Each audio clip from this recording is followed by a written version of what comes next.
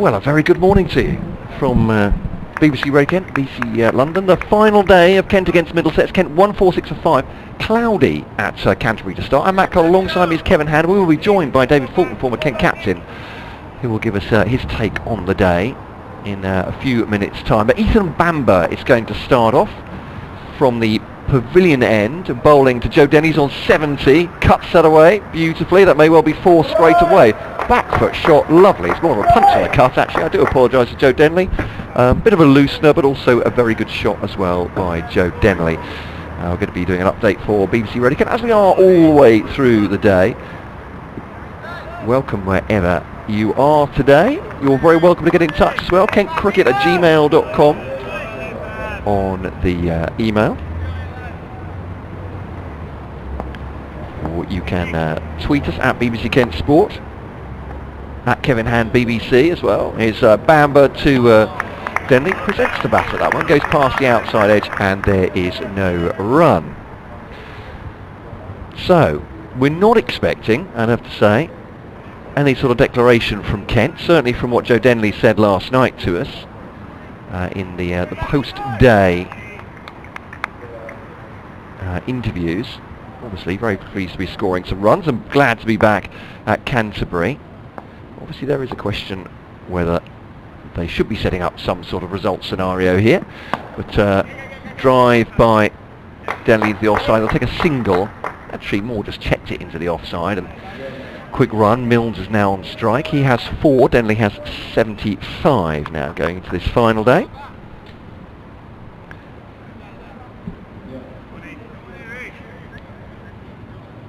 And 51 for 5.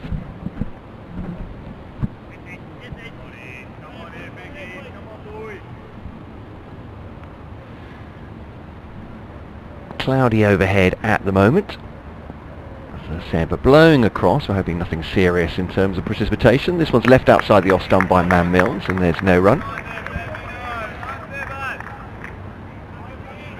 2 to come for the day.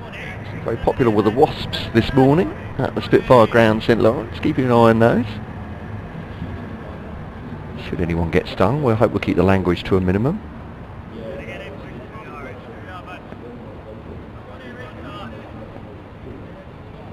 So Bamber back to his mark, 54 on his back, runs up now, 2 slips in behind Matt Milnes, bowls to him now, shakes away from him. Nicely done by Bamber. Got a single wicket yesterday, had a jack leaning. Just after tea, 3 balls after tea. So Kent 151 for 5. Are 118 behind then. But batting on here. And updating BBC Radio Kent listeners right now. Well, firstly we have sun, which is a great start to the day, this final day of Kent against Middlesex. On a dot ball from Ethan Bamber, the first over of the day then is through, and Kent 151 for 5. So 5 added to their overnight total, 118 the deficit on first innings. There was a question whether perhaps the two sides might try perhaps declaring on their overnight total, and then Middlesex setting them a total to try and go at during the afternoon. Doesn't look like that's going to happen at this point. Joe Denley will be happy to continue his innings. The England man, or dropped by England from their test team, has 75 not out, looking to make them rue that perhaps. Matt Milnes has 4, the night watchman. Play continuing and the commentary continuing via our website, bbc.co.uk/Kent, and the BBC Sport app. That's the cricket. Onto the weather now with Elizabeth Rizzini. 1 or 2 afternoon showers, says Elizabeth. Oh no, we don't need to hear that. I don't think we're going to get those. Kevin, let's hope not. Let's hope not. It's courage, mon brave. It'll all be all right.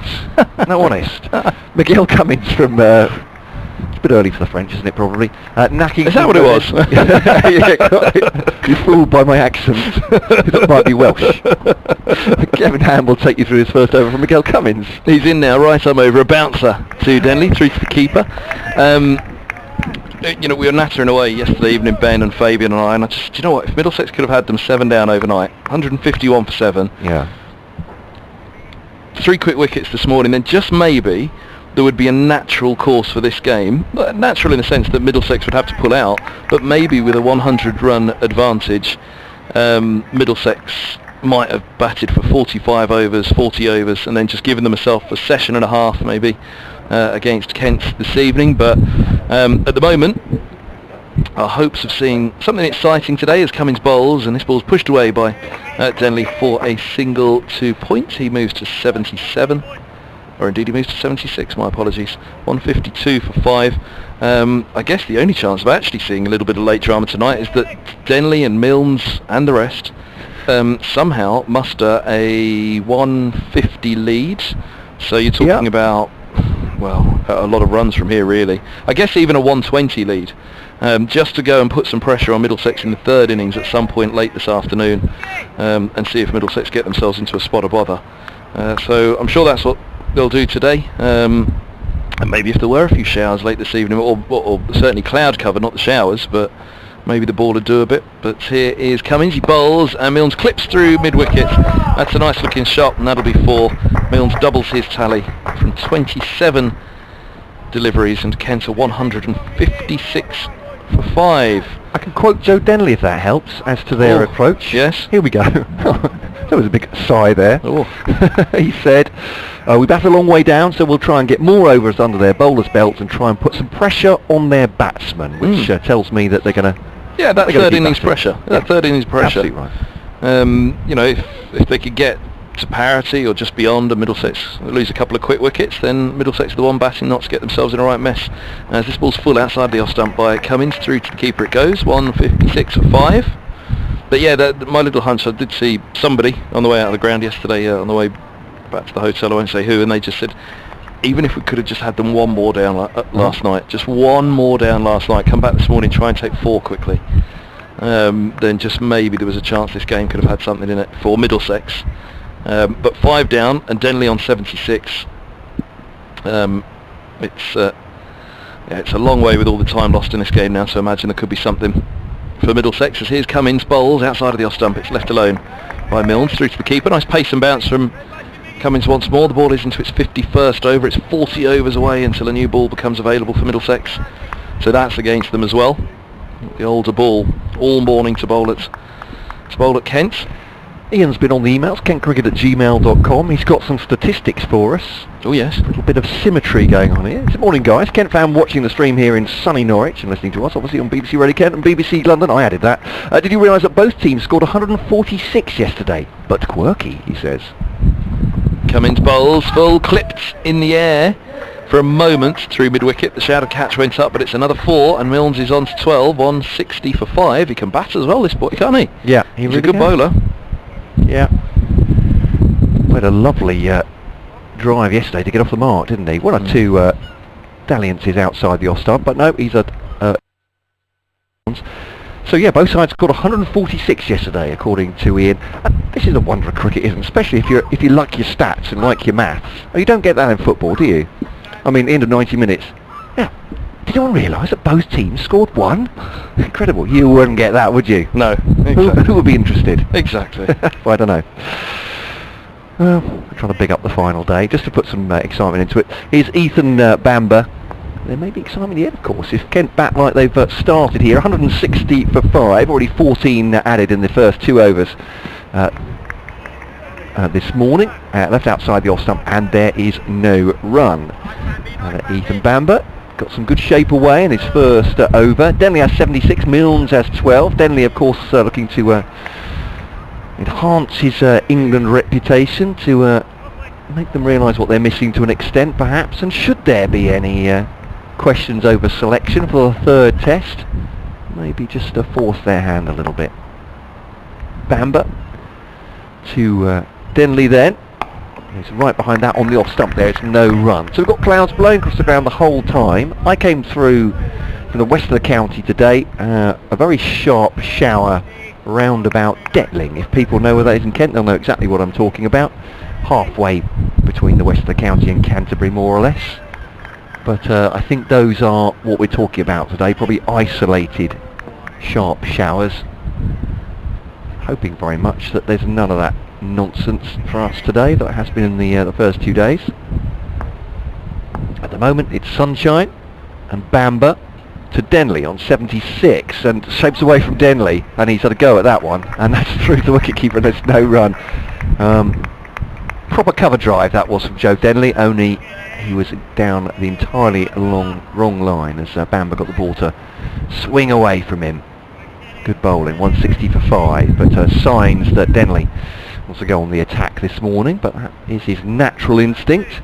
If you're a Middlesex fan and you've just watched the test matches and with Denley in them, and yet haven't been aware of Denley's career before that, at least with Middlesex I suppose, it really is much more what he is as a batsman in county cricket. Attacks again, going on the drive, front foot into the offside, and there's no run. Fielded out to cover, 2 slips, a gully, sorry, 1 slip and a gully now.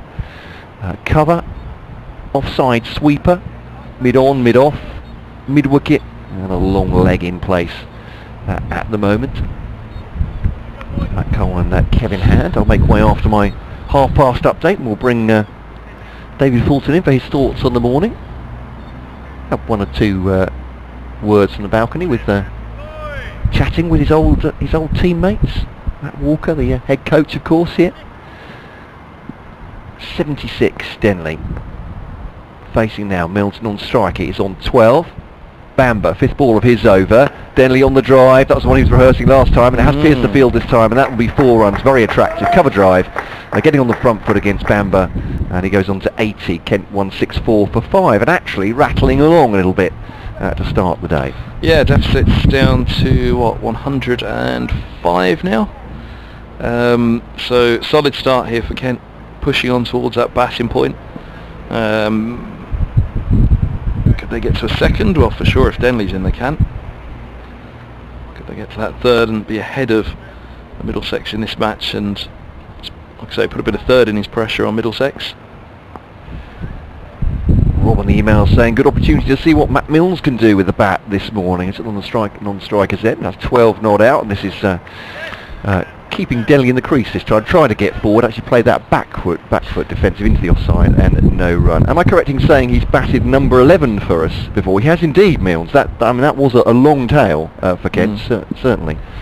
Or they batted a long way down, I should say, on that way. Exactly the opposite. I think he's far better than 11. I would totally agree, Rob. Kentish man, marooned in Essex, he says, in Woodford Green. Perhaps we can have some sort of mercy mission for you, I'm not sure. They've missed Mercer, Middlesex. Yep. Cummins 3 for 50 from 16s, bowled really well.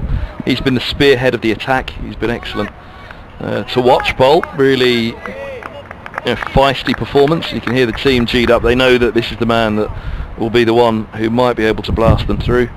Finn and Roland Jones still have to await their chance for Middlesex, which perhaps Roland Jones in particular comes at Radlett, and Tom Helm as well maybe back for that, as in comes Cummins, bowls onto the hip of Milnes, and that's 4 down to deep backward square leg. Well, he's batted well there, and a double teapot from Cummins. Not impressed at all. Milnes moves to 20, and Kent moved to 168 for 5, the deficit 101. I think everything about Matt Milnes last year was pleasing and encouraging, really. Took plenty of wickets, but I don't think, well, I didn't know. Haven't seen him play first class cricket before. Very handy with the bat for a tail ender in inverted commas, and a great fielder too. So they got the whole package, Kent, with Milnes moving there. Always a gamble, I suppose, taking a player from another county, and a gamble for him as well coming to Kent, but has worked out for both parties. Yep.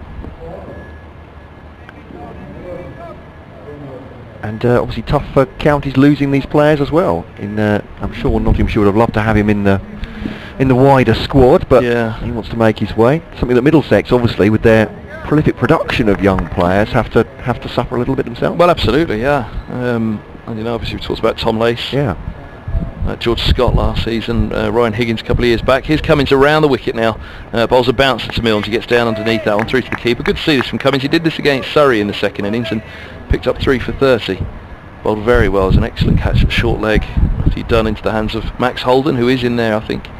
That short leg. Is that Holden actually? I think it might be Jack Davis. Where's Holden? Eskenazi, who is at slip. Robson, who's at second. Third man is Tilan Wallaluita. Backward points Jack Davis, I think. Here comes Cummins, he bowls, and outside the off stump, that's left alone by Milnes through to the keeper. I say Middlesex had to suffer, obviously losing some of the young players, but I'm sure fans around the country won't be weeping into their beer over that. But having said that, it's very difficult for counties when they got young players who they can't find a place for, and you'll always be accused, won't you, as a county, of the three names that I just mentioned. Middlesex wanted every single one of them to stay. So yeah, Middlesex would be massively upset. Because they wanted all three of them to stay. My point being is supporters will always say, why are we losing our young players? Well, sometimes, well, they're only 11 on 11 places. Cummins bowls, and that's played off the back foot by Milnes to the short leg, and there's no run. 168 for 5, and as Fultz was saying on day one of this match to us, look, you have to remember as well, players have agents nowadays, and for agents to justify their fee, players can't sit on their contracts, they need to be moved around. Because otherwise the players then say, well, why have I got an agent? If I'm just sitting here renewing my contracts all the time, then a cricket agent actually really struggles to justify their worth. So cricket agents need players to move around just as much as agents in football make very big money from players moving around. Cummins is in, bowls, a bouncer, good one again. Simpson takes it, Milnes underneath it. So not in the same way that there's big money for cricket agents by players moving, but just to justify their existence, they need players to move. Well, I'd certainly. I'm not going to defend anybody in particular, but from Matt Milnes' point of view, I think very much that was a really difficult decision for him. He brought up with Nottinghamshire Cricket through the academy, and it was a sort of watershed moment for him. Do I stay? Do I go? I don't think there was any particular pressure on him.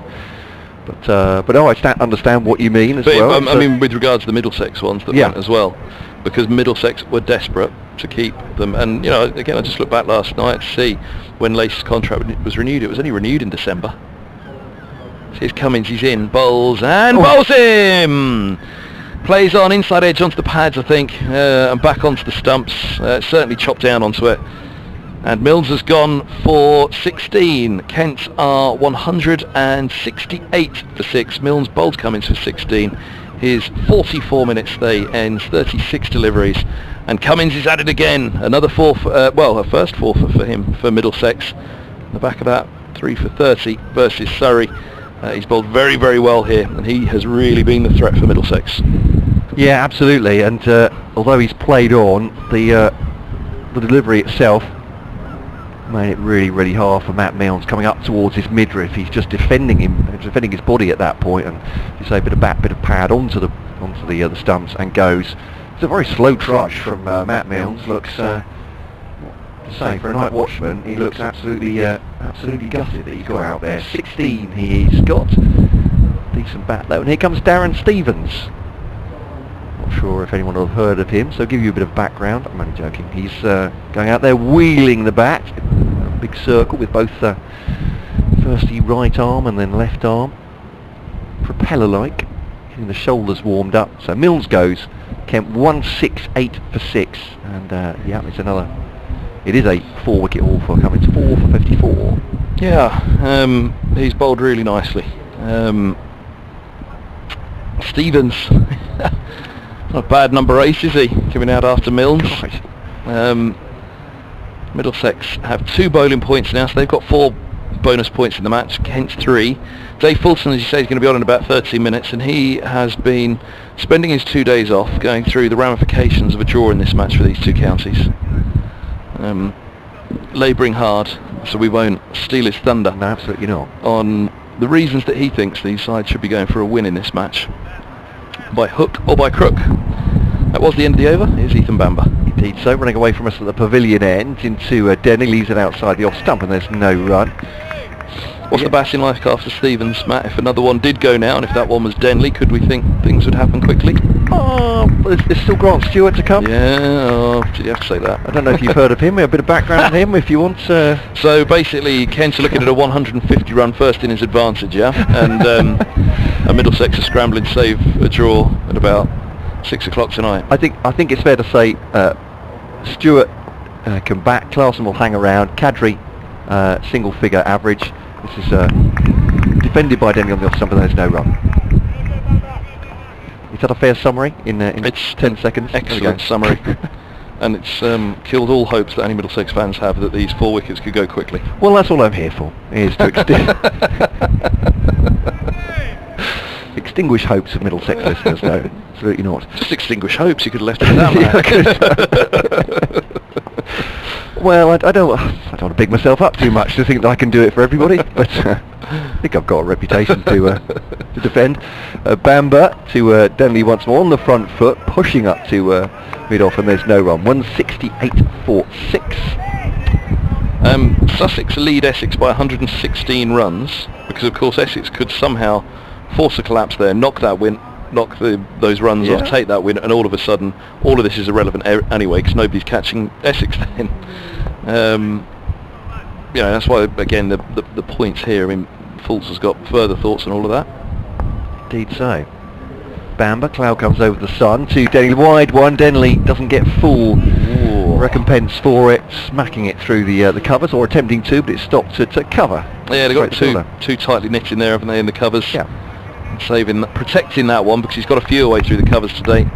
Driving beautifully through the covers, Denley, and yeah, he'll be disappointed because he gave that the full whack, didn't he? Indeed. Not sure he quite got to the pitch because it may have been wider than he thought, or with the swing taking it away, but yeah, it certainly had some force on it. So Bamber to Denley, who feels outside the off stump through to the wicket keeper. That was a great delivery. Lovely ball, wasn't it? With a ball in its 54th over, nip it away from Denley, who's on 80 like that, beat him through to the keeper. That's what Bamber's all about, you see. We haven't seen the best of Bamber in this game. We've seen glimpses of it. One for 50 from, one ball to go of his 16th. And with due respect to the youngster, if it was Mercer running in from this end, just maybe Middlesex could have had them in a better position. But Bamber's done a very good job, and he has got a huge future ahead of him. But that was really, really good to see from him, that ball. Once more, and Denley drives this time, one bounce to one of the men at cover, extra cover I'd say, diving to his right, and that's a good stop actually. A maiden over for Ethan Bamber. 1 for 50 he's on, 16 overs, 5 maidens then. And that, Middlesex perhaps could have bunched up a few maidens a bit more to buy a wicket. That's what someone like Tim Murtagh does very well, obviously. With a great economy. Cummins going at 3.2, Bamber 3.1, Harris is going at 4.2. Anderson did well, 9 overs, 4 maidens, 1 for 18, going at just 2 and over, and that's what you've got to do as well. He picked up the wicket of Robinson, caught Eskenazi for 17. And Wallaloita just those 2 overs. So he'll be desperate to get a go as well, but I think Middlesex first and foremost will be hoping that this man, Miguel Cummins, can just produce something again, and he's gone back to that around the wicket tactic, hasn't he, here for Darren Stevens, his first full face. He's very, very particularly adjusting Ethan Bamber down at fine leg, who's now run to get his cap because he's really realised as well he's looking into the sun. There's a deep backward square leg, there's a short leg, 2 slips, third man, points, mid-off, mid-on, and Cummins right arm around the wicket to the right-handed Stevens, who on the back foot defends back to the bowler. So that bumper will be coming soon enough with the field that he's set, and that little bit of zip that he's got gets a little bit of extra bounce. Cummins, and it's enjoyable to watch. West Indies test bowler, formerly so, but 29 years of age. He's still at a really good age to be coming through that top lick. Here he goes now from the Ackington Road end. Sun cast out in front of him as he runs forward. Passes umpire Bainton, he bowls, and that balloons up in the air just short of backward points. Stevens defending off the back foot. Cry of catch goes up very nearly. That little bit of extra climb, that little bit of extra bounce that Cummins did for Stevens. So close. And charging in there, the point fielder, which I think is Jack Davis, but short of him in the end. It went up a fair way, but the loop on it brought it down quite quickly. It's Cummins in his 18th over, hits the crease now, he bowls, and Stevens turns to short leg. There's no run. This is good from Cummins. Making Stevens work for this, isn't he? Yes, indeed. Well, last thing Middlesex want to do is let Stevens settle. Any chance that Kent have of winning this game depend on getting a first innings lead for a start. They're 101 behind. Tresbon, or should that be Trebon, on the email saying, "Bonjour, monsieur. Can we have more phrases in French, please, throughout the day?" Well, I'm out now. I've done my one. Tell Damage for a fielding error, he says. I'll be marking you. I think we'll sound more Del Boy than Probably. Cummins, he bowls down the leg side through to the keeper it goes, or certainly I will anyway. More than Jacques Garçon, yes, maybe exactly, indeed. yes. Yes. And you'll be marking us. Can we just not have predicted grades? I think I would do better on that, to be honest, than actually doing it. I was trying to be topical there, but just messed it up. It's not a career in stand-up for me, that's for sure. Oh man. Predicted scores today. We, like I said, if Middlesex could get one more here. Yeah. I mean, especially if that one was Denley, obviously. Just maybe to get the game moving, that's the thing really. And here's Cummins bowls, and Stevens works to fine leg, and collected by Bamber. They have a single. Stevens is off the mark. His 5th ball, 169 for 6. But then again, I suppose the alternative to that actually is not, wickets gets a game moving, doesn't it? But equally, Kent would probably think, well, no, hold on a minute. If we don't lose any wickets, then we perhaps could get 50, 60 ahead and just put some scoreball pressure on in the 3rd innings when there's only one side that can lose the match. Well, Ed on the emails, kentcricket@gmail.com. Hi Ed here. I woke up this morning thinking it would be a draw, but I'm a bit worried that Middlesex might lose, he says. Oh. This is Ed. Well, perhaps you want a bit of courage, mon brave there, do you, for Ed, Middlesex supporter? He's a bit worried, poor chap. You've moved on to Swahili now. Yeah, I do apologise. Oh. Try and protect the innocent. I'll keep away from all the French pronunciation for the day, I think. Last ball at Cummins is over. He bowls short. Oh, and Denley gets a bottom edge, I think. He does. Through to Simpson, and it's a chance that goes down. I'm pretty sure that carried, didn't it? And then spilled out of the glove of Simpson. If it didn't, my apologies. Maybe it just dropped short. But all of the reactions suggest that was a bottom edge from Denley through to the keeper. Simpson doesn't look too disappointed, so I think it maybe did just drop short of him. But certainly the reactions suggest that there was a little bit of a bottom edge there from Denley. 170 for 6. Denley has 81. He keeps the strike with the single that he took in between all the excitements. So Stevens will wait on 1. And Bamber to continue down below us. Yeah, thank you for your kind comments. On just general comments about the French pronunciation this morning. No, not yours, of course. But I can't help thinking that we should protect the innocent and probably keep away from it, lest we go into French cricket territory. Ooh. There we go. Backyard game. Nah, I'm not liking that one. Can we edit that out? We'll start again when we go live, shall we? Just take out the script. Benno, Richie, there was that club, wasn't it? Richie Benno, Benno Cricket Club in France. I did not know that. We're going to have to look I suppose it's a French surname, is it, Benno? It's Ethan Bamber running away from us at the pavilion there, and bowls to Denley. He takes a step down the pitch and across and cracks that through mid-wicket. Lovely shot. Used the feet. He's actually standing outside off stump as he hits that one and just clips it beautifully through mid-wicket. 4 runs. Kent 174 for 6. Denley's on 85. Warming to his work in the sun this morning. Stevens has 1. Come on, Ethan. That was naughty from Denley, wasn't it? Very dismissive that, and he called Simpson up straight away. He's upset Kevin Hand with that one, has Joe Denley. He's upset Bamber, hasn't he? Well, actually, I don't think he can upset Bamber. He's a very amiable chap as he's in now with Simpson up to the stumps. He cuts it away, and that will be cut to the point boundary, but along the ground. I'll just take a single. Sorry, I got carried away there. I thought That's it was all right. over. I was in the middle of looking up Benno cricket in France to see what that story was.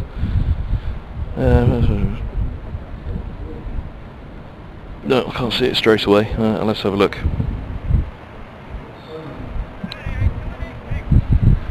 So, a sunny day at Canterbury. Many players out on the Les Ames balcony. That's because Middlesex are fielding at the moment. Just a couple of coaches in their pink and dark blue training tops, watching on. Ethan Bamber bowling to Darren Stevens now, but a shape away again. But Stevens plays it gently into the offside, fielded extra cover, and there's no run.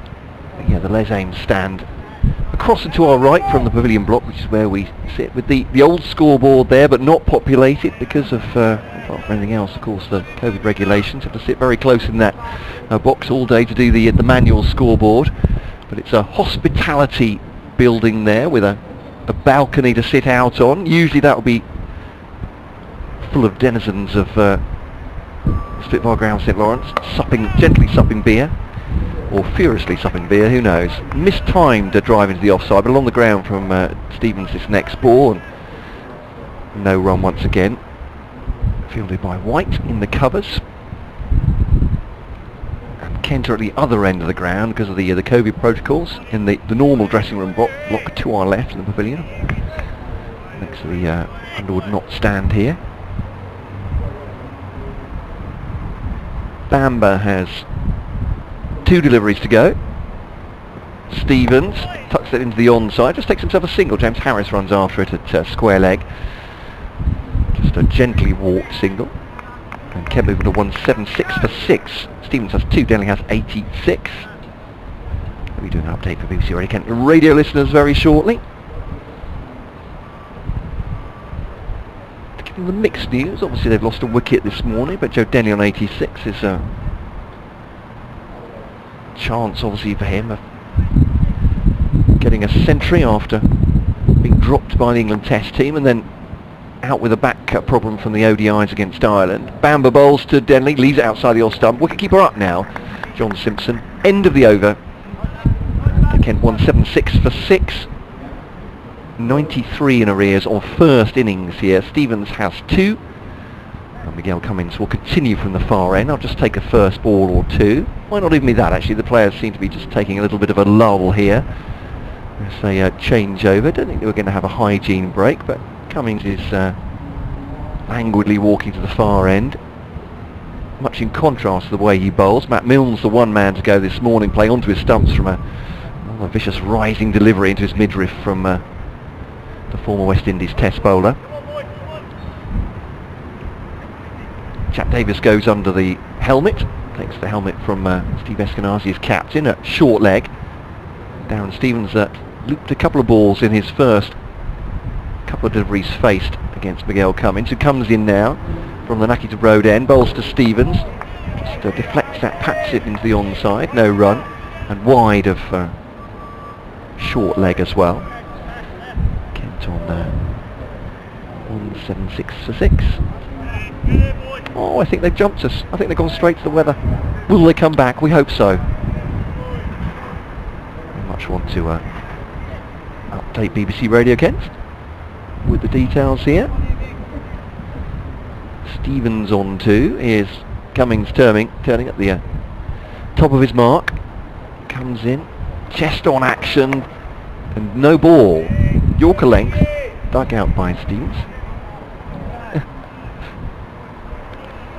Indeed I am. Sunny skies at Canterbury at the moment. Kent 178 for 6. They've lost a wicket this morning. Night watchman Matt Milnes playing on a vicious looking delivery from Miguel Cummins, the West Indian former Test bowler, coming up towards his midriff and playing onto his stumps. Joe Denley is still out there for Kent, 86 not out, dropped by England from the Test team, trying to make them regret that at least, or show that he's still got his form.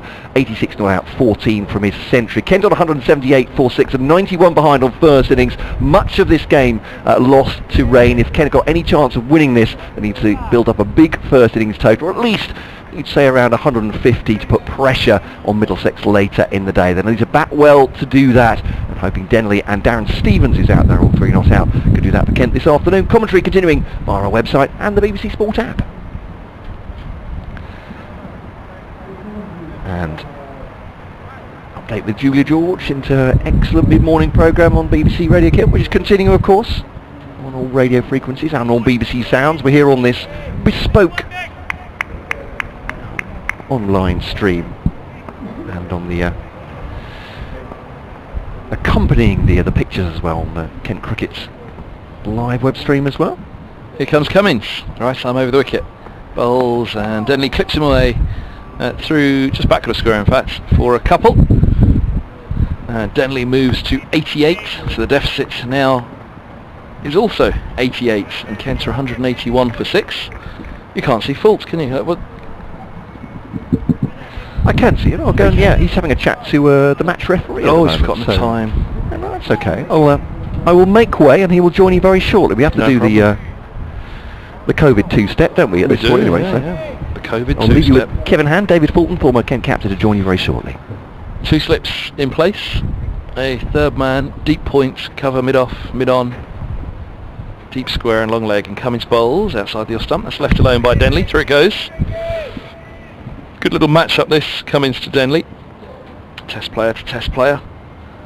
But Denley is on 88 and Cummins is bowling with the ball 57 overs old.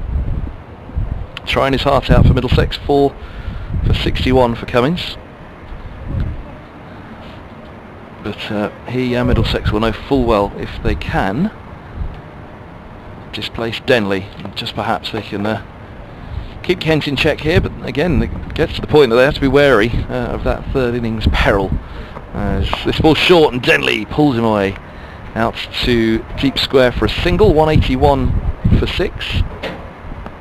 182 for 6 indeed, and Denley's on to 89. Stevens has 3. Just looking to see Cummins' performances of late, which I'll bring you to in a moment. So here comes Cummins again, about to set off. We've got the BBC Radio Kent show still in our ears. I don't know if Matt's still around somewhere, he might be able to make a phone call. There he is. As Cummins will bowl that last ball of the over, Nackington Road ends, 2 slips and short leg, and he hits the crease now. He bowls, and that one played off the back foot by Stevens. I wondered for a moment, it's actually keep a tad low on him, but safely away into the offside. There's no run. 182 for 6 it is. Denley has 89, Stevens has 3. And Dave Fulton has the mic alongside me. Morning, Fulton. Good to see you again. Yes, good to see you too, Kev, although I do have a bone to pick. I saw your Twitter feed. Dave Fulton looking better than yesterday as a picture of a sprightly Fabian Cowdrey. I did wonder whether I should sneakily grab a picture of you alongside your mic today and say, Fabian, you've had a rough night. But we'll leave it. We've done it already. I think that one is done. You're alright, old chap. I'm alright. We'll see how Fabian looks in his late 40s. You are looking good, you know you are. I would not suggest a joke like that otherwise. You're looking in fine form, old chap. Well, it's good to be here. Sun's out, which is the most important thing. We've got some cricket, which is great. I'm a little disappointed, I'm not going to lie, that we're not having a game of cricket. I understand the reasons why. These things are sometimes delicate between captains, and I don't know whether targets couldn't be agreed or whether both teams just went, we're just going to play. We've held back on this for half an hour because we know you've got the bit between your teeth on this, and also, as we said as well, you've done a fair bit of research on it as well. Yeah, a little bit. So it's James Harris into the attack from the pavilion end. He's bowling to Joe Denley on 89, plays elegantly up to mid-on. There's no run. Yeah, it's only because of the format of the Bob Willis Trophy, and I think I absolutely respect that teams are looking at 2021, and they want players to have opportunities and things like that, and that perhaps the winning of the Bob Willis Trophy, it's not the county championship, and guys like myself in the media now need to remember that. But to me, there's a competition to be won, and to do that in this format, you've got to play aggressive cricket. Well, Harris in again. I'll get back on my soapbox in a minute as Joe Denley drives to mid-off. Another good-looking shot, but again, no run. I don't think you should get off it, Fulton. We've got a good run here, you and me, for the next 23 minutes until Matt replacement. I'm full up for it. Go on. Yeah, well, I just think you find out more about your players when there is a game on the line. If you're batting for bonus points, and yes, don't get me wrong, Middlesex are charging in, so you're going to find out more about your batters. You still find stuff out about your batters, and Middlesex will find things out about their bowlers. But if this was this afternoon with a game and a win-loss on the line, there'd be so much more to learn. Harris to Denley, who defends to extra cover. Again, no run. Harris straight on the money this morning. And just looking around the country, you haven't just got to win your group. Kent could win this group, Middlesex could still draw this game and win this group, but you've got to have one eye on what's happening elsewhere. Somerset running away with the central group, and Yorkshire, if they beat Derbyshire, will be running away with that north group. So one of these two teams could go on to win the south group, still not qualify for that Lord's final. So winning games, to me, looks like it's everything, as Harris bowls again to Denley. Great looking cover drive, cut off by a diving extra cover fielder. And 4 really nice shots from Joe Denley. But fielder's in the right spot. Stevie Eskenazi doing a good job with his field placements, and that is no run again. 182 for 6. So I'm afraid what we're probably going to see is the game peter out. But professional pride, and both these teams will be full of that, will ensure there'll be a good contest nonetheless. There's Harris Comes in again, past the umpire, just a little bit straighter, slightly full shot, Denley looking to turn into the leg side. There is the slight chance that Kent's get themselves 20-30 ahead and Middlesex get themselves in a little bit of third innings trouble. Yeah, look, I mean, that is a possibility, absolutely. If these two are still there at mid-afternoon, then Kent would have a fairly healthy lead, because both Denley and Stevens score quickly. So, and if they can do that, then fantastic, and win the old-fashioned way. I just think when rain takes out so much time in a game, that's highly unlikely. Last ball of the over, Harris into Denley once more. Good leave. I say good leave. It's not a good leave. I think it's bowling. Is it bowling? I think it might have taken... I think it's flicked the off bail. I said good leave. It's probably the worst shout of my broadcasting career, because it was in fact a terrible leave. Clipped the top of the off stump, and Joe Denley is on his way. Good over from James Harris, wicket maiden. Yes, bowled. It says on the scoreboard, Denley gone for 89. What looked like a good leave from 100 yards away was anything but kept. We were in no position to see that bail come off. You have every right to have said good leave first up until they went through and celebrated, and that bail had come off. Our angle left us no view at all of that stump being removed. But yeah, what an innings from him. A wicket maiden for Harris, 1 for 42. Yeah, I mean, that probably puts pace at any thought of a natural conclusion of this match, that Kent could bat on. And I mean, Grant obviously did an extraordinary thing against Middlesex in 2018 here, wasn't it?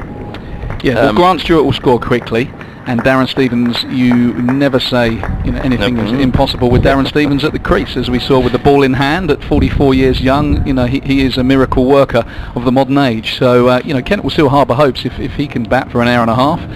Then they can go past and put Middlesex under some pressure. But at the moment, you'd have to say bets are off when it comes to the draw. I know you were tuned in yesterday and were resisting the temptation to join in as well, but we were asking listeners to come up with parts of the ground that could be named after Darren Stevens, because he's got to have some part of the ground named after him at some point, hasn't he? Yeah, you'd like to think so. I think an end. Jimmy Anderson got an end. The best one was... Go on. The not yet knackered road end. That was brilliant. Who thought? Do you remember Simon Whiteside? I think it was. Simon it was. It's certainly Simon. Well done. It made me chuckle yesterday. The not yet knackered road end. The Darren Stevens not yet knackered road end. That's genius. Yeah, I think there's a Fulton and Walker left and right cubicle in the men's toilets of the. That's still. I think that still applies. I think there might even be a Fulton and Walker lounge in the retirement homes, but I think I imagine the left cubicle is mine. But there we go. It's probably all my career warranted. But yeah, Darren Stevens definitely deserves something. I need to go and see your picture on the county wall up there behind us, because as we come in, we go past everyone's the picture of the year they were awarded their county cap. In fact, I did see it. You've barely aged a day, Fultz. You're doing very well, aren't you? There's a secret to this somewhere. I was cap late. Here comes Martin Anderson into the attack. He's cut to backward point, where he'll pick up a single. It's just spilled by Holden. The cry of catch went up, but it wasn't a chance. Stevens on to 4, Stewart's on to strike, 183 for 7. Anderson 1 for 19 from 9.1, an impressive player, Martin Anderson. And he's got a little bit of everything. 80 mile an hour bowler, as Stuart Law said on day one. He's come all the way through, and everybody's talked about him as a fast bowler because he bowls at 80 mile an hour in youth cricket. So obviously you're a fast bowler, but he said actually I don't see him as a fast bowler at all. I see him as a 4 or 5 bat. And he said on the interview, which you will love to hear, he sees a lot of Jack Callis and Mark Waugh in him. Blimey. Yep. That is a rap from the coach. Anderson's in, bowls and beats the edge of Stewart, pushing forward defensively. It's a really good point that you make about the pace he bowls, though, because 80 miles an hour will be quick in junior cricket. But if there are junior cricketers out there listening to this, and you do bowl high 70s, mid 70s as a 15, 16-year-old, and you would probably be seen as a quick bowler, how important it is to have a second string to your bow, because if you get to 80, then chances are you might need that second string. Yeah, he had a couple of years of injury, Anderson, as well, with a real back problem, as he's in now, bowls, and this is cut away to cover where Davis fields. Chopped down hard on that one, Stuart, very much to the toe end of the bat though.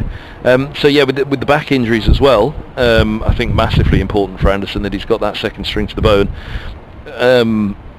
Well, you may well see him batting later, of course. He's certainly got a lot of potential, and the coach thinks very, very highly of him, as he does, or as he will do, I think, after that performance of Robbie White, who batted superbly for his 99. Yeah, that was a sickener, wasn't it, for young Robbie White? Anderson's in, bowls, and Stewart drives up to mid-on. There's no run. Cummins fields.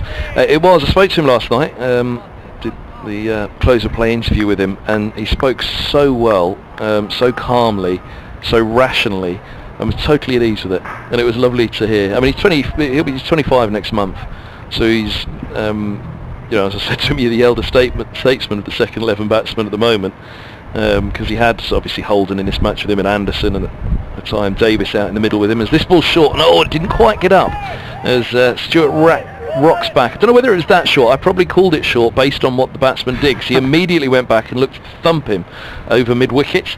Maybe it was an error from the batsman as much as a misbehaviour from the pitch, but certainly the two of them gone to talk about it and have looked at that spot as if to say that it did keep low. Yeah, well, probably best I don't call it, having called Joe Denley's a good leave as it clipped the top of off stump, but that looked like a bit of a cross-batted swipe. Not quite sure it was the length of the pull shot, and he played about 6 inches over the top of it. Anderson bowls. And he thumps at an attempted punch off the back foot now, Stuart. He's not going to hang around, is he? No ball's called by the umpire, so as it beats the edge, I say thumps at it, it did beat the edge through to the keeper, but no ball called. 185 for 7. Yeah, I think Grant Stewart plays one way. That said, that's exactly the kind of cricket I want to watch right now. Absolutely, I'm delighted with this. The game is going to go forwards one way or the other. Yep. If Grant Stewart I'm the crease. I'm delighted with this. Anderson's in bowls, and this time he defends off the top of off stump, and that is the end of an eventful over. Anderson 1 for 21 from 10. Very good from him, because his economy is in stark contrast with the rest of the bowling unit. So very impressive from him. And again, if Stuart Law could think he's got a fourth seamer in Anderson, and at times fifth because of Harris as well, batting at 6 or 7, that's a fair attack that Middlesex have got. Because Stuart Law is very much a coach of the mindset 5 batsmen, wicket keeper at 6, and 5 bowlers. Yeah. 185 for 7, Kent. Always used to like 5 bowlers at my disposal. The question is, I guess, Martin Anderson at 23, not far off 24. It's, September the 6th, he'll be 24. Where's he been? 10 first-class games. If you're Jacques Cullis and Mark Waugh, perhaps could have go a bit earlier. As Harris bowls to Stevens, drives at extra cover, picks him out, no run. Couple of years back injury. Okay. A couple of years back injury for him, so he's been unlucky, Anderson, because again he's a name that's been around for a fair while, because again through youth cricket he was 80 miles an hour, so that it kind of all of a sudden, there's this lad, he's quick, Anderson, and it really was all about him being a bowler, and then all of a sudden as he slowly started to get towards these appearances, it was actually this guy's a pretty good bat. Well, that was going to be my question, because I heard what you said earlier about his back injury, but he's obviously a decent player, got runs last week, and if he's being compared to those kind of players, you'd think he'd get in as a batsman. Harris bowling absolute beauty. That has gone off the seam some distance, and Stevens missed it by about 6 inches, seemed almost straight to first slip from a straight line. From memory, stress fractures of the back, and it took him out for the 2 years. It just took him out totally. As I understand, I could be wrong, but you know what it's like as well with the way things are managed as well. Maybe it is right. Okay, play your second 11 cricket, and maybe in that second 11 cricket, that's where actually his batting develops. Well, that's what I was going to say. If you can't bowl because you've got back problems, then you tend to find your second string is more important all of a sudden. Harris back into Stevens, straight ball, half forward, prodding into the offside, fielding once again at extra cover, and there's no run. And Middlesex just getting a bit of a squeeze on here. Harris has come on and bowling beautifully. Anderson's getting a bit of movement, a bit of bounce from the Nackington Road end. Bowling in partnerships, and looks tough work out there at the moment for the batting side. Yeah, which again goes back to setting up a match here. Nothing would have been straightforward on this, would it, for a lineup? Against a new. Bear in mind, this ball's 60 overs old now. Yeah, absolutely. So you adjust the target accordingly. In my book, Harris into Stevens, bouncer ducks out the way of it. But that's what I mean, because if you've got a really flat pitch, then I think on a flat pitch, then you're probably looking at something that's out of reach in terms of the bowling side wouldn't be prepared to to set anything because it's just too flat. But all the while there's something in it. You'd think, well, actually, Middlesex might fancy bowling Kent out for 220 or something. So, you know, could you set 260, 270? Would they be happy with that? It's a shame, just from the watching point of view. It would be lovely to have to seen a game. Who knows what's in store? Harris bowls short. Stevens up on his toes, punching out to extra cover. No, so I mean, you know, you adjust it accordingly, don't you? Because there's a little bit in this pitch for the bowlers, there's a fair bit in this pitch for the bowlers, isn't there? So you adjust that target accordingly, and they settle on whatever it is. My point being, it would have been a belting game. Yep. There's no way runs would have been chased easily on this. So whatever that target, they would have all settled on. But well, I hope you're wrong, Fultz. I hope it doesn't come back to both of these in the backside. What I would say is that you can't lay any blame at any door, because we haven't been party to those discussions. As Harris is in again to Stevens, lets it go through. That one carries from a good length up about shoulder height to John Simpson. Because you don't know how those negotiations had. You know, if there were negotiations, you don't quite know how they've gone. You know, who's playing hardball, whether neither team really wanted a game. We don't know. It was just, I think, a missed opportunity. That said, there are other priorities this year, so perhaps they are being satisfied. We will see. Kent 185 for 7 in reply to Middlesex's 269. Grant Stewart yet to get off the mark. Darren Stevens is 4 from 19 balls. He can start slowly and circumspectly, but we all know what he's capable of when he hits his stride. Anderson 1 for 21 bowls. Beats. Stewart just draws him forward, nips it away. Still a fair bit happening with that old ball, isn't there, for Middlesex? I mean, this match probably just needed one more session to at least give us a little bit of hope, didn't it? One more session with the amount that the ball's still doing. Yeah, I guess the covers have been on, haven't they? There's so much moisture, and the moisture here, because of the slope as well, it can kind of, it behaves in funny ways when the rain is about this pitch. Anderson bowls, and pop perhaps a little on Stewart. He played it rather uncomfortably back up the track, very much high up on the bat, and again he comes down to prod away at the surface. Not settled yet, is he, Stewart? None from 8, and obviously he's had a couple of swings of the bat in that time as well. Fond memories of Middlesex, though. The pink ball game, the Grant Stewart game, remind me of I don't know if you've got those kind of numbers up here, or it was just vividly still in your brain. Anderson bowls and forward goes. Stewart driving to mid-on, and there's no run. 185 for 7. A game never to be forgotten, that one. A century for Stewart. Ripped through them in both innings of the ball, didn't he? And at the final match in charge for Richard Scott, that was, wasn't it? Which was a very sad way for him to go, because there was, a cruelty about it. The pink ball game did feel like a bit of a farce. But I was listening to Rob Key talk about it on TV. I was telling Fabian the other day. Key was talking about it on TV just after that game, and talking about what an effect the floodlights have on the surface here at Canterbury. Here's Anderson bowls, and that is driven off a thick edge down to third man for a single, and attempted drive at the thick edge. In the air for a while, maybe a gully would have had a chance, but there's only backward point and a couple of slips. So single for Stewart, moves him to 1 from 10. He was talking about the effect the floodlights have on the surface in getting something out of the ball here that perhaps wasn't quite there, and certainly in even one-day matches he'd always think about that as Kent captain. As Anderson's in, bowls, and that's edged and taken at second slip. Stevens just dabbled slightly, and Anderson's been getting that away movement to the right-hander, and he's rewarded here. 2 for 22 for him. Kent a 186 for 8. Yeah, decent ball from Anderson.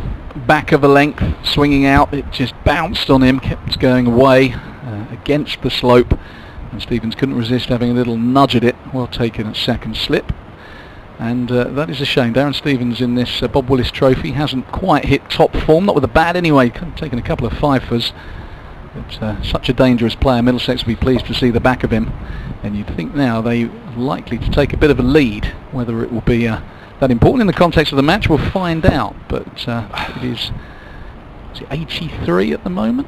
It is, with only 78 overs remaining in the match. Yeah, it's one of those though, that if they were to go bang bang and then bat well and positively, it's the kind of lead you might have at tea, where you can have a little session dart on a pitch which is doing a bit. So it's certainly advantage Middlesex at the minute with a pitch that's doing a bit, and they have the runs on the board. And the question is, when they come to bat in the third innings of the game, can they take the game away from Kent quickly? And that will be difficult. Tell me your take on how the floodlights affect Canterbury. Well, these floodlights are very different from the ones that we had, and we also had a tree in the ground which would cast its own little shadow, Yes. which proved kind of tricky. So definitely in day-night games, that dusk period here seemed to be worse than anywhere else. It's a big ground. This St Lawrence ground is a big ground. The floodlights weren't the best back then. So yeah, if you found yourself batting at But Key would have been talking about these floodlights as well, though, wouldn't he? He'd have played with. Oh, he would have played these, but yeah, I mean, look, I didn't play with Yeah. these floodlights. I played with the old floodlights, the NAF ones. the NAF ones. I mean, my eyes, I've only got one good working eye anyway, so it was difficult enough when the sun was out, Kev. But you know, when you turn in the lights on, it was a bit of a lottery for me. So I'm probably not the right man to ask. Lights. But as captain, did you factor it in the same way that Rob Key said he did? You definitely factor in the lights, and depending on what the forecast is and what the weather is, but the lights will come into the equation without any question. Here's Anderson to Clarkson. He's a right-handed bat. Down the leg side it goes to Simpson. That's the end of the over. 61 bowled, 78 remain of the match. Kent 186 for 8 with an 83-run deficit still in their first innings. Stewart has one. Clarkson has faced one delivery, and caught at second slip was Darren Stevens. So Anderson 2 for 22 from his 11 now with that fabulous economy as well. Did you put the world to rights when it came to the test match and the lack of action and the pink ball debate? We didn't get that. We didn't get that far just yet. No, but I think everybody has. Everybody's had their done so, haven't say. they? Let me just tell you, they announced that pink ball match before we go on to that one. So Kent were 241 all out. Now, day one of that match was played in conditions very much like this. Kent batted first, having won the toss, and it was slow going. There were catchers in front of the wicket. I'm just trying to see if I can picture by the scorecard who was taken where. I think Heine Kuhn maybe caught hold. While you picture, I would just let people know that Harris is in, bowling to Grant Stewart, a wide delivery which he lets go. But clearly, very early on, they went, "Oh, this is slow," and it was everybody was brought forward. It's never a good sign when you've got catchers in front of the wicket and a slow pitch. And then, so Kent were all out for 241, 71 overs, so there were 26 overs to bat that night then for Middlesex.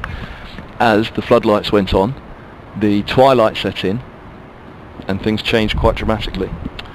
I guess that's got people on the edge of their seats, Kev, as Harris bowls again. It's a leading edge, it's gone to backward point, he's gone. That's, I was looking leg side because that's where Stewart was turning the ball. It came off the back of the bat, and a great catch, backward point by Max Holden. Terrific catch above his head, one-handed, and he reels in Stewart, the danger man that Kev was just going to wax lyrical about from that game of a few years ago. Well, he's not going to do too much damage, certainly with the bat right now, because he has gone. Caught Holden, bowled Harris for 1.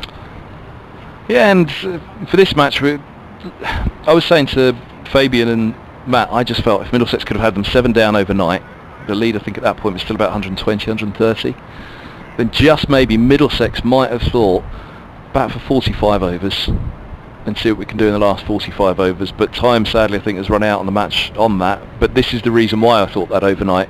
And when I got back to the hotel, as I say, I bumped into somebody and they just said, you know what, even one more, just 6 down overnight. We fancy that perhaps we could have just got through them this morning quickly enough to still have some sort of control over the match themselves. But I mean, even if the wicket falls the next ball, that's what's 75 overs remaining in the match, a lead of 83. Would Middlesex maybe bat for 40 odd overs and give themselves 30 overs to have a look? But I mean, Kent aren't going to go in a session here, so you never know. There might just be, if this wicket goes quickly, there might just be a chance that Middlesex, if things go well with the bat for them, that they give themselves some time to have a look at Kent. I think Middlesex are still very much a chance in this game. You just got to look at the last. What we had 3 overs. We had 4 wickets in 3 overs, something like that. With the old ball and against against good players. And this is a handy Denley. This is a handy lower order as well. Yeah, Stevens, Denley, Stewart. It's not a bad a bad lower order, as you mentioned. So Harris has been excellent this morning.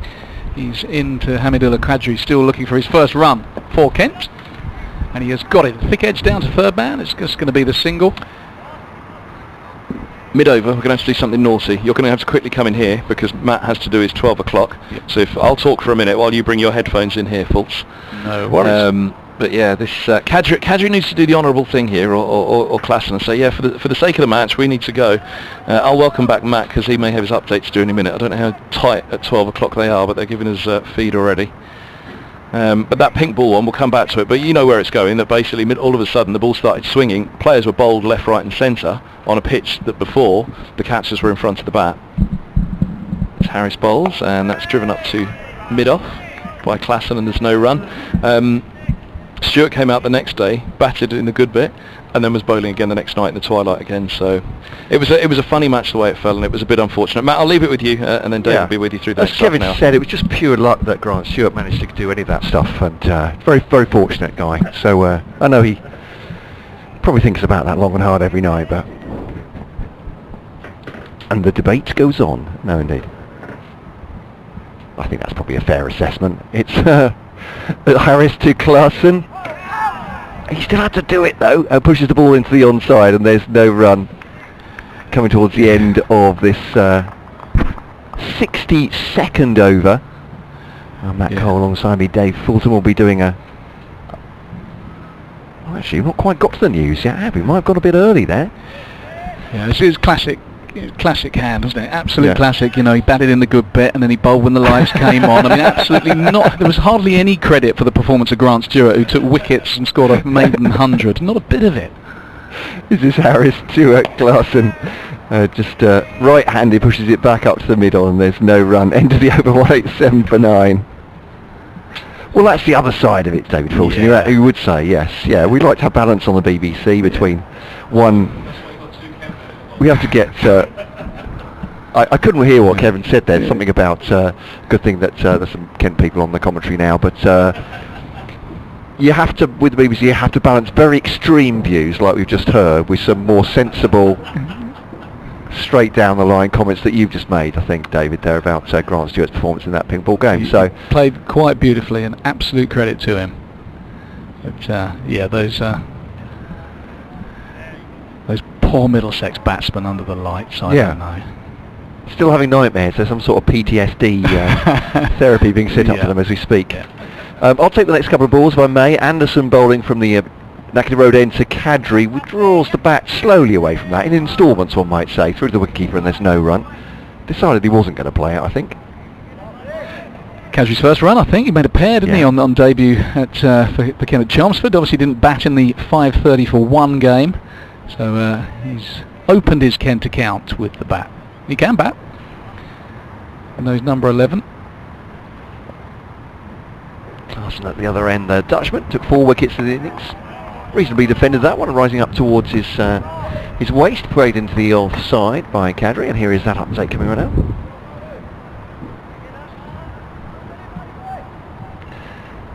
Well, Kent 187 for 9 now, still 82 in arrears on first innings. Hamid Kadri is batting now 1. He's got his first run for Kent, in fact, and Fred Klassen, who took 4 wickets in the Middlesex innings of 269, is at the other end. The wicket we've just seen for Grant Stewart, superb catch by Max Holden, throwing up an arm at backward point to a leading edge. And that one's gone past the edge from Kadri through to the wicketkeeper, and there's no run. Astonishing catch by Max Holden for the 9th wicket to fall. So Kent batting on as far as they can here. Looks almost certain that Middlesex will have a first innings lead. What that'll do to the match, Middlesex may be able to put pressure on Kent later in the day.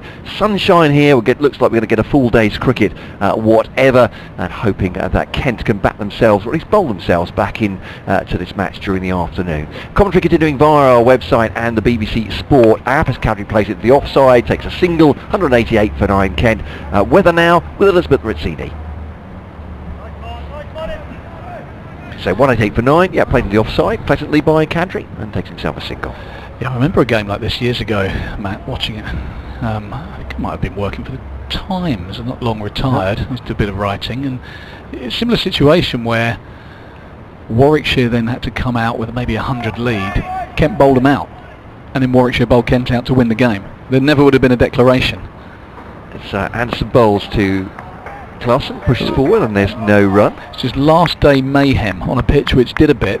And you know, a lead of 80 or 90, you can't imagine Middlesex declaring, other than maybe a token gesture late in the day. But if they are to get bowled out in a heat very quickly, because the pitch is doing plenty, then that suddenly becomes a dangerous scenario for Kent. But I'm sure they'll be keen to keep pushing the games forward if they can. Clarkson facing Anderson now, and just tries to work that into the onside. Bit of bat and pad, just drops harmlessly. Short leg position. Square leg runs in, no run. 188 for 9 then at the end of the over. Kadri has 2, Clarkson had none. Heck of a catch that by Max Holden though, wasn't it? Yeah, great catch.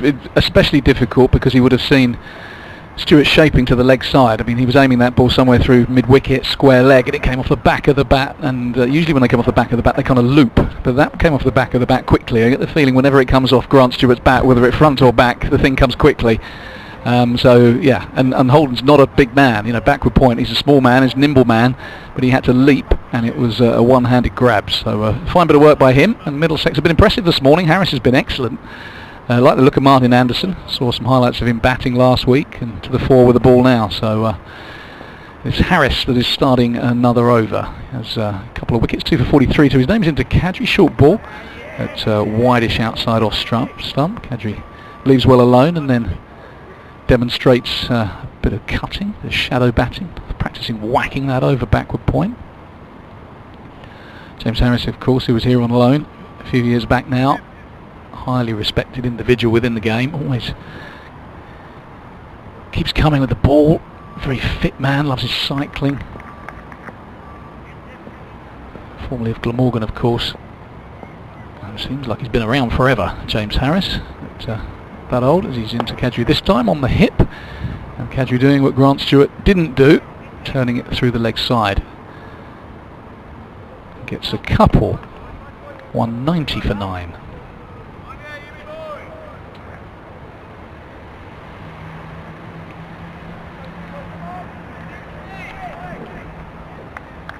So yeah, thoughts didn't you about perhaps whether Kent might have declared at the start of the day, David, to try and force a result, but it's not. I suppose time has been taken out of the game, an hour so far, but I guess it's not going to be much different in essence now. But nothing set up between the two captains. No, nothing set up. Harris is in, and Kadri punches. A bit of a thick outside edge, goes down to third man. They're going to get a single, 191 for 9. Yeah, I thought there was an opportunity in the old days, a 3-day game. You think if the team had a lead of 100 going into the last day, maybe bat for the morning session. Sometimes, if you went really quickly, you might even get 20 minutes before lunch at the team batting last, and you'd have a game of cricket, which is what I would have loved to have seen today, because I think you've got to win games to stand any chance in this Bob Willis Trophy, such as the format of the tournament. But not to be. Still got plenty of good cricket to watch. Harris into again to Klassen this time, who tries to push down the wicket, thick edge, going out to hold at the backward point. And it's just simply because I think with Somerset doing so well in the central group and Yorkshire doing pretty well in the north group, you haven't just got to win your own group in the Bob Willis Trophy. You've got to finish as group winners, and one of the 2 best group winners. And the South Group looks like it might be the tightest of the 3, so you've got to keep winning your games. But Kent, I know, one eye on 2021 and keen to develop players as much as anything. Harris into Klassen. It's a big rap on the pads and a big shout, but from here we could tell that was going down the leg side. Umpire agrees. Looks like Nigel Long. Neil Bainton and Nigel Long in this one, Matt, is that right? Yeah, absolutely right. Memory serves from day one. I think Nigel Long has just been staying in Kent. Of course, he played here as well, didn't he? But he's up on a couple of matches here. Part of the practice match against Essex as well. Yeah. It was with Mark Newell, I think, for the Sussex game. That's right. And of course his brother here is the groundsman. Indeed so. The Longs, synonymous with Kent, as Harris comes in again, bowling to Freddie Klassen, who's yet to get off the mark. Another big appeal for LBW, but Nigel Long is on the walk, which is generally a sign that he's not interested. Good diving stop, tumbling stop at slip, and there's no run. 191 for 9. Kent still 78 in arrears at the moment, and they want to chip away at that. because if Middlesex were to come out in 10 minutes' time with a lead of 78 and were to bat well this afternoon, it could be an uncomfortable last session for Kent's batsmen. A pitch which has been under covers and is still doing a bit. So big news, I suppose, of the morning in terms of Kent batting. Joe Denley going for 89, leaving one from Harris. It just nipped back and almost took the off bail, didn't it? And, terrible bit of commentary. Did you hear my commentary at the time? I did, but it was quickly sort of covered by my own embarrassment because I was on the balcony there and laughing, and Joe Denley came off with steam coming out of his, and so yes. Yeah, to shout, terrific leave or whatever I did. It wasn't sarcastic or ironic. I genuinely thought the ball had gone through to the keeper at waist height, and then I saw a bit of a celebration and Joe Denley walking off, and realised that I called that completely wrong. Well, tiny margins, to be fair. Yeah, just clip the off bail. Yeah. But I think the clue is when the batsman walks off and the slips start celebrating. I probably should have just taken a breath, as they say. Is that in the manual somewhere, is it? Yeah, what to look for first? Yeah, just take a breath. There should be some sort of highway code for commentators. Miguel Cummins coming down the Nackington Road end and edged and gone at third slip. And Martin Anderson takes the final wicket to fall. Whoops of delight from Middlesex, and particularly from Miguel Cummins, who's taken 5 for 64, a fifer for him. Kadri goes edging to Anderson, thick edge, bat away from body, and Kent bowled out for 191, 78 runs behind then Middlesex first innings total. But Miguel Cummins, his analysis going up there, 19.1 overs, 5 maidens, 5 for 62. Yeah, good bit of bowling by Cummins. He's been impressive in this match. The highlights that I saw yesterday, and it's been good this morning. And Middlesex out cricket has been excellent. Great slip catches, fantastic work at backward point by Max Holden, and they've looked really impressive on a pitch which in truth has offered a bit. It's bounced, it's swung, and the odd one's nipped off the seam as well. So it's advantage Middlesex. The big question now is what can they do with the remainder of this match. 74 overs remain, might lose a couple of those for the change round, and they're going to need to come out and bat positively, try and take that 78, maybe turn it into a 250, and then just see what happens late in the day, because Kent's lower order fell in a little bit of a heap there, and that will give Middlesex some encouragement. But, from wow, 168 for 5 to 191 all out, absolutely. So 5 wickets falling quickly this morning within the first hour and a quarter. Umpires coming back to their room just below us, or just the side of us here. We'll take a short break and be back with you, Matt Cole, David Fulton and Kevin Hand, when the Middlesex opening pair come up for their second innings with a lead for the visitors here at Canterbury of 78 in the Bob Willis Trophy.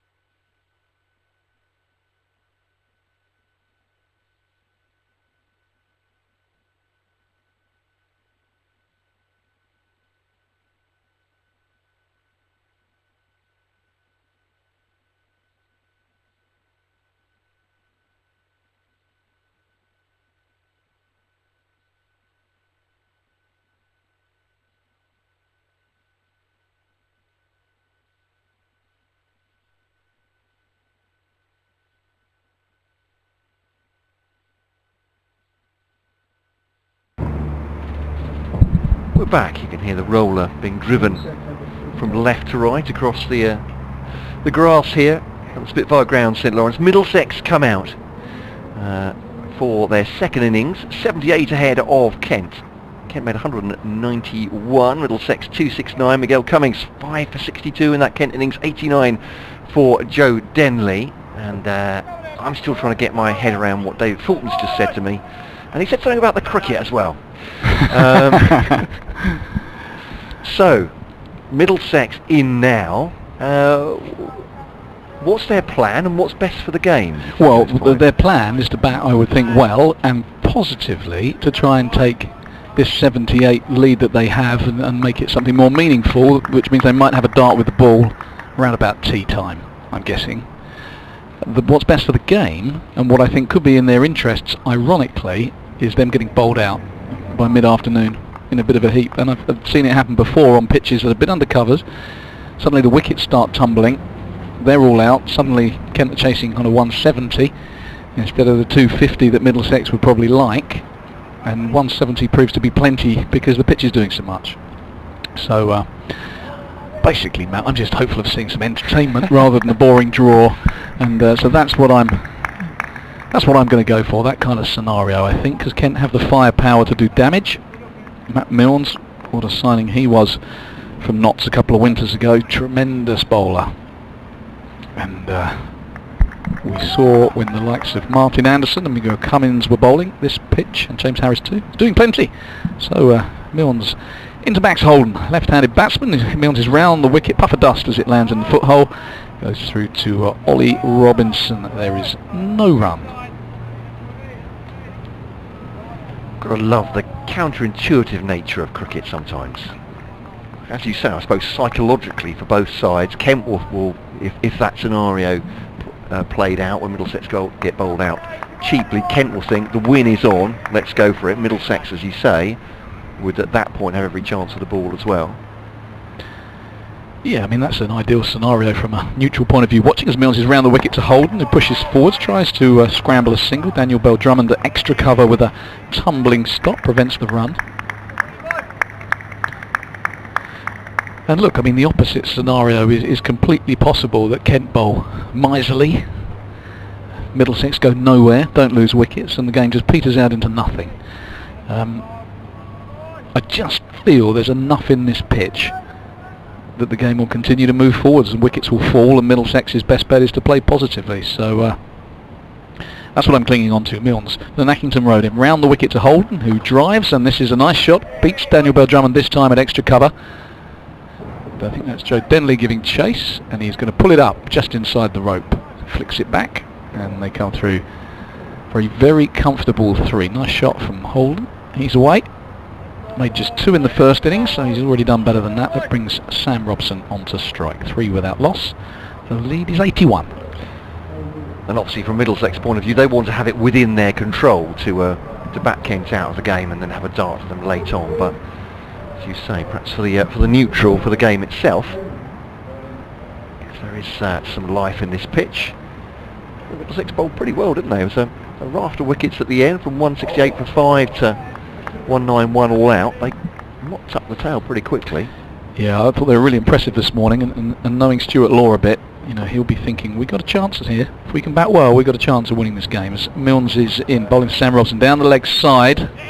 Tumbling effort from Ollie Robinson behind the stumps, and Nigel Long signals a bye, so Robinson a little bit untidy, which is unlike him. He was first class from what I've seen in the previous couple of matches Ken have played. There's a question about Ollie Robinson on the emails today from Bruce. Welcome, Bruce. Asking where perhaps he ranks as a wicket keeper, Ollie Robinson. Obviously it's proved he can bat. Milnes is into Holden. This one flicks well through the leg side. Might get a couple, turning and coming back for a sharpish 2. Grant Stewart diving, sliding and throwing into a tumbling Robinson. It's probably a bit early doors to say, isn't it? I mean, he's so early into his career, and Kent have so many legends of the game who are wicket keepers, from Les Ames to Godfrey Evans to Alan Knott.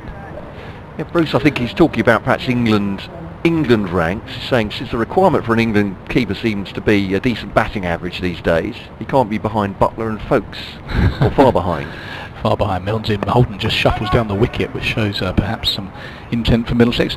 I think England are still blessed with a lot of wicket keepers. You know, Butler has just started to play pretty well, and that innings up at Old Trafford will do him no harm at all.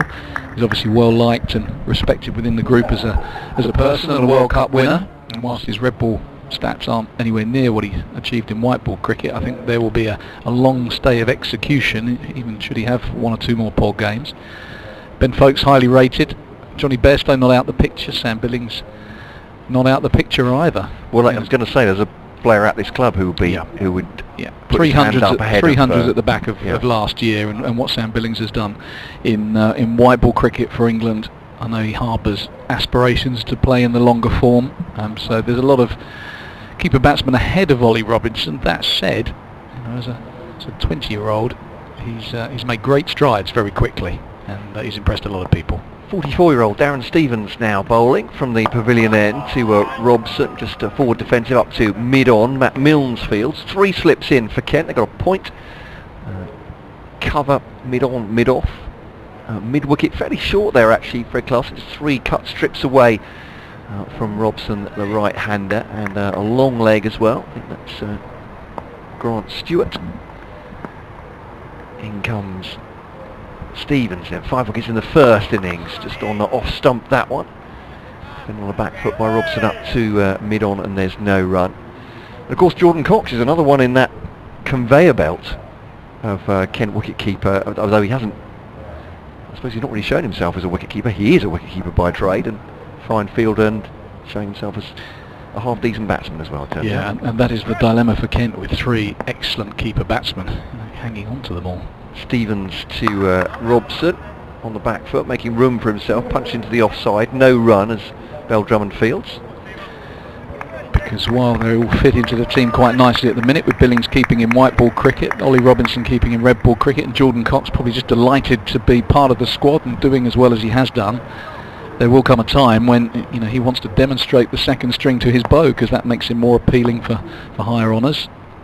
Stevens to Robson, just at the inside part of the bat, but played into the onside. Clarkson field, single taken, they scamper through. They're just, one in the inside portion of the bat there, Stevens, but deflected as forward a square. If it was beaten the inside edge, I think it was knocking the lot out, but Robson scrambled it away.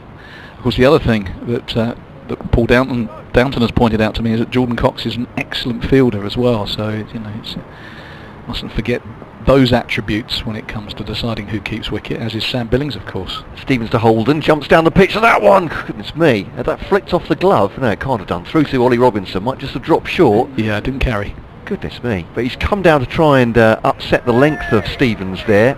Is it the glove? It certainly flicked something on the way through. Yeah, I mean, it's the impetuosity of youth, but I don't think you go down the wicket to Darren Stevens. He might not be any great pace, Matt, but he's seen it, got the t-shirt.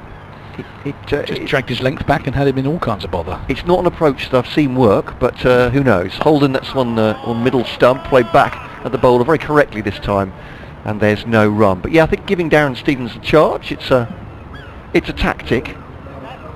5 for Holden, 1 for Robson. Fine young batsman though, Max Holden, much expected of him in the future. Yeah, good player.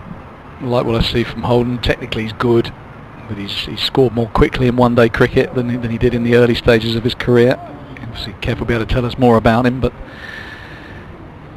yeah, how do you play Darren Stevens? He's the kind of bowler that would give you nightmares as an opening. Speaking as a former opening batsman that liked a bit of pace on the ball, to face Darren Stevens, you know, threatening the top of off stump, would be a nightmare. I think we have tried, myself, Rob Key, over the years with people like that, to maybe go and stand, not walk down the wicket, but just go stand. You know, but unfortunately the umpires push you back. You're not allowed to go and stand in the middle of the wicket. It's a tactic. But, here's Matt Milnes. He's in again, bowling to Robson, who plays a forward defensive into the ground. Good bit of work by Marcus O'Riordan at slip. Looked like a slip catch, but it bounced well short of him. Good take. No run. 7 without loss. Middlesex 85 their lead. Email from Adrian, who's one of the scoreboard operators at the Les Ames stand. Missing not operating the scoreboard, he says, but come on you Kent. Also Kitman, he says, at the mighty Cray Wanderers. talk about non-league football at the moment, about the fans in sooner rather than later. Beyond's into Robson, just slightly wide. Robson has nothing to do with it. Ollie Robinson, tumbling take, looked like caused him a bit of bother actually. He's looking at his right hand. Be a bit sore, that one.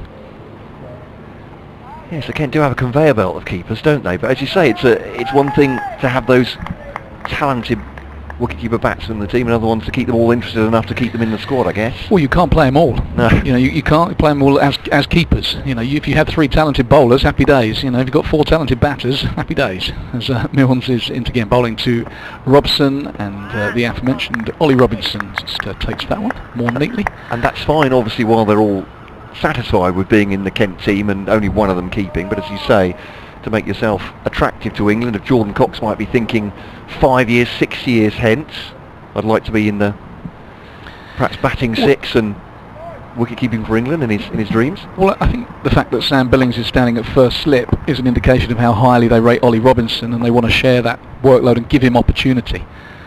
As Milnes is, and again to Robson, this one's straighter, and he pushes into the onside, scrambles a single, shy at the stance from Darren Stevens, but Robson home fairly comfortably. It was a well taken single. Update coming for BBC Radio Kent. Their radio listeners, as the field switches over for Max Holt, the left-hander. Milnes going slowly back to his mark. Dark clouds overhead at the moment, but they haven't rained on us at the moment. There's not much wind. That might be the only problem if we do get anything serious above us, but quite high cloud. Yeah, that's the last thing we want, isn't that? After what's happened in the first few days. Absolutely. Update now with the Milnes coming in. Defended, no runs. Well, Middlesex batting for a second time. They're 8 for no wicket, 86 ahead of Kent, who were scuttled this morning. 191 they finished on. They won 6-8 for 5 at one point, but then, as I said, a regular tumble of wickets. Miguel Cummings taking 5 for 62, his best analysis, the West Indian fast bowler for Middlesex. And Joe Denley going 11 short of his century. Really wanted to remind the England selectors, having been dropped from the Test team, just how good he is, but left one that just flicked the off bail from James Harris, former Kent low knee. So Middlesex batting at the moment, a Yahoo outside the off stump from Holden to a ball from Milnes. Doesn't connect. Middlesex an 8 for none, 86 ahead. They'll be looking to back Kent out of the game and get them in late in the day. Kent looking to skittle out Middlesex cheaply to really make it competitive in the last session. Cricket continues via our website and the BBC Sport app. Right now the weather with Elizabeth Rossini. It's not a name that's easy to say if you say it too fast. Slow down. I love your use of the word Yahoo, particularly because it was exactly the word that springs to mind. You know, when you're commentating with someone and you call it exactly right, because it was exactly that. It was a Yahoo, it was the kitchen sink. He certainly didn't hold back, did he? No, wanted everything at that hole in the left hander. Robson facing Stevens now. Just plonking that one on middle stump, and a gentle seam towards the off stump, but it's defended by Robson. Just plying his trade once again. Darren Stevens expertly, 5 wickets in the first innings. His 28th fifer. 3 slips in behind Robson. Just to place it to the offside. Defensively, no run. Yeah, 27th fifer was against Sussex last week after Kent had amassed that 530 for 1. That was a flat wicket, good batting pitch, showing that he could wreak his own brand of havoc on a surface that wouldn't traditionally be to his liking. This does have a bit more in it, but just amazing stuff really from Darren Stevens. 44, said that this was going to be his last year, or he initially thought it was going to be, and now he wants to keep going, which is some music to Kent fans' ears, no doubt. Here's Stevens, then bowling to Robson. That one comes back at him. It's a leave, but that definitely nipped back to Ollie Robinson. No shout from Stevens, not close enough to the stump for that, but that's a good leave, that one. Yeah, good leave, that one. Not like the one I called earlier as a good leave that knocked back Joe Denley's off bail. Well, it's easy to do it with 4 or 5 seconds to react, isn't it? I've got to let it go now, Matt, haven't I? But if there's anyone out there counselling that might want to help me over this error of judgment. I don't think Kevin Hand saw it either. That's a defensive shot. Well, there's no surprise there. Well, there's no point in barracking him because he can't hear us at the moment, so we'll get him within earshot, and that's a good rehearsal. We'll do that when he comes back into the box. But But just talking about Darren Stevens, Yeah. I was thinking about this at length the other day. That's what happens when you see a lot of rain. But you know, a lot of people think 44 is about time he retired. I asked the question why, when someone's still doing the business, why should age be a barrier? Balzer Robson here, nips away from him again, kicks a little bit low through to Ollie Robertson, no run. If Captain Tom can walk round his garden and raise 30 million, then the 44-year-old Darren Stevens should be allowed another year of doing what he does best, which is walking about Captain Tom Moore's pace up to the stumps and then sending the bails flying. Well, I think generally in sport, there seems to be an obsession with, well, we're always planning for the future. Well, it's an entertainment business as well. If people want to watch Darren Stevens doing this, which Kent fans assuredly do, left outside the off stump through the wicketkeeper, and there is no run, then he should play, surely. You want to win games now, rather than... Well, I always say with people like Darren Stevens, two things. Is he a bad influence on the dressing room? Categorically no. Will he... he is definitely a no, Kevin, thank you. He is an inspiration to many of the guys he plays with, and many of us that watch from the sideline and had the pleasure of playing with him. Are Kent stronger with him in the team? I think that's difficult to argue otherwise. And you know, can he keep going? You want to win trophies. You know, there's probably the Bob Willis Trophy. It might not be high on that list, but Kent have a better chance of winning the Bob Willis Trophy, and I firmly believe they have the better chance of winning the county championship next year with Darren Stevens in their team. And also with this man in their team, Matt Milnes, who's considerably younger, considerably quicker, not much less effective. He's into Holden, who turns this on the leg side. Grant Stewart is in from square leg, prevents a single. Just looking at Holden's stance there and address, has he got a bit of the Rory Burns there, just turning the head to one side before the ball comes in? Is that, Rory Burns says it's to get his stronger eye into play, is that right? Yeah, I mean, you always try and get your eyes level. Yeah. And if his left eye is his dominant eye, then possibly. I mean, yeah, there is a bit of Rory Burns in that. There's idiosyncrasies creeping in. There's uppish drive from Max Holden off the bowling of Matt Milnes. He's going to run away for 4. It wasn't quite where he aimed it. Looking for the cover drive through extra cover. And a bit of an open back face sliced away through the vacant gully area, gets 4, takes Holden on to 9, Middlesex 12 without loss. The lead is now 90. And some signs, we talked about the Yahoo in the last over, that another flash outside off stump. Some early indications that Middlesex are going to play positively here, which I think is the Stuart Law way. And if they ride their luck and push this lead on, then it could be a nervy little final session for Kent. So run rate, best way to do that, take wickets. They've got 3 slips in. That one flew in the direction of gully, and Sam Billings is just moving O'Riordan, is he? No, he's going to keep the 3 slips. He's moving Hami Kadri backward point, and he's sending him 3/4 of the way back to the boundary, is he? Pretty much where that one landed, and now he's pushing him all the way. Doing it in stages. Yes. So, and he's moving again, Kadri. Billings is not happy with where he is. There he is now. Strange position, but we'll see if it works. As Milnes in again to Holden. Short ball, and he's on the hook. And that is going to be 4 more. Cracking shot from Holden. Just pivoted on it, rolled his wrists. Sent the ball a couple of bounces into the boards. He's moved on to 13, a better than a runner ball. Robson is 2 from 15. Middlesex 16 without loss. And that lead is now up to 94. I'm going to have to ask you, no smoke and mirrors here, is there a man there at deep square? There is a man at fine leg, but that went square of him, but the Frank Woolley steps just stopping your view, but I can just see him at the corner, just looking past as Milnes is in. This is a beauty. Quite an extravagant lead. We've seen a bit of Rory Burns in the head movement. That had a bit of Stephen Smith about it as it went past the bat. A lot of movement after the ball had gone past.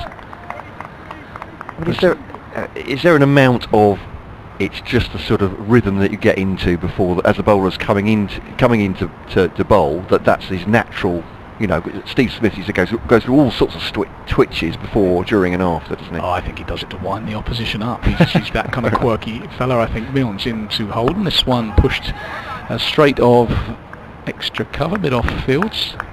So Joe Denley there made a fine 89 earlier. There's no run. 1 ball left of this Milnes over. Already a couple of boundaries from it. And I will then make way for Kev, who's lurking, probably to wax lyrical about Max Holden or some other Middlesex player that he has all kinds of stats on. You know, got unlucky a couple of years ago under the lights as Milnes is in, bowling to Holden on the drive. Lovely shot. That pierces the gap between extra cover and mid-off. And the batsmen don't even bother running. That is under the scoreboard. Another 4, 3 boundaries in that over. Middlesex rattling along, 20 without loss, and Holden is 17 off 15. The lead is 98. Lovely shot that. Daniel Bell-Drummond was about 2 feet away from it and just watched it go by. Absolutely no chance to cut that one off. That's David Fulton. Thank you very much, David. We'll take up to lunch, so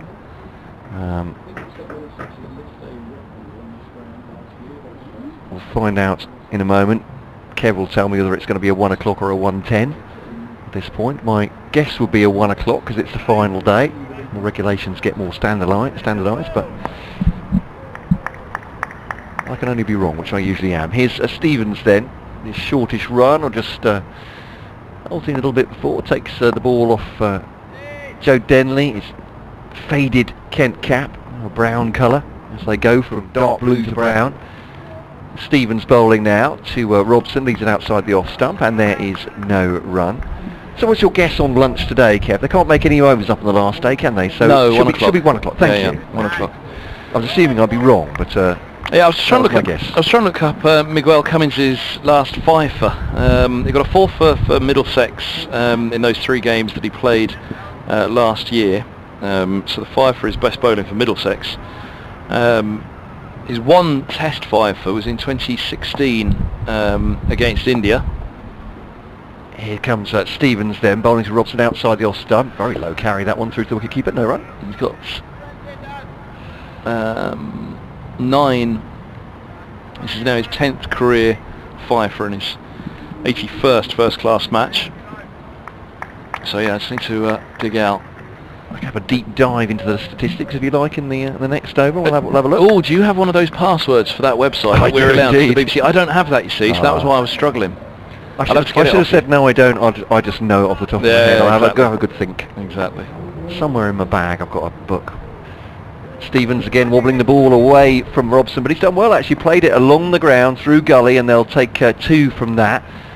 Really seen that Stevens beat the bat so far, which is good news for Middlesex. They take 2 more, rattling along, 4 and over, 22 for none. Well, we've seen Holden throw the bat, and you do wonder whether Middlesex will come with some positive intent to say, look, we've what's the lead now? 100 now, 66 overs remain. They're not going to be far enough ahead to take 40 overs at Kent, you doubt, but maybe 30 overs. Once again, Stevens punched into the onside this time by Robson. Getting much out of the pitch at the moment, Stevens. Which then becomes a very, very long shot, but you have to try and see what can be done. So, actually, I've got Miguel Cummins' figures up here. So, obviously, 5 for 62, Middlesex against Kent. I mean, I'm on the right track. Barbados against Guyana, 5 for 41. In 2017, March of that, through to the wicketkeeper and no run. There we go. The last one in this country for Worcestershire against Sussex, 5 for 82. 2016. 2016, indeed. So this is his first fifer in 3 years. Yeah. 3.5 years nearly. That's in all forms, I think, as well. Yeah. He got the 2016 five for the West Indies against India. So it's a long while, isn't it? Yeah, absolutely. But bowled brilliantly. Good for him. Yeah. Stevens to Robson once more, leaves it. It's a good leave, the one that nips back, but outside the off stump, and that's the end of the over. Umpire Bainton is signalling to the scorer. Oh no, he wants a 12th man on. No, he wants 12 men on, I should say, because he wants some hand gel out there. Absolutely right. So Max Holden, 22 for none, who's been going at a fair lick here. Yeah. Broke Andrew Strauss's Middlesex List A record, scoring 166 at Canterbury to beat Kent last year. Doesn't ring a bell. Clinching second place in the South Group and earning a one-day cup home semi-final against Lancashire, which they went on to lose. That was the one with the really soft ball. The light was a bit strange. Is that right? Exactly that. Wasn't doing anything. Flat as a pancake. Yep. Very soft ball, so it's incredible how he hit it so far and so consistently, that soft ball. He was run out in the end by Robinson for 166 off 139 balls with 16 fours and a 6. Ross Taylor scored 94 in that as well, as Middlesex amassed 380 for 5 in that list A match. So Holden's got form here at Canterbury for scoring quickly. He's got 17 off 15 at the moment, and there have been moments this season when he's gone at it harder. I think he dug in the first innings at Surrey. I think he scored a little bit quicker in the second. I'll draw that up now, and yeah, it's just maybe, you know, one of them takes the intent. That's Holden. Robson, who's a bit short on runs at the moment, tries to dig in, and then see where the afternoon takes them, whether there is that possibility. What do we have, 30 overs after tea, so maybe they just try and give themselves 4 overs before tea, see if they can buy 1 or 2 and build some pressure tonight. But that means things have to go very well with the bat for Middlesex, or, I think as Fultz maybe made the point on air, very badly. Here comes Milnes. He bowls to Holden, runs him down to third man. He's running it quickly, looking for the second. No is the cry. No, no, no. It's always, I mean, obviously you're great with the stats yourself, but it's great to have David Fulton, because he knows those match situations. Always feels like instinctively. He talks about doing a lot of research. What time did he tell us he got up this morning to research for this? Which puts us all to shame. Yes. I just want to discount the research, because it just sort of says that he's doing a lot more work away from this than we are. Well, that's true, yeah. So, we told him he'd never make it at the BBC. Well, I think it's a worrying research. precedent. No one wants to start, you know, start telling people about that Settle down, Fultz. before they know it. Yeah, the flip side of all that is Kent's, you know, run through Middlesex here, but then that would need to happen very quickly, wouldn't it? Here's Milnes, bowls to Robson, easy to cover, and there's no run. The Middlesex-Surrey match, Holden scored 48 from 136 in the first innings and 43 from just 72 in the second innings, when he and Gubbins pushed on a little bit more. Middlesex declared 248 for 6, and then skittled Surrey for 123 in 62 overs. 62.5. Cummins 3 for 30. This ball's on a length from Milnes, turned into the onside by Robson, and there's no run. And again, you know, if Middlesex, if they went at a normal rate, 3 and over, then from this point, let's say, that's 30 overs, they score 90 runs, 190 ahead, 35 left in the match. Now that's going at a normal rate. So if they went at 3 and over, 3.5 over for half of these 30 overs, and then the second half, if things are going well, then try and really up that run rate and set, you know, 220, 230 off 35. As this is played defensively off the back foot by Robson on 4, and there's no run. I think you've got to try something, haven't you? And first and foremost, don't get yourself in trouble, so Robson bats properly, but Holden bats positively.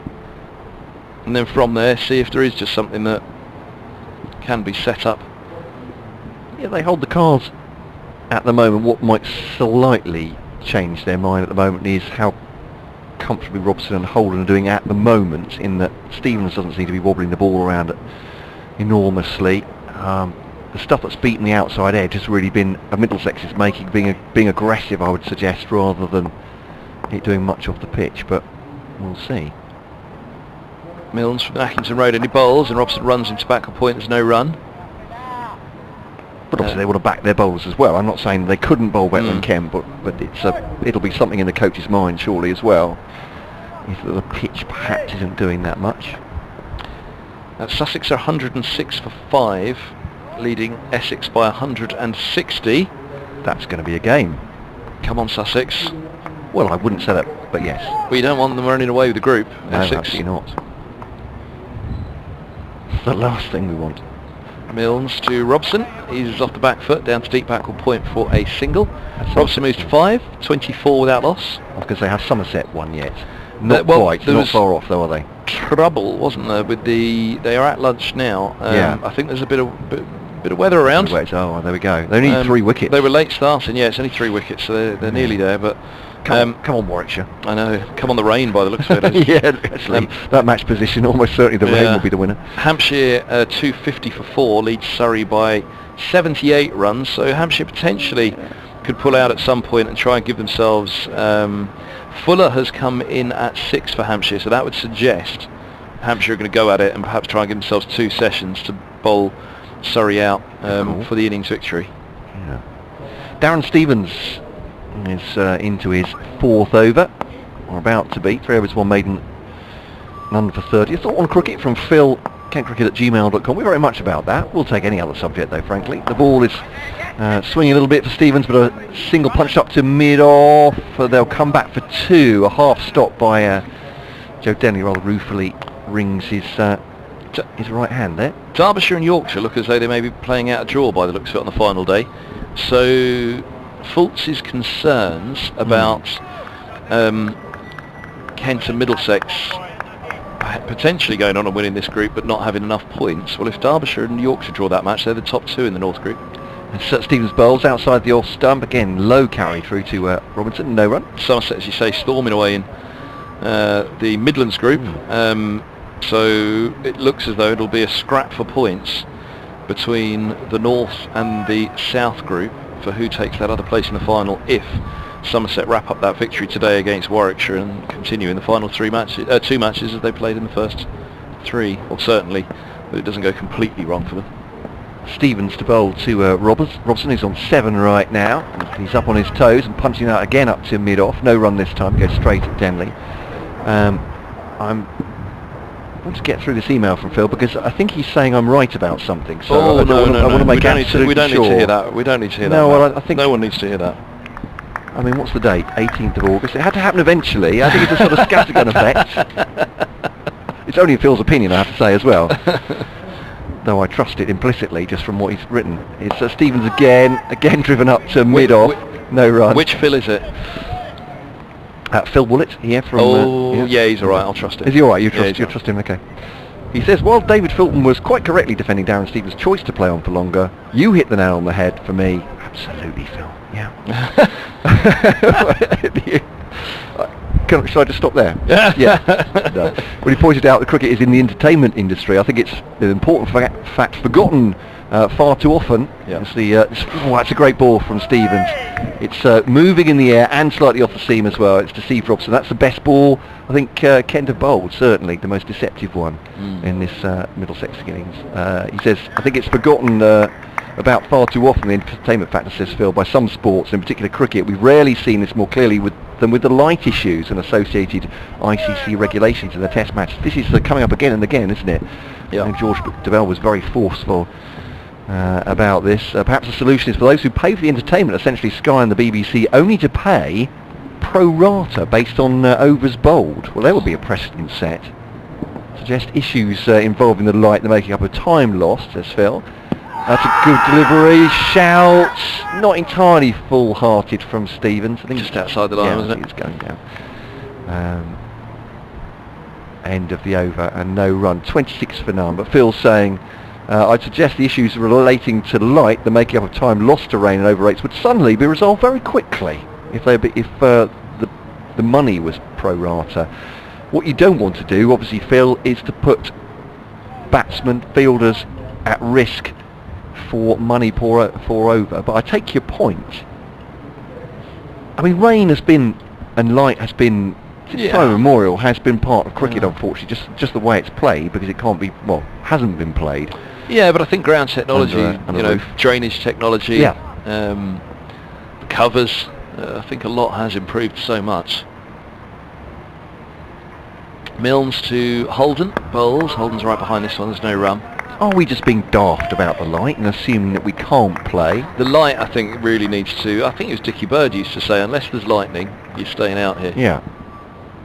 And Zach Crawley encountered that, saying he completely understood. He was frustrated sitting in the England dressing room for much of that game, but there were times when he was fielding when he couldn't see the ball coming towards him because of the light. Right. So then, do you go to a? Well, yeah. I mean, you have to be careful. You have to get the balance right. We're having the debate, and that's part of it. There is two sides. As Holden leaves alone outside of the off stump from Milnes through to the keeper. But could you at that point switch ball, even?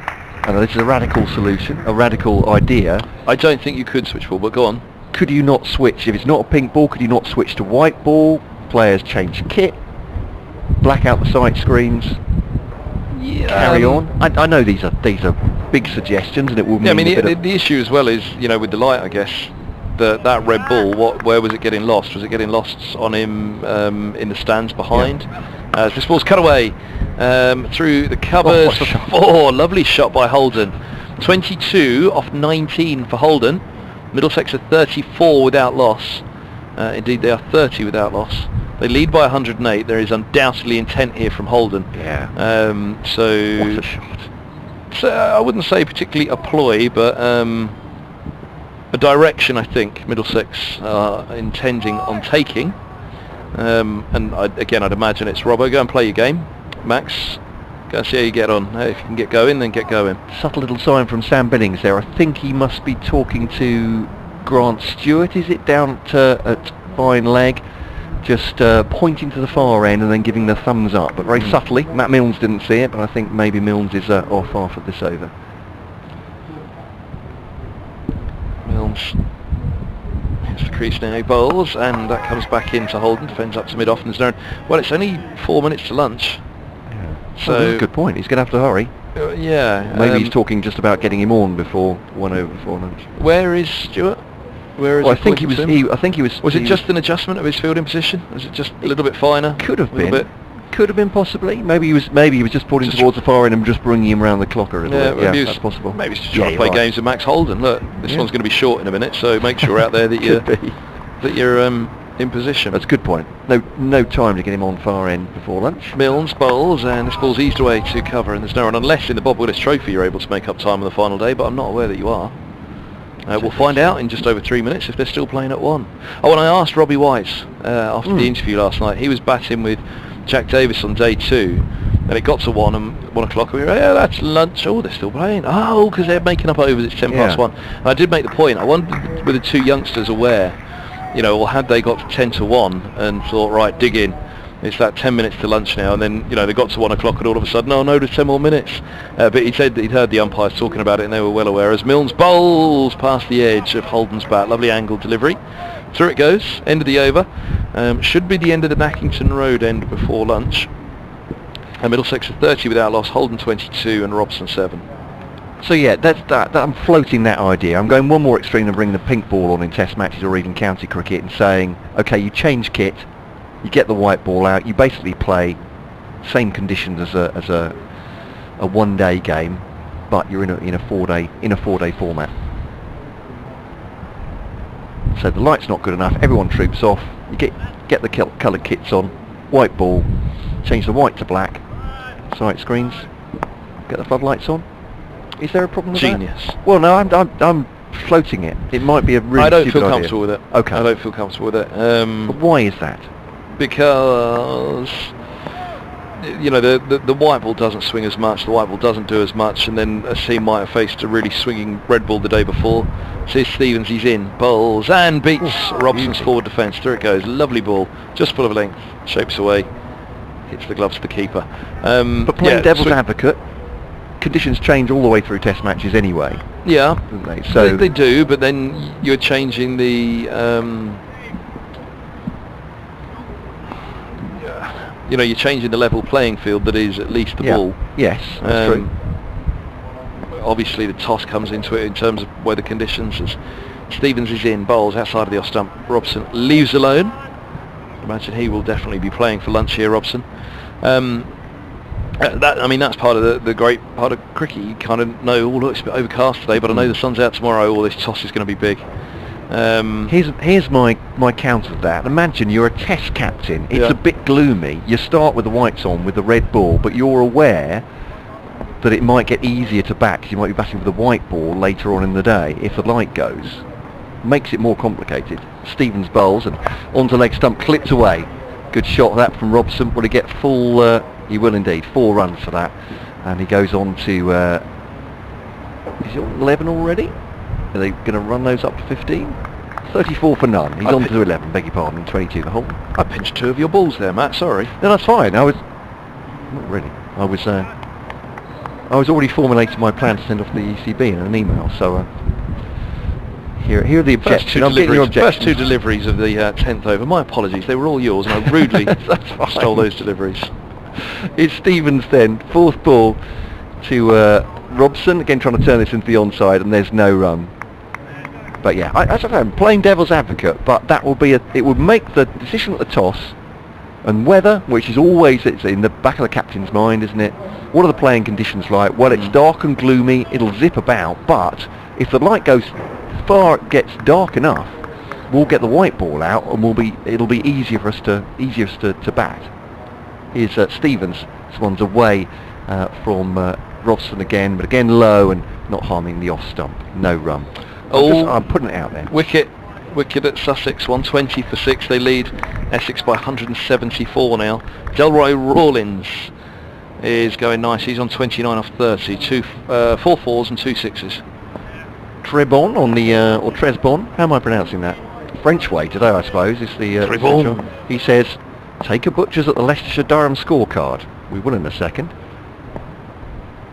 Last ball before lunch? It will be indeed. Here's Stevens bowling, left outside the off stump, and that should be lunch, ladies and gentlemen. It is indeed. With Middlesex 34 for none, leading by 112. After Kent were bowled out for 191, Denley finishing on 89. Miguel Cummins, his first 5 for Middlesex, his best figures by dint of that as well, of course. 5 for 62. Let me tell you quickly so you don't have work to do before your update. Durham declared their first innings, 291 for 8. Durham forfeited their second innings. Leicestershire forfeited their first innings. They're 60 for 1, requiring 232 to win.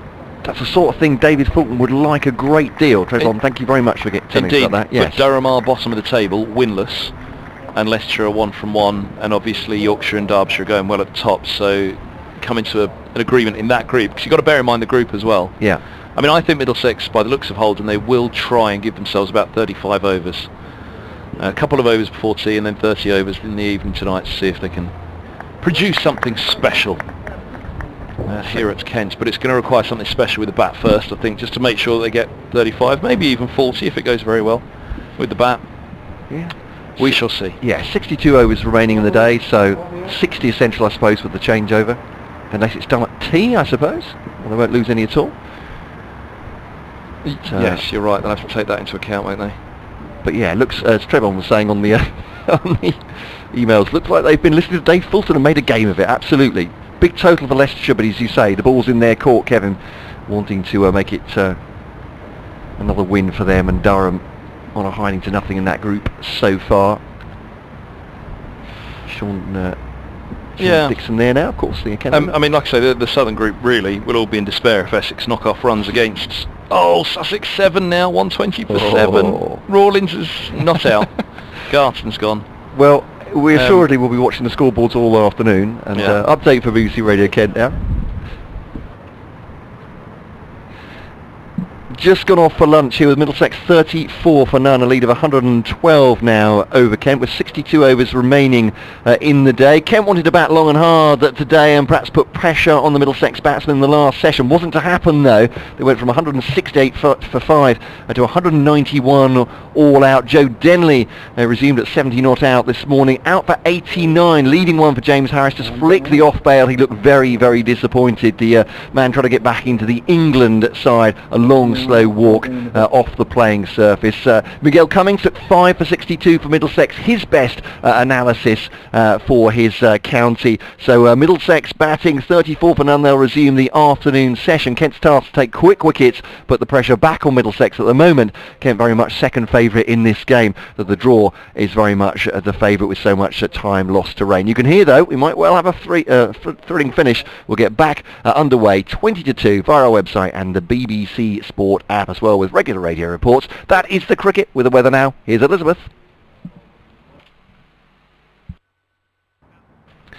And yes indeed, we'll be back with you on this commentary line 20 to 2. Matt Cole, David Fulton and Kevin Hand with you. BBC Radio Kent and BBC London. Until then, have a good lunch.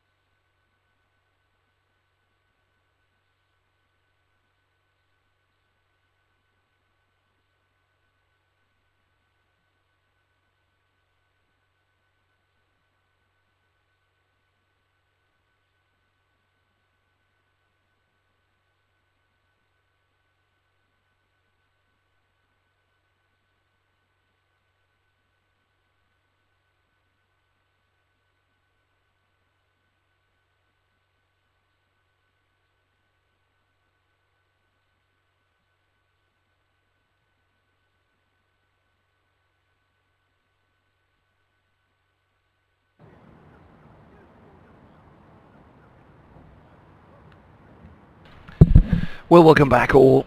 It's second session of this final day, Kent against Middlesex in the Bob Willis Trophy. Max Holden has 22, Sam Robson has 11, Middlesex 34 for none, 112 at their lead. Look pretty aggressive before the luncheon interval.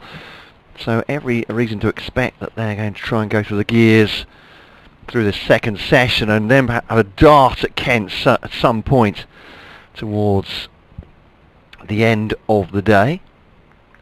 Bright sunshine here. Ball doesn't seem to be doing tremendous amounts. Certainly wasn't for Matt Milnes and even Darren Stevens. So just before lunch, Stevens looked like he was getting them to nip away in his characteristic fashion. A little bit of movement in the air as well. Now Matt Cole alongside me, David Fulton, joined by Kevin Hand as well. Just 2 slips in for Kent. Sam Billings sharing a joke with wicketkeeper Ollie Robinson and Jack Leaning alongside him. I got 2 men deep on the offside, backward point, and point, or just ahead of there is Daniel Bell Drummond, boundary rider. Kadri at extra cover, mid-on, mid-off, mid-wicket as well. Freddie Clarkson it is to come in to bowl to Holden. This one skirts away from it a little bit, perhaps a hint of a leading edge out towards the offside, but all the way along the ground. And they take a single to get underway for the afternoon. A very good afternoon to David Fulton. Good afternoon, Matt. How's your lunch? Not bad, although I made them myself. A bit of a rookie error, leaving it to the last minute before I left the house today, so it was basically doorsteps with a tiny bit of cheese in the middle. Yeah, I noticed you weren't at your most talkative of selves at lunch. You had to wade your way through those doorstep sandwiches. But, got jaw ache now, to be honest. It's been heavy. So it looked like a tough lunch in interval. I just went to the supermarket on the corner. Yeah, it's by far the preferable choice. Here's Clarkson then bowling to Robson up on his toes, just deflects that down to gully. And there'll be a comfortable 2 for them down to the man at third man, who's hidden from my view. Darren Stevens is down there, and yeah, he also looks like he might have had a couple of doorstep sandwiches, because he wasn't gazelle-like in running around there, but he had a bit of a workload in the morning, didn't he? So perhaps that's the reason he just ambled down. It was always 2.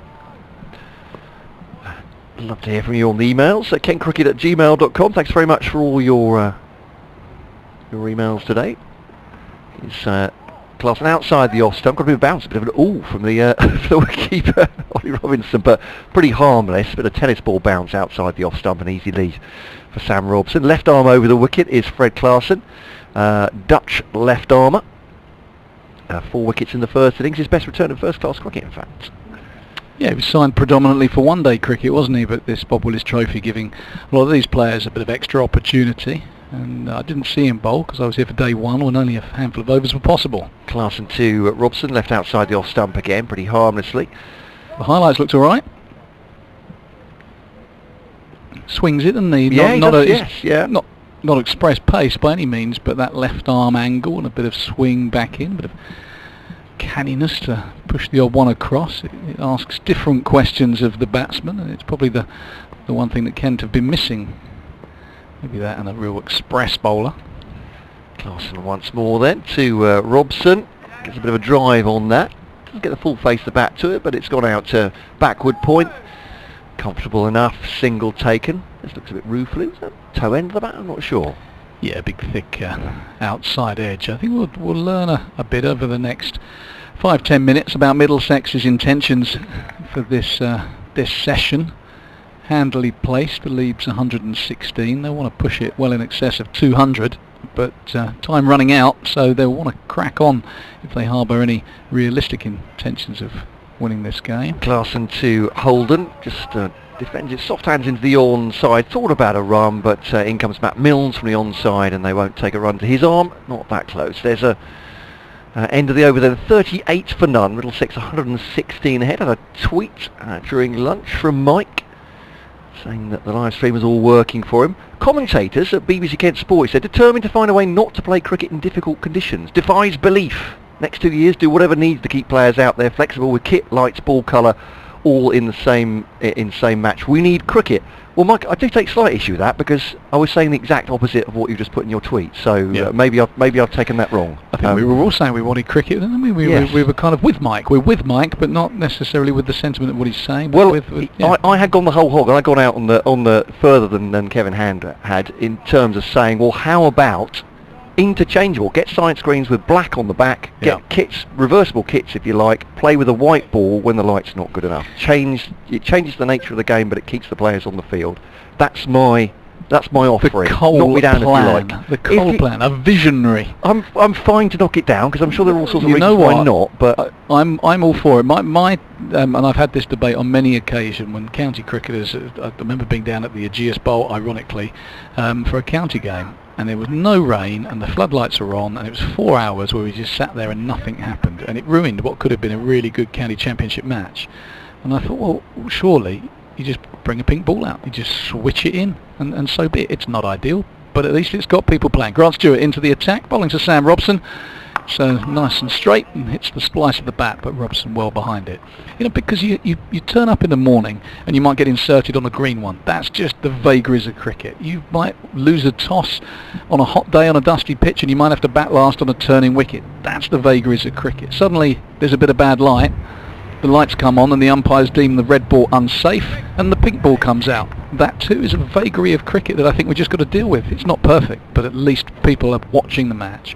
Stewart in again to Sam Robson on his legs and he flicks this away. It's going to look for 2, it might go for 4. Milne sprawling and pushes it along the rope, and they are going to get, it's Klassen I think, yep, Klassen with his left arm throw, and they get a comfortable 3. Good running. And my point, I mean, it would change the nature of the game if you're using a pink ball or a white ball when it goes dark, effectively, or light goes. But then, what a fascinating decision then a captain has to make on a morning where it's zipping around and it's a bit grey. Is, well, might we bat, because later on there'll be the ball that will swing less perhaps for us if the light goes completely. As you say, it's another decision to make. But does that ruin the game, making that decision? I don't think it ruins the game at all. I think it adds an element of nuance and strategy that the captain has to take into account. So I'm all for anything like that. As Stewart bowls to Holden, who swats it away through the offside. It was an in-swinger and it got the inside half of the bat. Joe Dinley fields the miss-hit drive at mid-off, and there's no run. Kevin Hand is not here to defend his point, because he is just exercising some caution on this, rather than me saying let's change kits 3-4 times a day. Yeah, I don't think you need to change kits, although, you know, if it gets the players out there. But if you just switch the colour of the ball to pink, which they play, you know, when they play pink ball cricket. Well, we know why he doesn't like the pink ball. But do we? Well, because of the Grant Stewart factor. He's on now. He's the Middlesex nemesis as he comes in from the pavilion in bowling to Holden, who drives this one, and he's going to get 4 for it. It was on the up. It was a cracking shot. Holden continuing in his attacking vein, moves swiftly on to 27, better than a runner ball, 45 without loss. Middlesex, they lead by 123. When they played I'm trying to think back to the last pink ball game I saw, white sight screens? Matt, if you can remember, white sight screens, played in whites with white sight screens. So you don't have to reverse sight screens or change kit, but basically what you're doing is you're saying the red ball is unsafe, here's a pink one. And you can have pink balls of different lengths in terms of ages, you know what I'm trying to say. So if it's 35 overs when you go off, you've got a pink ball equivalent that's around that mark. You know, you're not suddenly saying throw a shiny pink brand new ball into an innings that is well established. You're having that ball of a similar age, and it's just a vagary of county cricket, and it brings something to it. And you know, the strategy that you mentioned at the toss, will it be a factor? You would check your forecasts, and the game of a 4-day cricket evolves, it ebbs and flows, conditions change. Phil's sent an email at this very point. He said I was right earlier. He says I'm wrong now, so I won't be reading that, Phil.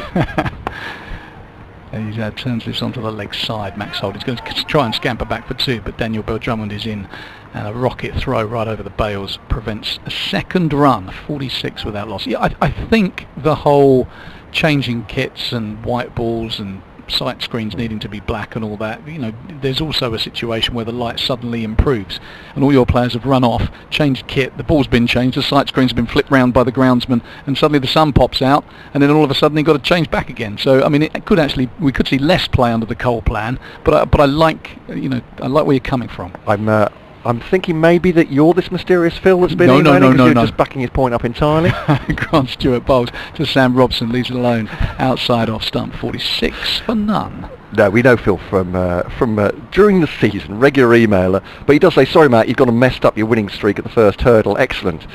Thanks for that. I am reading this out. Full disclosure, Kevin Hand accused me, I think earlier, of reading it out just because Phil agreed with me on something. Costume changes partway through the game, bit panto for him, he says. Although I'm very much a traditionalist and not a huge fan of short form cricket, etc. Surely the obvious answer is to play all cricket with a white ball and coloured clothing. So he's going somewhere in between. I'd hate it initially, but I'm sure the benefit from not losing cricket to good artificial light would soon mitigate for this. I know people will say the ball will go dull, etc., but I've heard the boss of Duke's saying they could easily make a ball that wouldn't discolour like the Kookaburra, so surely it could be trailed at first class level at least. Shame we haven't got a one-off first class competition to trial it with anyway, he says with a scratchy chin emoji. Yeah, look, I think the problem with the white ball is it generally does discolour and it doesn't shine quite like the red ball. Neither does the pink ball. The pink ball is closer to it. As Clarkson comes in to bowl to Holden now, 2 slips in behind him and pushed back at the bowler, no run with soft hands, 2 slips in there. I think Phil Tufnell made a good point when he said what is dangerous. This is the other thing, but he said because a little bit of bad light bowling to a top order batter is not particularly dangerous. He said the game was dangerous every time he walked out to bat, whatever the light was. Curtly Ambrose bowling to Phil Tufnell, there's an element of danger because Phil Tufnell wasn't that skilled as a batsman. So everything is relative. Clarkson to Holden, tucks it into the onside. I think about a run, but send back very quickly. And Mills was in like a rocket on the onside to shy the ball low at the stumps, but Robson back in his ground very quickly. And I think where there is an element of caution, and this point was made as well by the 5 Live team, is that people who aren't playing the game, who are watching from the sidelines, former players often the worst, get on with it. And yet when we played, we were quite happy to have a bit of bad light. So this one's pushed up to mid-off, the next ball from Clarkson, full length delivery, no run. And certainly if it felt dangerous. The game's a lot safer when you're 100 yards away behind a commentary box window, or if you're in the stand. You're not the person out there facing a 92 mile an hour bowler. And cricket is dangerous. You've got a hard ball being propelled. We've seen it. People have lost eyes, people have lost their lives, batting against a hard cricket ball. Clarkson to Holden again. It's worked to the onside this time, full length delivery from Clarkson, just straying onto leg stump. They'll take a comfortable single in the end, a square leg. Milnes coming round to field. The score goes on to 47 for none. But I do share the frustrations of just hours and hours of bad light when you think, actually, how dangerous is this? A light meter has hit a reading, batsman might be in and established and the bowler might be medium pace, and actually the common sense view says we should be out there playing. I think we've seen a lot of that this week in the test match. Clarkson now to bowl his 5th ball of this over to Robson across the right hander, just tip and run there, nudges it into the offside. Nicely taken that run by Middlesex, rotating the strike, keeping runs on the board, 2 off the over so far. I'm going to get Andrew's email just very shortly about playing in rain, question mark, he says. Could there be, if there's bad light, that short pitch deliveries then, that there are none for the over rather than 1 for the over? If you're playing in bad light, quick comes up, make it safe for the batsman, or does that flatten the game out too much? It's Clarkson bowling to Holden, pushes forward, no run. It's an idea, certainly. I think that the problem with that is that part of the kind of essence of a batsman versus bowler, particularly a quicker bowler, not even necessarily an express bowler, but a batsman versus bowler contest, which I always think is kind of gladiatorial in its nature, is that there is that element of fear. If you've got enough pace, that weapon that you have, that bouncer, is useful, and if it's outlawed, that does take quite a lot away from a bowler's armoury. That said, if you are quick enough, you can still bowl back of a length, I would imagine, because they probably rule it at shoulder height. You can still push a person back. You can still, it's preferable to having to bowl a spinner. in seamer-friendly conditions, and if they are seamer-friendly conditions and the light's a bit dodgy, then my experience, if you try and hit the top of off stump often enough, that's probably the way to go. But I think a bouncer, to outlaw the bouncer... Just in those periods, I'm saying, if the light dips below a certain level. I mean, and that it means they might rock on the front foot with impunity, not ideal, but, you know, it's better than seeing no cricket at all. Okay, I'm adding that to my treaties then, towards the... Grant Stewart is in his bowling to Sam Robson, who again nudges through that cover point area. Daniel Bell-Drummond is back on the boundary, protecting the four. Kent mindful of this run rate and not wanting to go for too many boundaries, and Robson reacting by just dropping and running. It's good batting by these two. Batting has looked difficult for large periods of this match, but Middlesex pushing on, 49 without loss, 127 the lead, and whilst there are only 58, I think, overs left after this one. Yeah. So time is running out. If they can show some urgency, Kent could well face a tricky last session. As Stewart bowls to Holden, who's just under a run of ball on his hip. He turns it into the leg side, but can't get it square of the mid-wicket fielder, and there's no run. Andrew saying on kentcricket@gmail.com, is there any reason you can't play cricket in rain? Football, rugby go on playing. What are the reasons cricket can't? Well, I think I've got an answer to that, but I'll leave it to the expert. Well, I mean, I think you can play in some rain, some light rain. The cricket will continue, but the nature of the pitch changes quite significantly. Bowlers' safety as they run in, as we see Stewart running in now to Holden, short ball, which again is turned towards mid-wicket. Gantry Fields, no run. So I think the pitch, the ball getting slippy, the bowler unable to keep footing, landing on that hard surface as the wicket often is. Do I think sometimes we go off too quickly when it rains? When it's just really light, then yes. But it can be dangerous. Stewart bowls to Robson. Good delivery, but again nudged away through that square cover area. Glasson does the fielding on the boundary at the hospital side of the ground, and that brings up the Middlesex 50 off 13.4 overs. So decent rate, laying a bit of a platform perhaps for some middle order striking. Middlesex plenty of batting to come. Robson is 19, Holden 30.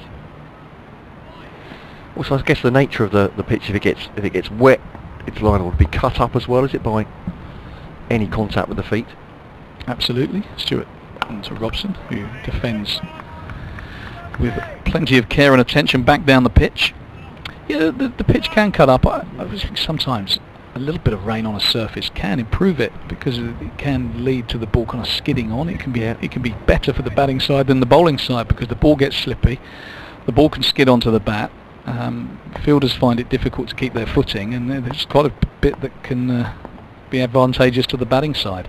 Stewart comes in for his final ball of the over. He's bowling to Sam Robson. It's on his hip once again, turned away to deep square leg where Milnes fields, and they trot through for a single. Middlesex 51 without loss. The lead is 129. Of course, uncovered pitches were, about drying pitches perhaps, were a feature of many great Kent performances, not least Derek Underwood, of course. It was a game against Sussex, is the one where he took 8 for 9 and on a drying wicket, something like that. Skittled them out for wouldn't surprise 60 me, odd, Matt. but yeah. Deadly on an uncovered pitch is the stuff of Kent legends. Absolutely right. Well, that's what I'm saying. It's different times, but 8 for 9. I'm surprised they even got 9. I think they were mostly. I was going to say they're mostly extras, but of course they wouldn't have been. Not accounted for by the bowler, and of course Alan not never let any byes past, as legend tells us. It's probably true. Here's Clarkson to Robson. Risty into the onside there, taking the ball from outside the off stump, but single taken, dropped into the leg side, fielded by Kadri. 52 for none now. Holden has 30 from 35 balls. Robson a slightly more circumspect 21 for 50, but in the context of the match, still going fairly briskly. But Andrew, thank you for that email. I think at this point, it's certainly the discussion has been raised, and it's worth asking any of those questions. Surely Clarkson to Holden turns it behind square, and they'll just take a single for that one as well. 53 for none. Well, I think Nasser Hussain has made some really poignant points this week, because the game especially in the current climate, climate of pandemic, where we need to get the show back on the road as best we can, and there's been all kinds of lengths that the game has gone to ensure it's safe, and then to wander off a bad light doesn't seem acceptable. Clarkson to Robson again. He's clipped that through the onside, out towards the leg side boundary. In comes Daniel Bell-Drummond to field in the floppy hat and the shades. Great throw back to Robinson, but they'd easily made their ground before for a single. The only other thing I'd say is that perhaps the absence of a crowd has taken away some of that urgency as well, because when you've got 20,000 members of the paying public in, you feel that you really do need to get that show on. Well, there's just as many people, well, in fact a lot more people watching on television, listening on the radio, following it online, who have just as much of an interest, and it's important the game doesn't lose sight of that. Clarkson to bowl to Holden then. Outside the off stump. Now again he's turned it onto the onside. Holden, the left hand, they're looking for a quick two here, and I think they'll get it. Fielder coming in from the square leg boundary. I'm assuming it's Darren Stevens. Gets into the gloves from his throw, but they do come back. Yeah, really well run that. 33 from Holden, 22 for Robinson. So Mike, I hope you don't, as I said, maybe I've misread your tweet, but we've been having a conversation about this. I don't think any of us are against innovation or getting players onto the field. Certainly I think everyone realises that cricket needs to flourish, particularly if it can in these times. Driven out towards the offside, and they'll come back for another two off the bat of Holden. He's on a 35 from 38. Robson 22 from 51. Kevin Ham will be joining us very shortly. Innovation? Never had any of that in my day. Fred Boycott there to my left. Balls to come, update to come from BBC Radio Kent as well, so you'll hear more of me than you do of Kev just for the next minute or so. But what I'm saying is don't switch off. It's not for the rest of the afternoon. Here's Clarkson now bowling to Holden, straight back to the bowler, end of the over, but a good one for Middlesex. They've taken 7 off it. Holden's 35, Robson 22, and they're definitely looking to move it along. At lunch, 34 for none off 10 overs, so they've made 21 in 5.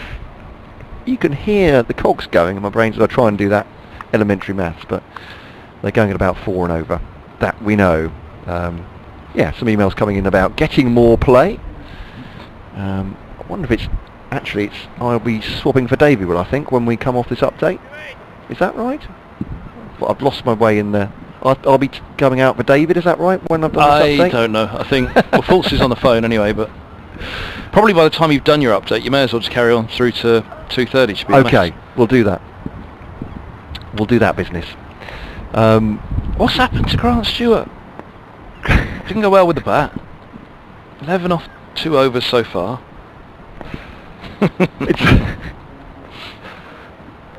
Will this subject never end? Stewart bowls to Robson into the offside. Not while the two of us together, I think, Kevin, is the odds for that. Single taken.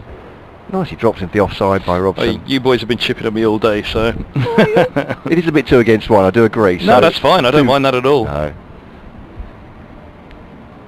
And here comes the update with BBC Radio Kent.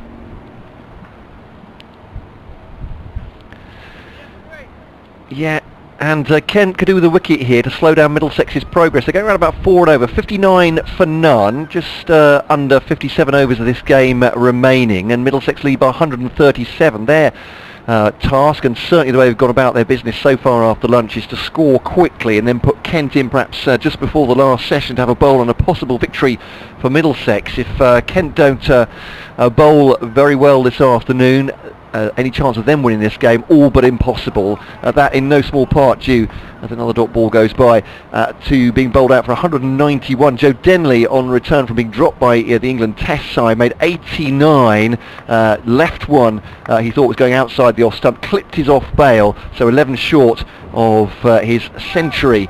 He was dismissed by James Harris, former Kent loanee himself. Miguel Cummins, excellent with the ball, the former West Indian Test fast bowler, 5 for 62, his best return for Middlesex. So Kent need wickets here. Middlesex sitting pretty at the moment in the sunshine, and batting at 4 and over, shy for a possible run out there. Won't happen, in fact they'll get an overthrow. 60 for none, Middlesex then leading by 138. Commentary continuing via our website and the BBC Sport app. That's the cricket. With the weather, here's Elizabeth. bit of harem scarum at the far end, but all it ended up with was a sharp throw from Matt Milnes and a quickly taken over throw. 36 for Holden, 23 Robson. Elizabeth, what happened to Sarah? She's been doing the game all She was on the yesterday, yeah. I think she's taken a day off. Taking a day off? Yeah, it's hard work. Forecasting the weather. You see, I won't cock a snook at anybody else's job in that respect, because what do people say about what we're doing right now? We say, well, quite long days actually. You have to concentrate very hard. You're at the cricket? Yes, you are at cricket. That's true. So we don't know what goes on behind the scenes, do we? I'm full of mischief, aren't I? I've had some sugar at lunch. You're all going to regret that later. Well, you're probably all regretting it already. The lead is 138. I said maybe what could they get to? 220 and have 35 overs at them. Yeah, advantage Middlesex certainly here. Kent can't get themselves into a position of winning this game at this point, you think, unless they take a well, look, they're trying to slow up Middlesex as best they can. They've got a slip in a gully, deep points, cover, extra cover, mid-off, mid-on, mid-wicket and long leg. So, it's and look, there you go. They've just actually brought cover around to backward point and sent that deep point to cover points. So they're full on protecting the runs at the moment. As Stewart bowls, back foot punch by Robson up towards mid-on, fielded by Darren Stevens, no run. Well, look at that, look at what the shot that Robson's replaying. Look at the shot he played. He was trying his best to force that wide of mid-on for runs. So Robson and Holden have to look for the runs now. Robson's got himself in, and I think Middlesex would have allowed him that. But they won't want him to hang around at the strike rate of 43 forever in this match situation. So he'll be trying to force now.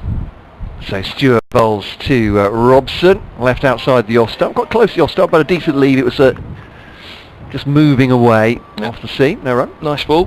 Robson comes down, taps away at the surface, still that movement out there. And that's what Middlesex will think, I think it's too much to, well, it is too much to think that Middlesex could have 40 overs at them, half an hour before tea and then, or 10 overs before tea and 30 afterwards. I think that's too much. They'll never get that far ahead unless AB de Villiers has been subbed in from the T20 side of last year to come and bat at 3. But certainly these guys will try and push on, and I'd say you can get 34, 35 at them. Stewart then to Robson once again. Just squares him up a little bit of a leading edge out to the offside, but absolutely safe. Along the ground, no run, 60 for none Middlesex at the end of that over then. 56 remaining on the final day. The lead 138. Holden has 36. Robson has 23. Matt Cole, Kevin Ham with you. And also have David Fulton as well. And then we'll be scrambling for Kent's lowest score against Middlesex. Kent's lowest score. But no, I can't look that up, I'm afraid. In all seriousness, not just the lowest score, but you have to look at the overs remaining, don't you? You see a lowest score of, they're all out for 40, but it probably took 40 odd overs. So we're all out for 50 off 40 overs or something. But so that's the factor, isn't it? Those 40 overs, it's asking an awful lot to happen. Here's Clarkson from the Nackington Road ends, and he bowls to Holden, who looks to drop a single fine of cover, no run. Again, that field is protective. They've got a slip and a gully. The third man, cover points, extra cover, mid-off, mid-on, deep square and long leg. Clarkson left arm over to the left-handed Holden, who had been going at a strike rate of 100, but they've slowed him after lunch, 36 off 42. More aggressive fields before the interval. Clarkson's in and Holden defends again, back up the track. There's no run. And 100, let's say the scenario was 190 off 35. That's obviously very gettable for Kent. And get through to tea, and then after tea take a gamble, and then at some point say, well, we're 5 down, we're going to shut up shop. So maybe nothing will come of this today, but you just fancy that there will come a point Middlesex will just try and give themselves a chance. As Clarkson bowls and Holden runs this one out to deep points for a single. Runs the first fast, but there's only one, so he moves to 37, 61 without loss, 139 the lead. And again, go back to, if Middlesex could have had them 6 or 7 down overnight, wrapped it up a little quicker this morning, you'd be looking at a lead now which would be closer to 190, 200 already, with 50 5 overs remaining, so it actually wouldn't be far off declaration time now had they have been able to do that last night. So here's a full one to Robson, pushed up to mid-on, and there's no run. So it's a match that really at the moment is a session short of being very, very interesting. Just a session, but that is at this stage, though, to be honest, priceless, and everything else is really a long shot. 10 past 2 on this final day. 5 points for Middlesex, 3 with the ball, 2 with the bat. Kent 3 bowling points, nothing with the batters. Here comes Clarkson, left arm over to Robson, the right-hander defends to cover. So Middlesex make up a couple of points on Kent in that sense. Let's see how that Essex-Sussex game's going, because that is indeed a very big game for the Southern group. And, well, Sussex are 141 all out. Essex require 196 to win, which would be the highest score of the match. Sussex 194 and 141. Essex 140 and 194 to win. Here comes a catch to... No, he's put down at slip. Clarkson to Robson. He was looking to run it. All he did was run it to the wide slip, who spilled a very, very soft chance, I must say. Yeah, Sam Billings, you wouldn't expect that from him, would you? No. Absolutely not. That's just gone through his hands, virtually just above his head, hasn't it? I mean, it could have easily gone through his hand and wrapped him on the forehead, that one. The height was good, the line was good, and Billings will be thinking, how have I put that one down? 63 with that loss. Robson with a life moves to 25. Holden has 37 and will have strike. Hand sanitising breakout in the middle. Harry Podmore, I think, still doing the business. And Clarkson, none for 16 off 4, but that very much should have been 1 for 14 off 4, shouldn't it? Yeah, just looking at the replay, actually, it's just a little bit out of sight, but Sam Billings not looking very happy, and expects very high standards of his teammates and, of course, of himself as well. But yeah, if they were going to make the breakthrough, there's a perfect opportunity to make it, and he's dropped him, unfortunately. From a Kent point of view, I would say, obviously for Middlesex, all still set fair as far as trying to set an unbattable total for Kent and have a good go at them in the last session and a bit. Come on, Sussex. Good old Sussex by the sea. We've always liked them. Yeah. Some people say they're Kent's rivals, but I've always, well, in the last 10 minutes anyway, I've certainly been interested in their fortunes. Stuart's very fickle, it's fair to say. So Stewart to bowl to Holden outside the off stump, and it's a thickish top edge, but it's over the slips. It's a one-day shot, really. It is. It's risk-reward, and the reward is 4. Well, there's the statement of intent. Yeah. You know, we've seen all along that it's there. Holden's strike rate's 91 now, 41 or 45. I mean, it's a one-day shot, risk-reward.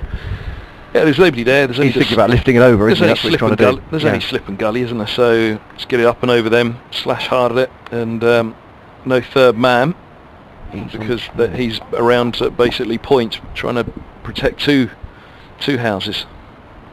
4 off the first ball of the over then. Stewart once more to Holden on leg stump, and this one is deflected out towards Daniel Drummond on the square leg boundary. He comes in. They'll just take a single there, all the way along the ground, just roll the wrists over it. And Middlesex are now 68 for none. Robson 25, Holden 42. The conference between Darren Stevens and Joe Denley. Joe Denley's the one that's going to pass the news to Grant Stewart, I think. That Stevens has just said to tell him this, Joe. I don't want to tell him. You tell him. He's a big lad. I'm sure Darren Stevens doesn't talk like that or think it like that. But yes, they're back. He's back at his mark now.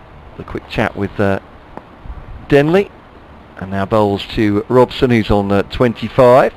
And that's on the leg stump. In fact, it's come off the pad, I think, off the knee roll. And that'll be a leg by umpire Bainton. One hand in his pocket. Just signals that by tapping the right thigh. Very relaxed. 42 for Holden, 25 Robson. Between innings at Arundel, where Hampshire, their first innings, finishing 298 all out, leading Surrey by 126. So, can they skittle Surrey, who were all out for 172 in the first innings? Still a rain delay. Warwickshire, Somerset. Somerset needing 3 wickets to make it 3 from 3.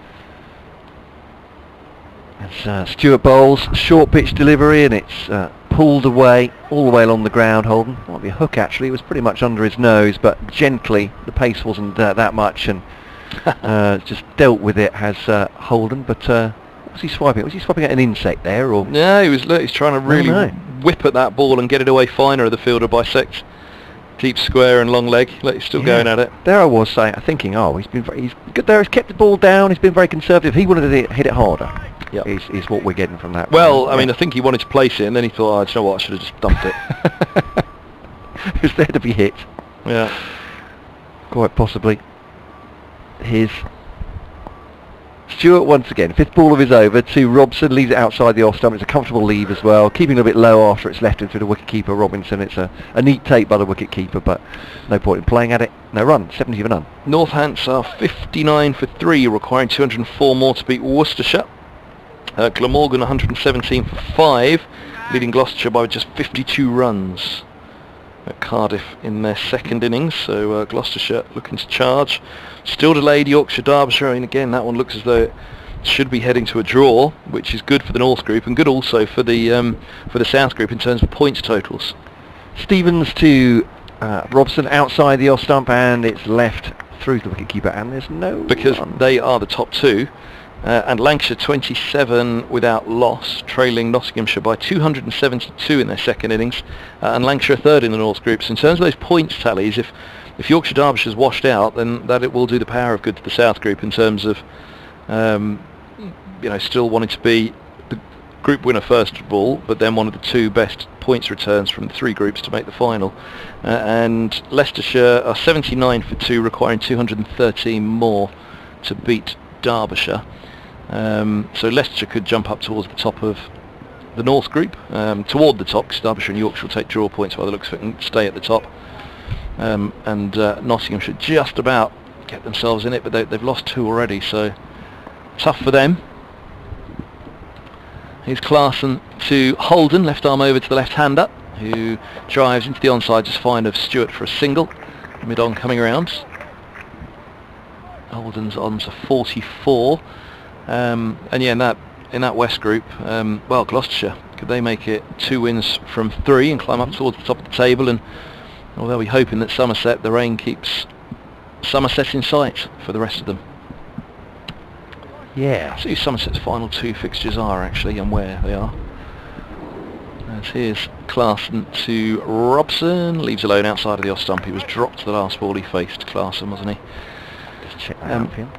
Somerset, here you go, I've got it here. Somerset are at home to Gloucestershire, then away to the Birmingham Bears. Oh no, that's the Blast, isn't it? Of course. So then they are away to Worcestershire in their last game. Somerset. Oh yeah, sorry, I'm looking at the Blast again. Yep. Okay. Blast. Down and blasted. Indeed. Clarkson bowls, and this is driven down the ground by Robson. Nice shot. Grant Stewart does brilliantly to get a hand to it, which saves probably just the single because it was a gentle push by Robson. He's on to 26, 72 without loss. And the good news is, from a game point of view, we are going to have some jeopardy this afternoon at some point. You've got a quiz selection for us where we have to give you the questions, give the answers. Not that kind of jeopardy. Have you seen Churchy's done that now? No, I've That's not, his new no. question of the day. They had the Johnny Barron cricketing question of the day, where the answer was either Mark Ramprakash or wrong. Ah, okay. Now they've got the Mark Church cricketing question of the day. Here is Clarkson bowls, and that's driven away in front of point for a single. Holden moves to 45. 73 without loss, leaves 151. So he gives an answer, and everybody has to give the question, and the answer is basically a player's name. So then everybody comes up with all sorts of questions about that player. So it's been Graham Gooch in the game against Middlesex. Now that, you see, having listened to a portion of that game, yes, I didn't understand what you were saying at that point. Not me, Mark Church. Well, the answer being Graham Gooch, I think, on the day I was listening. There we are. This one's just full of length to Robson from Clarkson. They turn 2 fine of mid-wicket. Deep square comes around, 75 without loss. Well, you're with him next, so you can tell him. Churchy, I didn't understand it. I was listening, I didn't understand. You haven't made that clear. And you've got to say that. Chastise him. Yeah, I will. I say that's just bad broadcasting, mate. I'm sorry. I don't mean to take you to task. God. It might have been selective listening on my part as well. I'm not saying I wasn't fully wrapped with attention to your commentary, but like many people, I was probably doing something else. When I listen to Churchy, it's selective listening as well, I must say, Mark. Clarkson's in bowls, and this is just full of a length to Robson. Drop for a single, 3 points.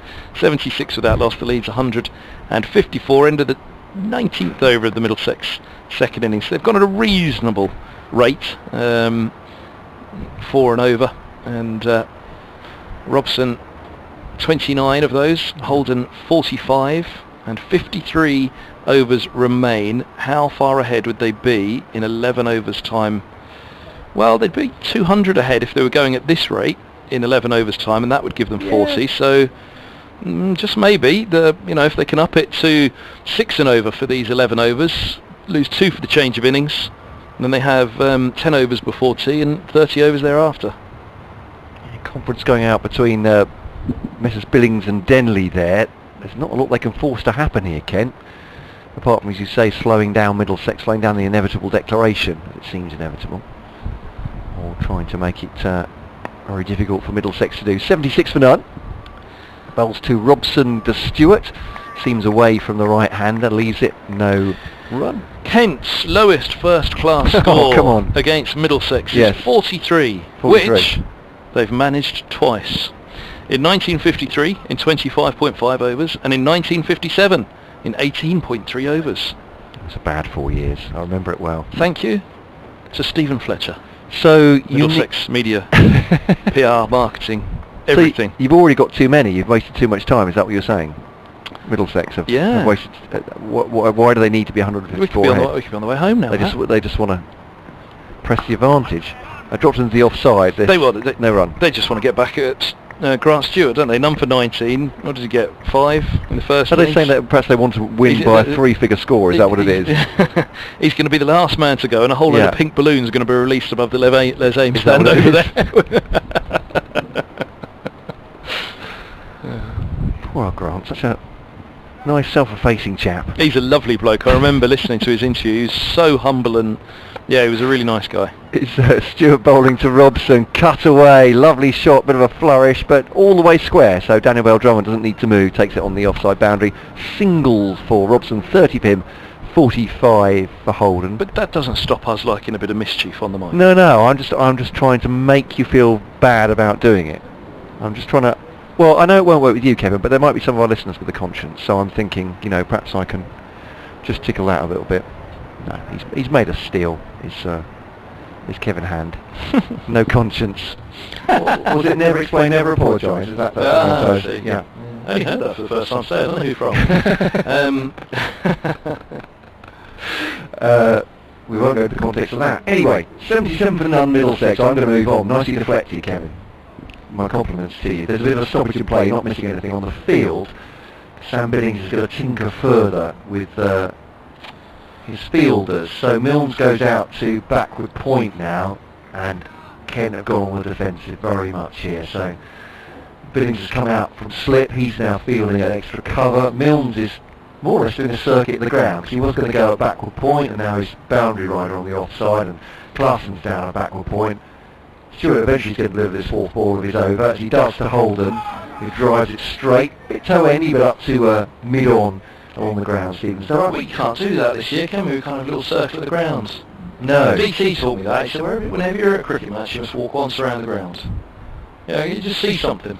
Doesn't taught me much, DC, and to be honest, that wasn't much either. It was basically a hunt for the ice cream van, but I thought I actually took something from that. Well, it's a little bit of a moment of calm as well, isn't it, during your day? A mindfulness. Hooked away this one, a short ball from Holden, and spilled by O'Riordan, who's now at long leg, but not for long. He recovers himself, and they just get a single. 46 for Holden, 30 for Robson. Always calm, man, always calm.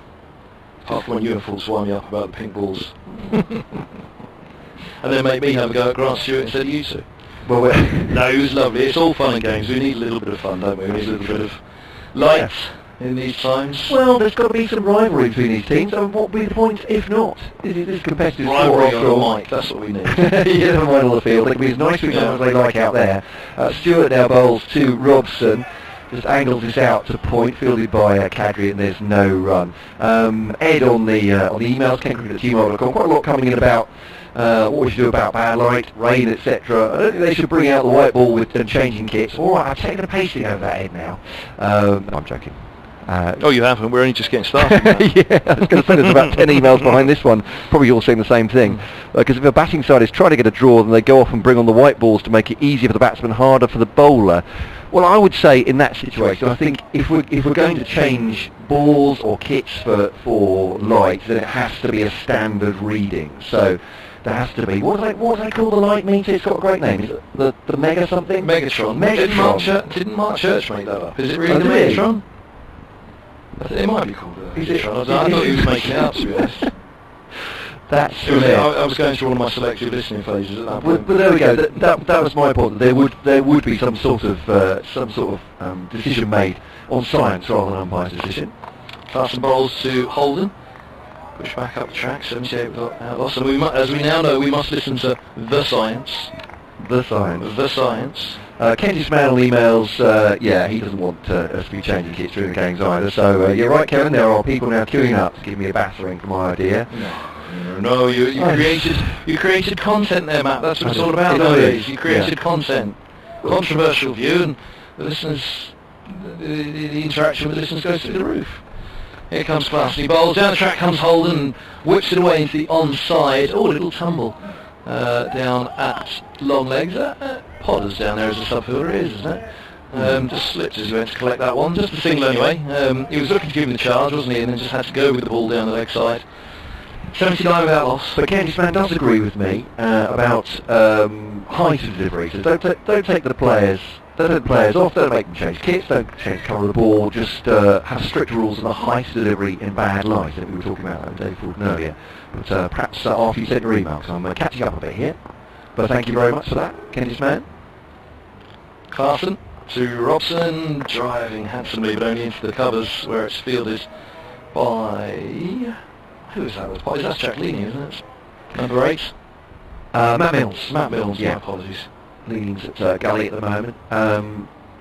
David's saying he thinks the bigger threat is not the bad light, but his worry is about the regionalisation of the county championship and maybe ECB adopting this format for next year, 14 games to 10, and basically when that will be played during the season. I heard you talking about that on the first day. Is that right? About the regionalisation. I was out with my shears trying to tame the garden, listening to you and Ben Watts talking about that, Kevin, about the 6-team groups and what that might mean for cricket. Is there a serious danger, do you think, of the ECB doing that? Sorry, I shouldn't say danger. Main impartial. Is there a serious chance of them adopting this format, the Bob Willis Trophy format, for next year? Well, even if a full fixture list could be available, as it was. Well, I worried at first when it was introduced, but then it's been put to me in a different way. It's Clarkson. Midway through the 6th over, he bowls, and that's off the pads of Robson. Big appeal, not out, says the umpire, going down perhaps. Left arm over to the right-handed Robson, trying to work it through mid-wicket. The way that it was put to me was, right, stick to the same conference system that they have, so 10 games in your conferences, and then it goes through to playoffs.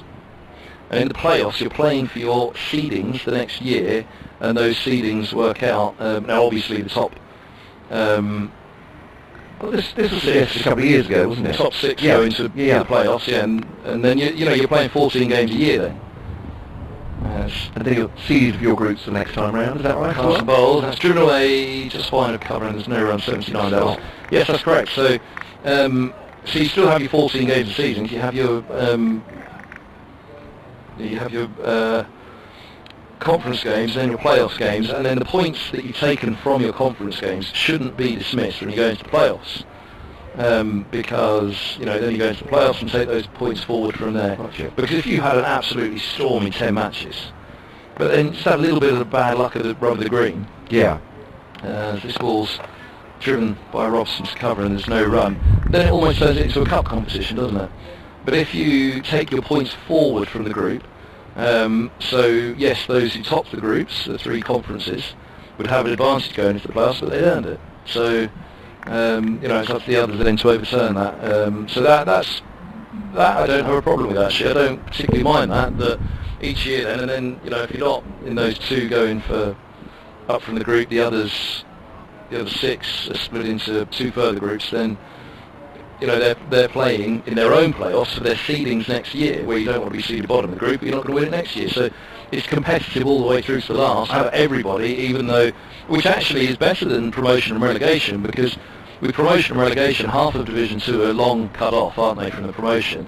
And sometimes as well, of course, it seems storms to the title in Division 1, or indeed in Division 2, and likewise one is cut adrift in Division 1, and it's actually not as tight as it could be, whereas with that playoff system, for the media as well, that would be quite an interesting end to the season. You've got something on every game at the end of the season. Yeah. Exactly, and then the top, the group table toppers, the group toppers will all have have this playoff themselves for the title that should grab the attention of hopefully of a fair bit of media beyond the fine work that we already do, Matt. Well, thank you so much. But it was mooted before the change to, what is it now? A 10-team top division, or it would have been, wouldn't it, this year, and an 8-team second division. That was certainly mooted, and it means also that the conferences get mixed up, don't they? So you play different teams. You probably would play different teams every year. Stevens bowls to Holden and pushing the onside no run. Not for a tip, says. Sounds like Kevin Hand, BBC, has defected to the Gutber County Championship group. 14 matches, the lowest number of games in history. I am all for upping the number of games back to 16. I think 14's too low. So when you asked what did I feel about this, you could not have anything less than 14. This is the absolute minimum.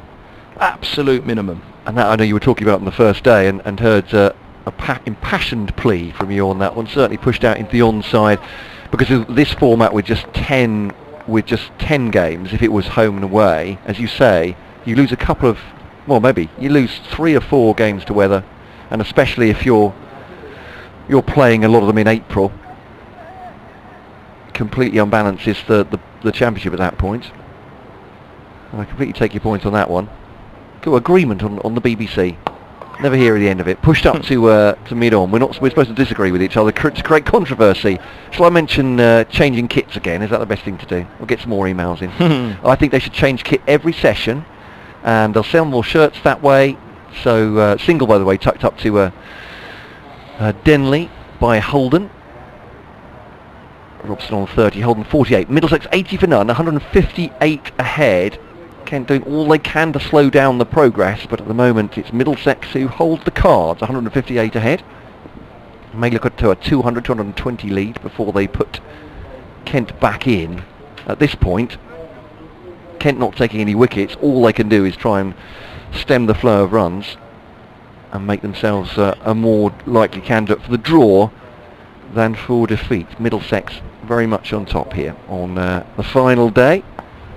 Mostly ruined by the weather, unfortunately, but a good contest otherwise. Very wide, that one. Leaning forward, it's Robson, and just can't get the bat to that one through the wicketkeeper, and there's no run. Update coming with our radio listeners very shortly.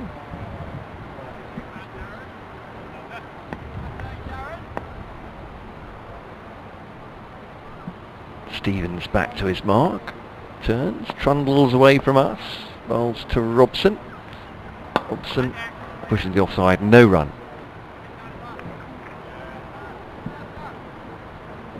And Middlesex favourites now look like the only team that could win this one, certainly. They're 80 for none, 158 ahead. Holden has 48, Robson 30. Earlier, Kent bowled out for 191, 89 for Joe Denley, 11 short of his century on his return from England duty. Miguel Cummins with 5 for 62, his best figures for Middlesex. Middlesex batting on this afternoon, the final day, probably looking for a lead around about 200, 220, to then put Kent in for a nervous 30 overs or so at the end of the day to defend for a draw and hope Middlesex don't take the victory. So Middlesex 80 for none, 158 ahead. Commentary continuing via our website and the BBC Sport app. Right now the weather with Elizabeth. End of the over, another dot ball to finish it, 80 for none, 48 for Holden, 30 for Robinson there. Trevon is still keeping up the score. Monsieur Denley and Billings, I think we scored that. I think it's a draw between us for the French today. I think it's 2-2 for French references, apparently, Trayvon's saying. Wet cricket pitches, Ed saying, I think he's a Middlesex supporter on kentcricket@gmail.com. I played a club cricket game yesterday, the pitch was really bad and wet, also very slippy for people with no spikes. He said, I took my guard when I got back on strike, my guard all messed up. 'Cause Andrew was one of our emailers earlier asking about perhaps playing in the rain. Why can't we do that? Well, I think an illustration there from Ed. Clarkson's left arm over, he bowls to Holden, gets big on him, he punches it to point, there's no run. I'm going to slip away, and David Fulton's going to add some much needed sense. You need to go and have a much needed lie down, I think. You've worked hard today. The doctor, I've taken a lot of abuse as well. Only from Gavin Hand, I have to say. Well, you will poke and prod as he did. 80 without loss. The pink balloons are being prepared over the Les Ames stand as we speak. Here's Clarkson. Bowls, and Holden punches in front of point for a single. 81 without loss. The lead is 159, and there are 49.4 overs remaining. Holden 49, Robson 30. They will pull out at some point. Fultz, Yes. at what point do you think that will be? Well, I think they would push for around about 250 and 30, which So I think is going some, but I think is doable. So basically they'll back Kent out of it, and then... Yeah, look, I think you start from a point like that and you go, where do we think we're safe? 250 and 30, 8 plus and over, Kent aren't going to chase that. And then you work backwards and you decide how much of a carrot you want to dangle. Clarkson bowls, and that's driven to mid-off, and there's no run. I was trying to estimate, could they give themselves 40 overs, which would be 10 before tea? Yeah.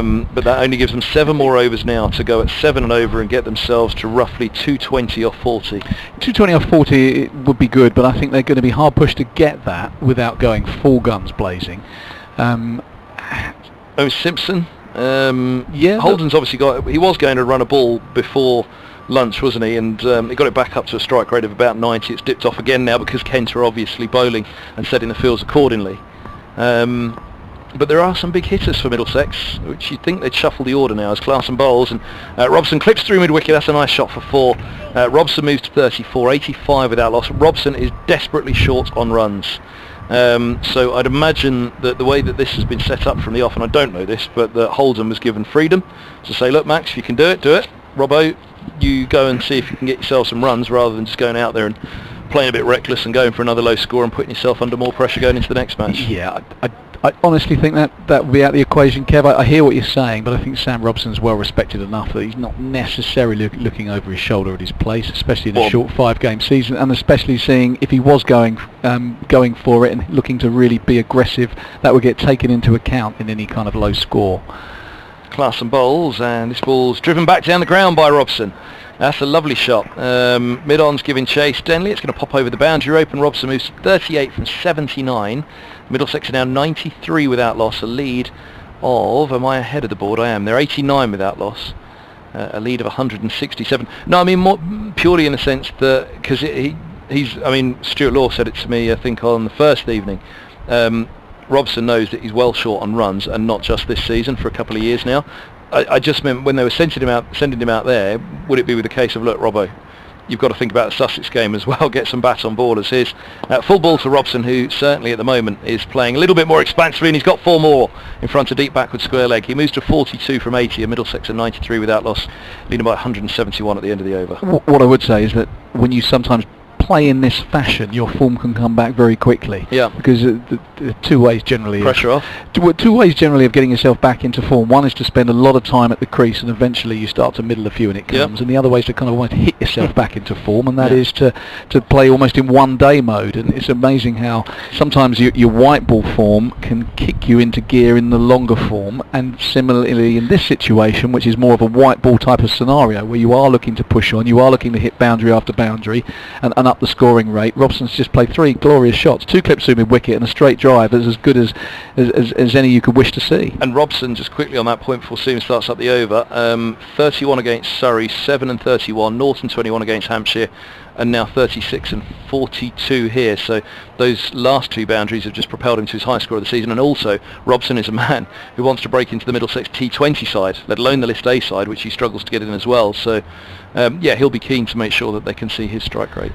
Yeah, Darren Stevens starts a new over. He's just gone for 10 runs off his 6 overs, so he is miserly and doesn't concede a run there as Holden turns it to mid-on. And this is a period now where Middlesex will really look to accelerate because they're set these 2. It's like, right, okay, let's get on. And they're 171 for none, effectively, yeah. with 48 0.5 overs left. So if they harbour any hopes of winning this game, then these next 10 overs or so, I would suggest, could be a lot of fun. As Stevens comes in again to Holden, crouching over his bat, that's full and wide, and he lashes at it through the offside, picks out the man on the deep cover fence, and it is just the single. He's going for the wide. That is Max Holden's 50. 60 balls, 6 boundaries in it. He's played quite beautifully. He has been the aggressor in this partnership. And he's given Middlesex a sniff. Probably nothing more than that at the moment. But at 94 without loss. Middlesex were bowling earlier today. The ball was zipping around all over the place. Well, Kent at the moment struggling to find the same movement. Stevens into Robson. Lets it go outside off stump. Another neat take by Ollie Robinson. He's up to the stumps. Oh, it was like a pink ball this morning, wasn't it, folks? You've got to let it go, Kev. Got to let it go. Holden scores this year 48 and 43 at the Oval. Batted really slowly for the 48, really well in that first innings. 43 went at a quicker lick as Middlesex had taken control of the game. 36 and 26 against Hampshire. Stevens is in and Robson just plays it defensively back down the pitch to the 44-year-old all-rounder. And two in the first innings here.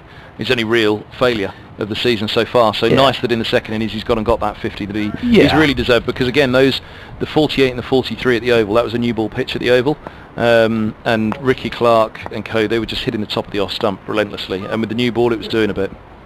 Stevens is in again to Robson, who is on 42, nudges into the offside. He's going to get another single out to Daniel Bell Drummond at deep point. Just tell me Robson's scores again this season, Jim? 7 and 31. Yeah. Norton 21, and then 36, and now 43 here. So 43 is top score. Yeah, I mean he's they're not Norton 5, Norton 7, but no. As someone that once went, I think I said this to you the other day, the whole of April and May not getting to 10. Yeah, that's what I call a rough trot. You know, it's been tricky. It's early season, albeit August. And but like if you compare Max Holden, you know, there's not a huge numerical difference, nothing that one big innings couldn't fix from Sam Robson's perspective. He's in again, Stevens. Holden turns to mid-wicket. There's no run. I hear what you're saying about, you know, over the course of previous years. Yeah, look, I hear you, but I don't think that would... I thought they were off then for a declaration, but it is a sanitizer break. I thought, cool, that's punchy. That is Stuart Laurie's 173 off 48. Yeah. That's my kind of declaration. But no, it's not a declaration. It is they're just doing their regular 6-over hand sanitizer break. They must have an eye on events in the Sussex Essex match, where Essex have made a strong start. They're 23 without loss, requiring 173 more to beat Sussex, and if they go 3 from 3, you've got to win here, otherwise they're just going to get away from you. And I was looking earlier at the other groups with Somerset getting away, potentially Yorkshire getting away. I wasn't too worried about the Essex, because obviously you've still got to play Essex, haven't you? So you could reel them in, but you can't afford to let them get 30-40 points ahead of you. So because then you go to Essex and pressure's on you, not them, and that makes the job doubly as hard. With Max Holden, that 50, just looking back to see his last score through September last year, he was short on runs, 5 and 9, 5 and 0, 19.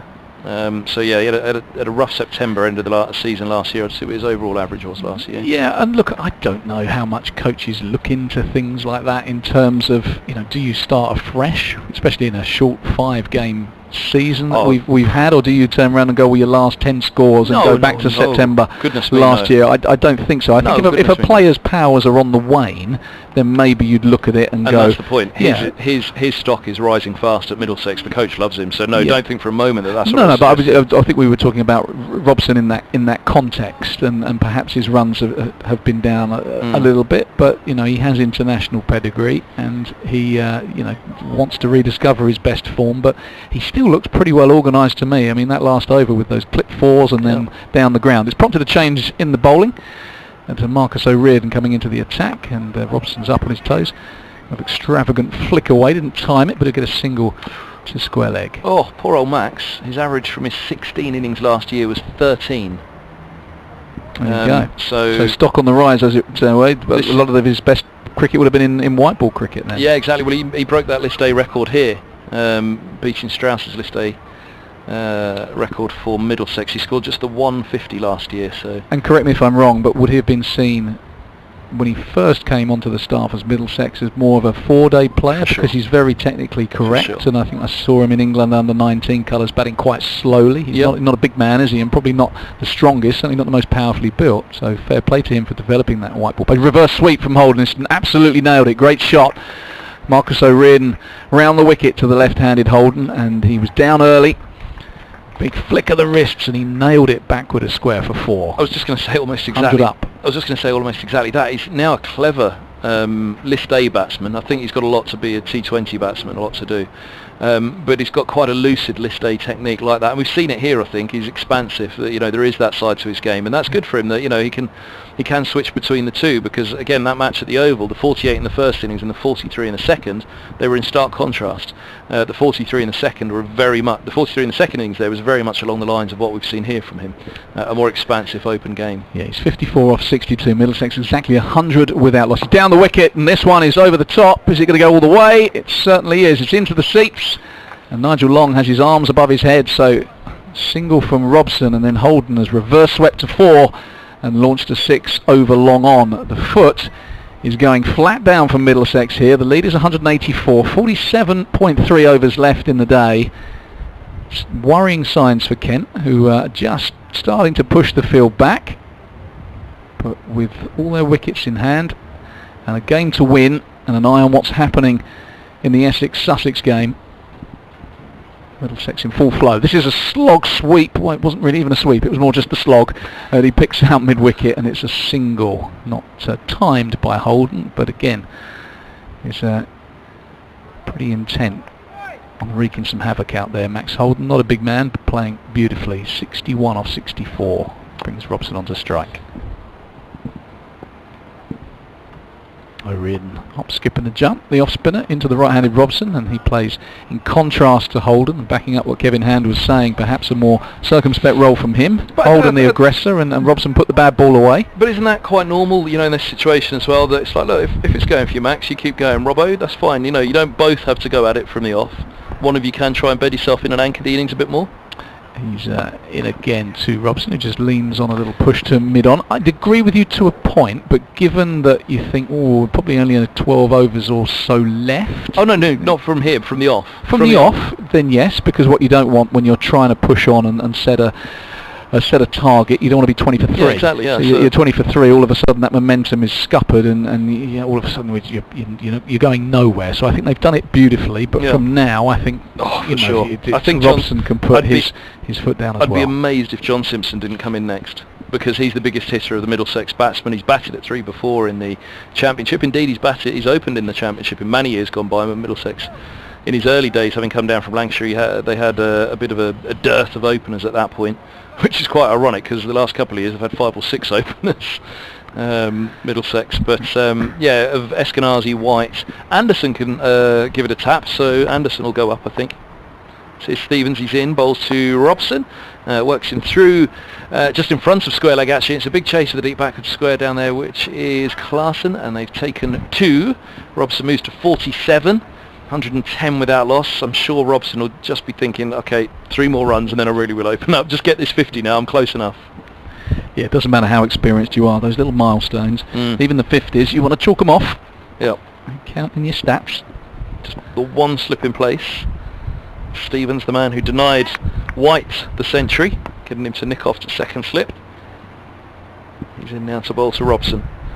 And forward he goes, defending. Very cautiously with that, really dabbing the bat down on it, killing it into the offside, looking to be all over the top of it. We can't really see who's in next, because the Middlesex team, for those of you who know the St Lawrence ground, they are perched up in the hospitality boxes in the Les Ames stand, which is about 200 yards away from where we are. It's not the usual place, obviously, in this pandemic, in this COVID age. Robson away, Stevens bowls, and this is chopped away down to third man, just a single, it's straight to the fielder. He's on to 48, 111 without loss, lead is 189. Eskenazi's a fine List A cricketer, and actually that's where he scored his runs the last couple of years, because he's been short on first class runs. But he's got some really good List A figures, so there'd be no harm whatsoever in Eskenazi coming in next, but I would imagine that Simpson, Eskenazi, Anderson, in whatever order it is, they'll be the next three. Yeah, and there's possibly an argument for the left-right combination, albeit that might slow things down, but it can mess with the bowler's line. Fairly central, it's slightly towards the top end here, but there is definitely a shorter boundary at the top end of the ground, so it might be advantageous to have a left-right combo in. So if Holden was to get out, imagine Simpson would come in. Stewart's trap dropped back at long off, but this is onto the hips of Holden, who tickles a single down to final leg. They think about two. It's just the 112 without loss. Holden on 62. 2 to come of the over. Robson on strike on 48. Does the fact that they are 0 down play on Middlesex's mind here? The fact that, hold on a minute, we're setting them how many off how many, and we've, with a little bit of risk, not conceded a wicket. Possibly, but you know what? Are you worried if you give it a go and you lose a cracking game of cricket? Stevens is in, bowls, and this ball's worked off his pads down to long leg off a very straight line. You'll hear from the reaction behind the stumps from Robson. He's on to 49, 113 without loss. I think what you have to do in this situation, you're playing. Are we playing against Kent? It's not a 2-horse race, this Bob Willis Trophy South Group, or are we trying to catch Essex? I think that's the way you've got to look at it, the way I'd look at it as captain. Because if you draw this game, then yes, you keep Kent down, but Essex run away with things, and you've got to top your group. So you've got to twist. You can't stick. Holden's got a leading edge. It's just short of cover. He was just looking to work it into the onside, closing that bat face, and the leading edge ballooned up, but short of Milnes. End of the over. 26 bowled, 113 without loss. Holden 62. Robson has strike on 49. And if you lose this game, as opposed to draw it, so obviously Middlesex could just keep batting and the game will be a draw and you get 5 points for a draw. Yeah. If you play the win and you win, you get your 16. If you lose, you've lost your 5 points you would have got for a draw. And forgive me if I'm wrong, but is it 8 for a draw in the Bob Willis Trophy this year? Is it changed? Let me just check. Surely. Why would they do that? Why would they make it 8? You could be right. Guess I should know, but one of us is wrong, so apologies if it's me. No, you could well be right, Kev. I haven't seen that rule. There've been all kinds of different rules about 90 overs in a day, and 120 is a exactly. There's been a raft. If that one's passed me by, then I apologise to our listeners. The draw is 8 points. Is it 8 points? You see, in a way, that's a shame because I know what you're saying. Yeah, it's going to de-incentivise us. Reardon starts again. The incentive should always be to play winning attacking cricket. I did think that in a 5-game group like this, if weather's a problem as well, then all of a sudden you really need to incentivise things, don't you? I think so. Reardon into Robson, who's turning onto the leg side, but mid-wicket is quickly round. And that's why I knew it, because that's why I thought I was correct, because I was surprised when I heard it the first time. Yeah, well, that's news to me, and maybe to some of you as well, although I'm sure as Reardon bowls again and Robson hits to mid-on, most of you listeners would know the rules. I should do. Does that mean your 5 a.m. calculations this morning are all out the window? Absolute nonsense. Yeah, my waking up early and so you got a bit of work to do, see, then. I've got to rejig as Reardon bowls, and it's a decent delivery, quicker, flatter, and Robson watchful, perhaps a little worried about this half century. He's 49 off 94. On that note, Essex are 38 without loss now, 158 to win, Cook 25, Brown 13, and that's a worry for the South group. Yeah, running away with it. Essex at the moment on the back foot. Robson, but he picks out square leg. Won't want to see too many maidens, and he will know that. He will start to feel the pressure. And Sam Billings giving him an option here because long on is going back, which gives him the push down the ground for the 1 and the 50. Surrey 10 for 1, trailing by 116 in their second innings. Reardon in. Robson does shuffle down the wicket and push to mid-on. Billings giving him that option, and I don't think the Kent captain will mind because it means Robson keeps the strike and it keeps the dangerous Holden off strike. He raises his bat. Round of applause from his teammates, and perhaps now we'll see Sam Robson in full flow. Now he's scored his first half century of the season. Yeah, 96 balls. He's done it okay, hasn't he? What do you make of what was said about Robson, that he's got that his major weakness is his judgment of the off stump? Now the corridor of uncertainty is there for every single batsman, no matter where you bat in the lineup. But Robson, the point was made even before he made his Test debut. Stevens comes in, bowls to Robson, who defends to points. There's no run. Simon Hughes this is credit to him, so I'm not betraying anything, because he came to Lords, watched him ahead of the first test and said, this boy's got a major problem on the off stump. Then he went and played a test cricket and everybody said, this boy's got a major problem on the off stump. Is it a little unfair? Well, did it then put something into his head? 'Cause his record up to that point and his record for England wasn't actually that bad. And his record up to that point in first-class cricket was good, as Stevens is in, bowls, and this is eased for a single in between points and cover, and Robson is on to 51. And when he was dropped, it shook him up massively. It punched him in the gut, I think, as we discussed on day one, and he lost a year, basically. The next year, he was a shell of himself out in the middle. Yeah, and look, whilst I feel sorry for people being dropped, it's part and parcel of professional sport, and without being harsh on Sam Robson, you have to find a way of coming back and coming through it, and he wasn't the first, he won't be the last. But is it unfair to say that he's got a problem on a stump? I was coming on to that point, which is, as an opening batsman, and I will get around to answering your point, you can take this next Darren Stevens delivery first. He's in, bowls, and this ball's played off the back foot into the onside by Robson. There's no run. You're listening to Newsnight here on... What I was going to say was that it's certainly not something, particularly as an opening batsman, you want to have thrown at you, because you like to pride yourself as an opening batter that you're a good judge of length, but good judge of line, and knowing where your off stump is crucial against the moving ball, and particularly against the new ball. So it's not something that you would welcome, that kind of attention and scrutiny and being labelled as not knowing where your off stump is. Was it harsh? Well, he lost his off stump a couple of times, didn't he? Stevens bowls to Holden, defends into the onside, no run.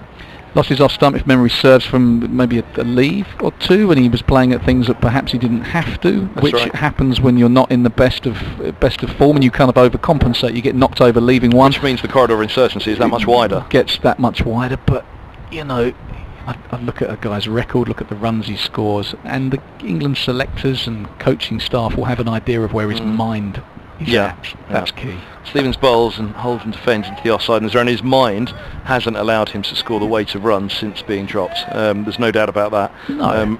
And the mind is ultimately what differentiates the great players from the good players. Alistair Cook has had his technical deficiencies over the years, but you know, he won't care about what people are saying about his technique, or at least on the surface he doesn't appear to. And he's bloody minded enough and experienced enough to put it to one side. Perhaps it affected Sam a bit much. I mean, he had one incredible season before the last Aussie tour, and who was it they took? There was a throw up between him and Jennings and Hamid, as this ball's an attempted chop from Holden down to third man. It beats him though through to the keeper. It's the end of the over. 115 without loss. Robson 51, Holden 62, and I said for all the world they need to take Robson. They got us on TMS actually. I think they got Scott Reed of Lancashire, myself, to represent Robson, and Durham's Martin Emerson, or BBC Newcastle's Martin Emerson, to talk about Jennings. And I just said, look, this guy is back to where he was. He's batting well. You're going to Australia where he grew up, so he's good off the back foot. And that, I think, perhaps in terms of that off-stump judgment, he's brilliant on the back foot, Sam Robson, because that's how he grew up playing cricket. And that perhaps in his time in England, he maybe hasn't mastered the off-stump judgment on the front foot just as well. Yeah, I'm trying to think who did go on that tour, because I don't remember Hamid going to Australia. It was Jennings, wasn't it? Did Jennings go to Australia? O'Riordan starts a new over. He's bowling to Sam Robson, who we're discussing here. I can't remember. Or did they ignore all three of us and went with somebody else? I'm trying to think whether Stoneman, was he on that? Maybe he was on to talk about Stoneman. I think it might have been Stoneman. So Robson down the pitch, and O'Riordan bowling nicely here. Been a couple of quiet overs when you think that Middlesex will be looking to push on. Do you know, I could have got it slightly wrong, that he was on to talk about Stoneman. In fact, Scott Reed at Lancashire was on to talk about Jennings by that point. Okay, yeah, because Jennings would have made the move. And another good delivery from O'Riordan, who's bowling a tight line to a predominantly leg side field, and Robson yet to get it away. The point being, he did have an absolute gem of a season, and that September ended up being washed out, and it felt like if Robson got a couple more centuries in that September. He's in O'Riordan this time. He does pierce the field. He's only going to get the single down to Daniel Bell-Drummond. That's a deep square. Robson on to 52, and I think that Mark Stoneman got 100 in a final. I think against Notts. Did Hales get 100 and he got 100, Stoneman, I think, for Surrey? That might have been later. When did Stoneman? Yeah, it could have been. But anyway, Robson didn't go. But my point was, I think he would have done well if he'd have gone. He was in a really good place that summer. Okay. And last time, I'll tell you his average last year, because it was something we were discussing. I didn't give you the figure. O'Riordan in, Holden down the wicket, ugly swipe. He was looking to go over the offside and got an inside edge to deep mid-wicket. Gets a single, another tidy over this for Marcus O'Riordan. Milan would have gone on the last Ashes. He would have, trip. yeah. Milan would have gone. He could have covered a few. He could have covered a few of them off. Oh, they should have all gone. O'Riordan to Robson, outside off stump. Sweet looking drive. He's timed this, but it's good bit of work on the fence from Freddie Klassen, who misjudged it. It was hit sweetly by Robson. He was running to his right, Klassen, and then had to dive back like it had a bit of right hand side on it, and they just get the single. 118 without loss, and that lead approaching 200. 196 now. We've got to do a swap. Thank you, Matt. Robson's average was 37.3 last season with 2 centuries and 4 50s, but it just wasn't those heights that it needs to be to force his way back in. He's got to be averaging 45 over a couple of years, really, I think, to have any chance. He says he hasn't given up hope, so we shall see. Anyway, Dave Fulton will stay with you after a few words from Matt Cole. He'll be back on. Thank you very much, Kevin. Yes, indeed, and Middlesex advancing towards some sort of declaration at some sort of point. We can let the experts sort that out. Well, David Fulton, frankly. He'll call it. Darren Stevens from this pavilion end. Am I in the way? Am I okay if I don't move? Behind the bowler's arm yesterday, interrupting Joe Denley during his innings. He's forgiven me since. Is Stevens now bowling to Robson, pushes it out to the offside, and there is no run. Where am I in jeopardy here then, Kevin Hand? Because yesterday I was called, wasn't I, for being behind the bowler's arm. Was it here? Behind a Was window. it just because I was moving? Because I was moving in the background. Yeah, I know. Did you have some sort of Larry shirt on, Matt, or how did he see you through glass from 125 yards away? For the last time I wear that Hawaiian shirt with the lights on it. Stevens bowling to Robson then. Keeper up to the stumps. It's gone through Hamid Kadri there. A bit scrappy from the point fielder, and they'll take a comfortable single in the end. Robson 53, Holden 63, 108.19 for none now, Middlesex. 197 ahead. When do they pull the plug on this, do you think? Well, the first thing I'd say is that Kent have done well in the last 3 or 4 overs because things were getting away from them and they've pulled it back, and slightly frustrated I'd be if I was Stuart Law, because these two have laid a really good platform. What you don't want them to do is lose momentum, which is what's been happening in the last few overs. So Stevens bowls to Holden, push back up the track, full length delivery, and it's Stewart that fields. They'll take one more. 120 for none. Stat Dan on Twitter, it's at Kevin Hand BBC, says he makes this the first century partnership with the first wicket for Middlesex since April 2017, when Robson and Gubbins made 2 in the same game. Thanks, Kev. Indeed. Well, thanks, Stat Dan, I should say. Your input there. Of course, no Gubbins this game. Long time ago that we announced that he was, due to protocols and things, were not able to take part. He's obviously been in great touch with Middlesex with a big 100 early in the piece. Yeah, Bob Willis Trophy. He's fine though. We found that out yesterday, didn't we? He's tested positive for COVID-19.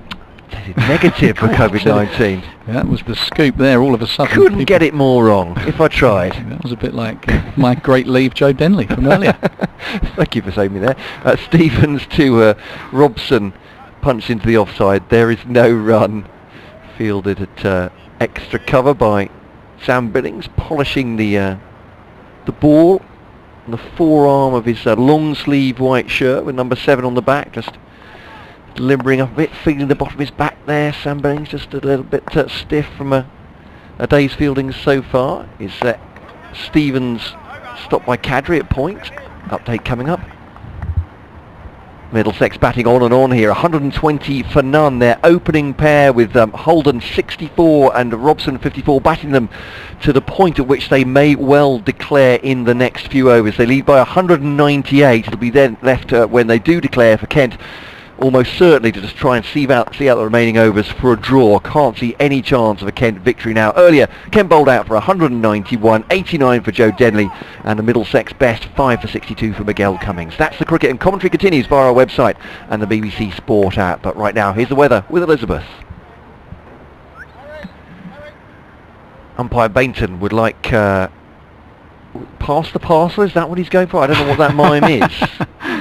See, is it time for the sanitizer I think break? it is. Though, I think that's what he's what was signalling this? for. Just sort of. Well, I don't know what kind of pass the Fingers parcel kind of- you play, Matt, but that was like no signal I've seen before. I thought he's trying Pass to the unwrap parcel. something. I don't know what the. But yes, I think. I've got a bugbear on pass the parcel. It's one of the Have you? things I get on my soapbox about, actually. Really? Yeah.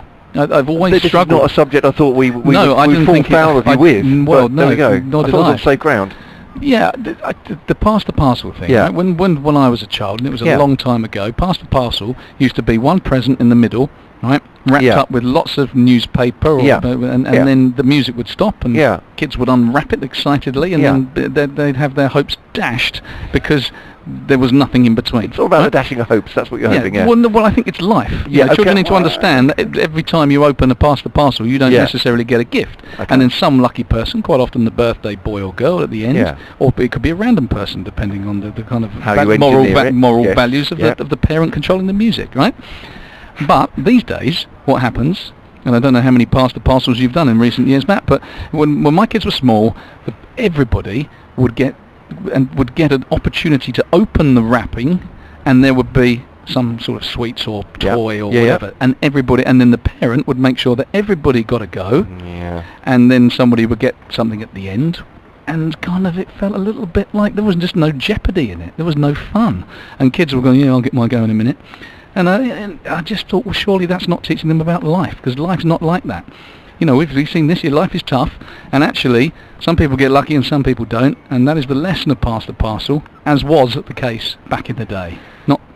Not the way they play it these days. Yeah, and that's why there's so much joy and laughter every day in the Fulton household. the It's kids. a bit of tough love, Matt, that's all. As O'Riordan starts again, looking to give a bit of tough love to Middlesex. Robson on the back foot, punching to mid-on. O'Riordan dives, stops it, no run. I hate to say it, but I'm going to agree with you on that one as well, because I don't remember as a kid when there weren't gifts all the way through. I never thought it was just exciting. I didn't think, oh, I'm not going to get the present. There's no point in doing this. O'Riordan in again. Excitement. That's what we're looking for. Yeah. Excitement, jeopardy. Will I get something? Will I not get something? You know, you didn't leave the party, if memory serves, completely broken and in need of counselling if you didn't get the pass the parcel present. It was an attitude of better luck next time, because we were resilient as youngsters. These days, you know, well, I've got a little Tommy hasn't had his sweets, so we better stop the music so he gets his. Just nonsense. Hopefully people will be tweeting in, and I've hit a nerve with Well. some. Who knows? He's in again, O'Riordan, bowling to Max Holden, who tried to hit on the offside, and not for the first time. Bit of a thick inside edge. This one rolls out to long on. So yeah, do tweet us if you're listening. Let's have your views on Pass the Parcel, any other children's game. You know, it could be Sleeping Lions or some sort of statues game, which I remember. But anyway, you know, things have changed a little bit. O'Riordan bowls this time to Robson, who defends watchfully, doesn't have the aura, Sam Robson, of a man whose team is about to declare any time soon. He is still circumspect. He's 56, Holden is 65. O'Riordan bowls, and diving stop to his left. Kent have had a few good overs here, keeping the run rate down, delaying any declaration. 41.1 overs remain. Lose a couple for the change around, so they might have to bat 30 or so overs here, Kent, but shouldn't alarm them too much. The pitch is good. O'Riordan short this time. Robson dabs, but short third man fields. It's Grant Stewart, and another dot ball. Just two from another decent O'Riordan over. He's 4 overs for 19. Darren Stevens doing a great job for his team yet again. 10 overs, 1 maiden, no wicket for 21. 123 without loss. Middlesex, the lead has crept above 200, 201. And over in which we heard the phrase, depending on the moral values of the parent controlling the music. Not something I thought will be coming out of David Fulton's mouth today, but it's a beautifully turned phrase, Well, and sums up a lot of modern society, I would suggest. I think you can tell a lot from a game of Pass the Parcel. If you go to a party, you can think- tell the kind of household that these kids are being brought up in. Stevens to Holden, pushed straight back to the bowler, and there's no run. It was tougher in his day. Well, to finish on the subject of I'm Pass the sorry, Parcel, we're still going. I didn't we're still realise, going because when people would come to my house for Yeah. my kids' parties and we played Pass the Parcel, I took great delight in not putting sweets in every wrapper. Right.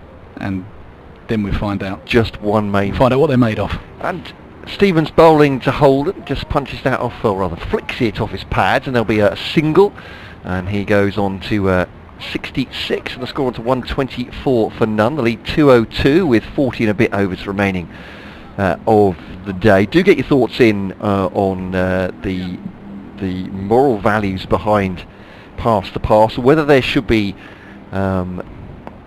treats in every layer or not. Where do you stand on that, the important issue of the day? Stevens bowls to Robson, cuts it out towards point, a single taken. I mean, I would go so far to call it Pass the Parcel gate. Really? You Yeah, go I'd that go far? that It's far. that serious a matter? I think so. Do you think that, would you go so far as to say that the moral standards of a future generation depend on it? I think it's a good... Oh, Kev's just showing me something else. I'm being sidetracked by cricket, Matt. Sorry. Oh, okay, sorry. They have Sorry, lost a we're couple back of with- wickets. George Gartner struck 49 for 2 in that game against Sussex. Sorry, and another Matt has a point about Sam Robson, which we should probably address. It's a little dill scoop there, up through, down to fine leg, as it turns out to be, from Max Holden, who's having a bit of fun with Darren Stevens, who's not having fun this afternoon. I think it's fair to say he has 9 for 24. Holden has 67 and 57 for Robson. Or perhaps it's less of a scoop, bit of a ramp halfway in between. Yeah, tried to get Off down the Joss track. Butler style, he wasn't Yeah. it? He crouched down, tried to flick it over the keeper's head, and then just got it wider than he intended. Stevens then to Robson, straight drive up towards Joe Denny. They'll take a single. He's allowing that one towards the boundary as Denley. 67 for Holden, 58 for Robson, 120 the Robson, 127 for none. I'll get my words out in a second. And this email as well from Matt saying, just listen to Kevin Hand talking about Sam Robson. I think there are two important points to make. He says every team, firstly, has someone they think has been hard done by the England selectors. I give you Exhibit A, Sam Northeast, as the ball is pushed into the offside at the end of this over by Holden, and there is no run. 127 for none, 40 overs remaining, lead 205. Secondly, Test cricket is the highest examination. If Simon Hughes can spot a valid weakness, you can bet your bottom dollar the opposition can. Test analysts have seen it, so it needs to be highlighted and worked on. As David said, surely the best players can take that and adjust their game and their mentality. Hoping this game, he says, is going to be properly set up as a 3 results possible finish. I worry conservatism will win the day and will be locked in for a draw. I think probably Middlesex very much siding with 2 results possible. Either they win or it's a draw at this point. But thanks from Matt in Paris. There we go. Yeah, some good points there. O'Riordan starting again. He was the last bowler to have a boundary struck off him some 7 overs ago. He's bowling to Robson and just plays into the offside. Yeah, the 25th over was the last time we had a boundary. It was that 6 from Holden when he danced down the wicket. Since then, Kent have rather clawed it back, and Middlesex have lost a little bit of momentum. Well, still handily placed. Robson's down the wicket this time. It's a nice looking drive, but he's just going to get the single. He came down, signalling quite a lot of intent, and then was content just to push the ball through the covers. And something a little more vicious looked on the cards. 128 without loss, 206 for lead. We are getting some Pass the Parcel traffic now Good. on the social media. Holden down the pitch. He nails it, but along the floor, picks out long on. Dramatic pause. Jason saying on Twitter at BBC Kent Sport, good to hear Dave auditioning for Grumpy Old Men. Is the announcement coming before the end of days? The end of days play. Sorry, I've misread that. I've gone all apocalyptic there. Like, it wasn't quite that doomy. The end of day's play. Yeah, I was going to say the end of days. End of I day. I didn't think good to hear my Dave Pass the Parcel was going to elicit that kind of response. It was that controversial. I think I've made it into a better tweet there, actually. But it's certainly better. Yeah, I didn't like the tweet. Do go ahead. O'Riordan bowls. Robson's in. This is a nice looking shot. He's gone over extra cover. This could be the first boundary for a while. He didn't get all of it, and the fielders are converging, but it has crept over the rope. Couldn't quite pull it in. Valiant effort. 2 men going for it. I can't see who they are from this distance. It might be Leaning and Klassen. Shall I reread that? Yeah, please do. I'll do a copious BBC apology. Jason says, good to hear Dave auditioning for Grumpy Old Men. Is the announcement coming before the end of the day's play? Hashtag Pass the Parcel. There we go. Is that the announcement of what future government policy on Pass the Parcel? I'm not quite sure. I don't know. Or just you getting on the show, maybe. I've got no idea. I don't understand that tweet, to be honest, Jason, but thank you for your contribution. Sam Robson down the wicket again, pushes it to mid-off. Phil's I yeah. don't feel overly grumpy about it. Right. Matt. You know, I mean, each to their own. If people, I prefer some excitement and jeopardy in my pass to parcel. It's nothing more complicated than that. O'Riordan, Robson. Same combination this time, down to long off for a single, 134 without loss. Just a little bit of injection of pace to this innings required by Middlesex. There are 39, Matt? Yeah, overs 39 to go. yeah. 2 you will lose for the change around, unless of course it comes at tea, which could happen, and that would save the loss of those 2 overs. Although that's going to be another, what, 26 minutes from Yeah, here? it's still quite a long way away, and in 26 minutes that would be 30 overs. I kind of think that's where Middlesex might be looking. You know, they've bossed this game really ever since they've inserted, and 61.5 overs possible on the first 2 days. A lot of time has gone out of this game since halfway through day 2. They've pretty much had the best of it, and they don't really want to throw it away, would be my instinct. Personally, I'd like to see them go a little bit harder, try and get these runs a bit quicker and get Kent in before tea. That would be a dream scenario, but I think they might run out of time. Email from Phil, he's up in the stakes on Pass the Parcel. Fulton Family Fun, exclamation mark. His email is titled, perhaps Dave Fulton could increase the excitement by along with sweets randomly rigging a small electrical charge triggered by the opening of certain layers. That will sort the wheat from the chaff. He's going for a bit of natural selection there. He's going for a bit of Russian roulette type scenario, but with Pass the Parcel. I mean, it takes parties to a whole new level. I like the way our listeners will just up the stakes there. They've just gone a little bit further. Not quite apocalyptic, but certainly. Look, where do you stand on the electrocution of children during party I games? think that's taking it a little too far, Matt. I was just hoping for a little bit of jeopardy and excitement like we did in the old days. I'm not suggesting blowing up kids when you open the wrong Pass the Parcel layer. We want to make that very clear. Yeah. So you're not condoning blowing up I'm not kids? condoning that. No, I mean, okay. don't get me wrong. 1 or 2 over the years I haven't been too fond of, but I'm happy for them to stay alive. It's Daniel Beltram bowling to Sam Robson. Well, I'm sure we're all very reassured by that statement. There's no run off his first ball. So Danny Beltram bowling. I mean, the same could apply to my own kids from time to time. I mean, I think a number of us would be in accord over that one. Not with your kids, but with our own. Yeah. Kevin's, we know, are absolute angels. So that's no fear there. He's not listening, which is probably good. Here's Beltram and then bowling to Robson. Oh, it's edge, but too low. It'll do 1 bounce to Robinson. Talking about jeopardy, not an awful lot, but Danny Beltram has been brought on to bowl. I think if we'd had a full season, we would have seen more of Beltram's bowling, in fact, because he bowled a bit last season. Jacks is out for Surrey, out LBW. Surrey 15 for 3 now. No one likes to see that, Matt, do they? No, I mean, I said it as if with relish. I was just excited.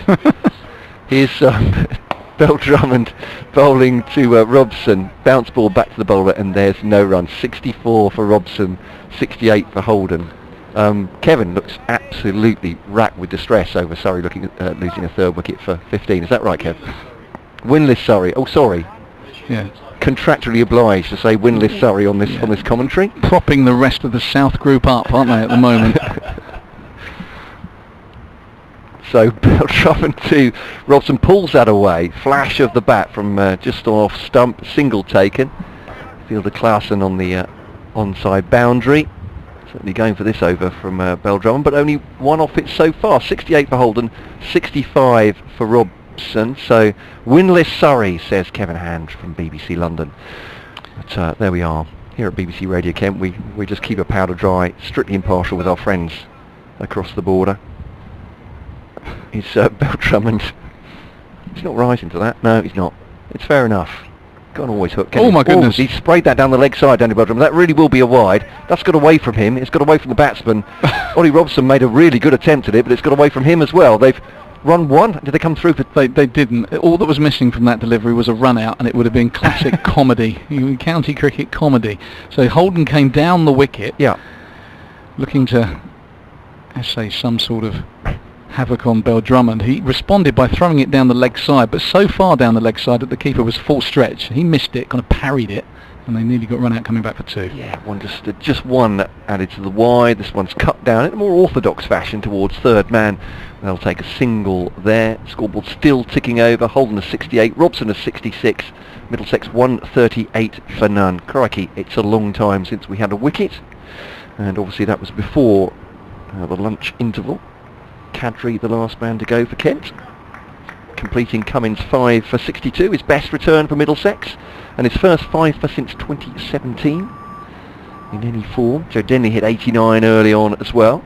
Daniel Bell-Drummond probably hoped he wouldn't be bowling at this point in the nicest possible way, but is now to hold on the left-hander. Keeper standing up, goes for a huge pull, ends up bottom edging it, scuffing it along the ground towards mid-wicket, and Sam Bennings no run. And that's the end of Daniel Bell-Drummond's over, which somehow he's only conceded 4 off that. Yeah, tidy one. And I take your point about Daniel Bell-Drummond and wanting to see perhaps a little bit more of him. He's part-time, absolutely, but he's looks like he gets a bit of bounce. Bit of away swing from the right-hander, using the slope to good effect, and just going for 4 at this stage of proceedings is a pretty decent effort from someone who is part-time. He's now going to shuffle out to the deep square leg boundary. It's going to be O'Riordan to continue for the Nackington Road end. He's done a decent job as well. Sam Robson in the last over was down the wicket and up and over extra cover. Had just the 1 boundary in 9 overs now. So Sub-fielder coming on. can you see who it is? Could this... Podmore. I don't think it's Podmore. I'm wondering if this Similarly built. Yeah, I'm wondering if this could be Gilchrist, perhaps. Could be. O'Riordan bowling to Robson, who just pushes to mid-on for a single, and this is where the left-right hand combination can work quite well, because it brings Holden on to strike, and the boundary to the hospital side of the ground, so up the slope here at Canterbury, is the shorter of the 2 boundaries. Not by much, in truth, but it is shorter. And 3 men back on that leg side fence now as O'Riordan is round the wicket to Holden. Holden down, going into out, and he just nails it wide of extra cover. He's going to get another boundary. His first for a while. It's going to take him to 72 from 80. He's been the aggressor out there. He's been looking to play that shot for a while, but he keeps inside edging it onto the leg side, but that one was out of the screws. Straight of extra cover. And it is now 143 without loss, the lead 221. Just a bit of a tease, we've got more Pass the Parcel social media coming up at the end of this over. O'Riordan to Holden, down, this is up in the air, should be out. Let's see who's under it. It's gone up many a mile. It was Joe Denley and it was a fine catch, and that is the end of Holden. O'Riordan strikes. That was like a 56-degree lob wedge for those of you who know your golf, that he's properly swung hard at. It's gone straight up in the air.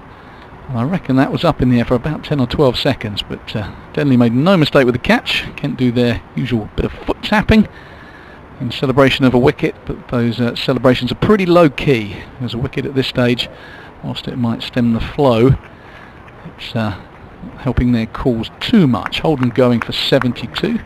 Well played to him. Just the 81 balls, 8 fours, 1 6. And interesting to see who's coming in now for Middlesex, because it will show us something of their intent. Scoreboard yet to register. And because the batsmen wander in from the Les Ames stand, they're about 150 yards away. It's difficult to see. Kev's gone AWOL, so we will find out in due course. I think it might be Stevie Eskenazi, just by the look of him and the gait as he walks to the crease. But, whoever is operating the scoreboard is also not quite sure. Similarly puzzled.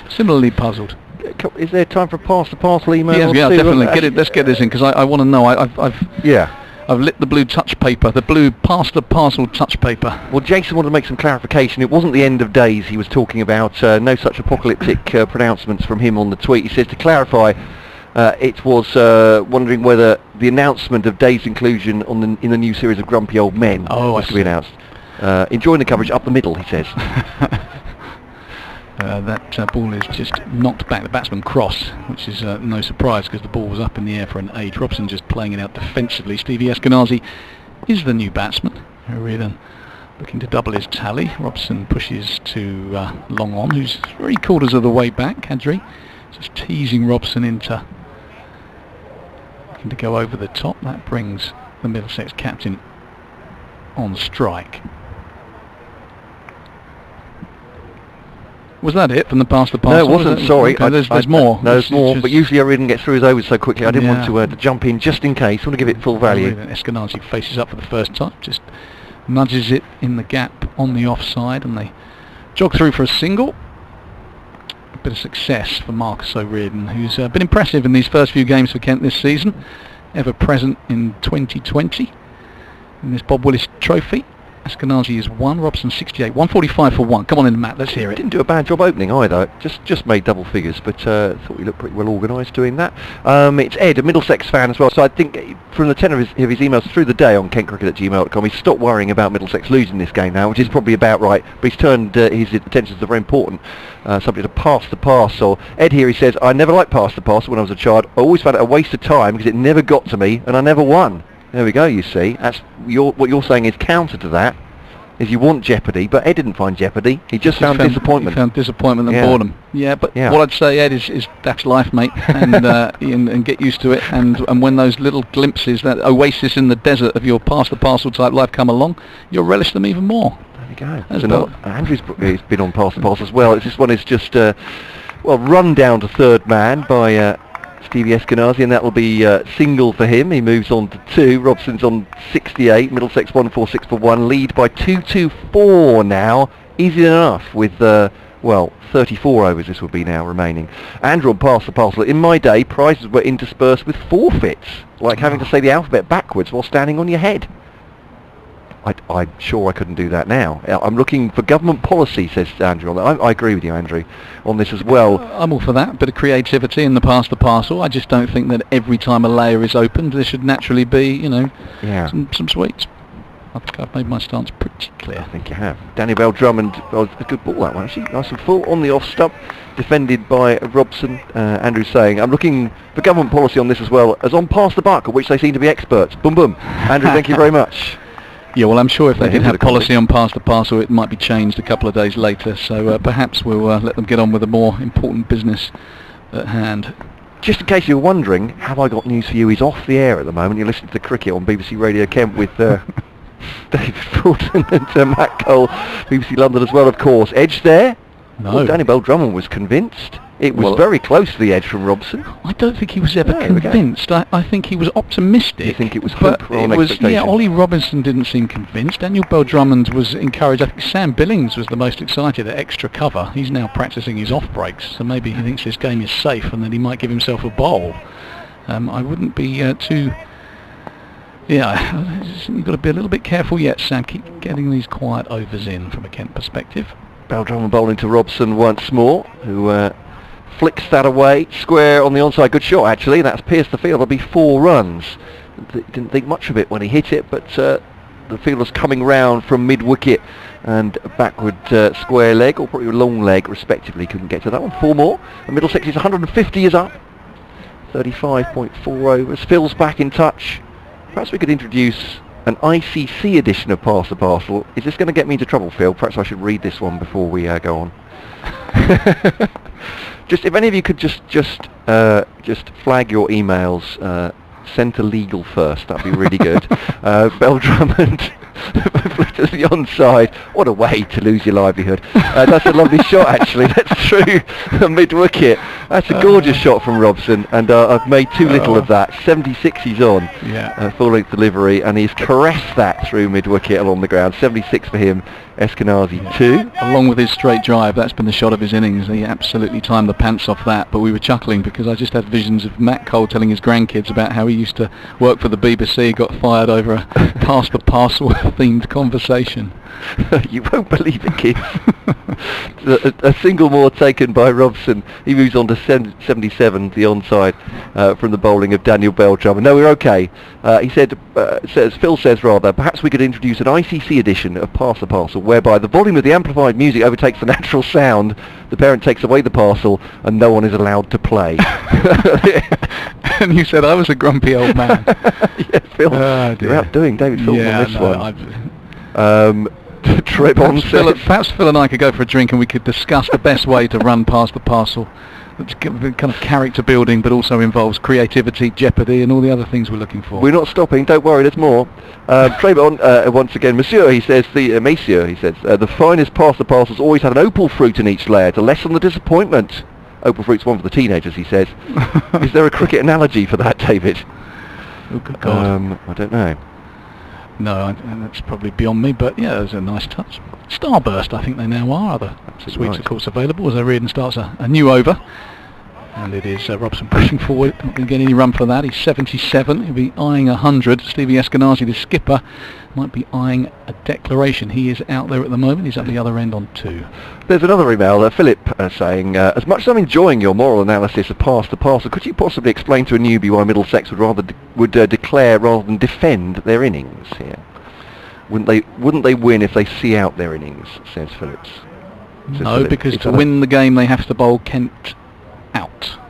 And that's the nutshell, the essence of 4-day cricket. So for those who aren't too au fait with the longer form of the game, you've got to most often take 20 wickets, but for Middlesex to win this game they have to take 10 Kent wickets, and there are only 35.4 overs left. So it's going to be a tall order as O'Riordan bowls to Eskenazi, who tries to drive through the offside, turns a bit, inside edge to mid-wicket. So yeah, the bottom line is Middlesex have to pull out to take these 10 Kent wickets, and they will be nervous if they do that now, perhaps losing the game, but they do have 234 runs to play with.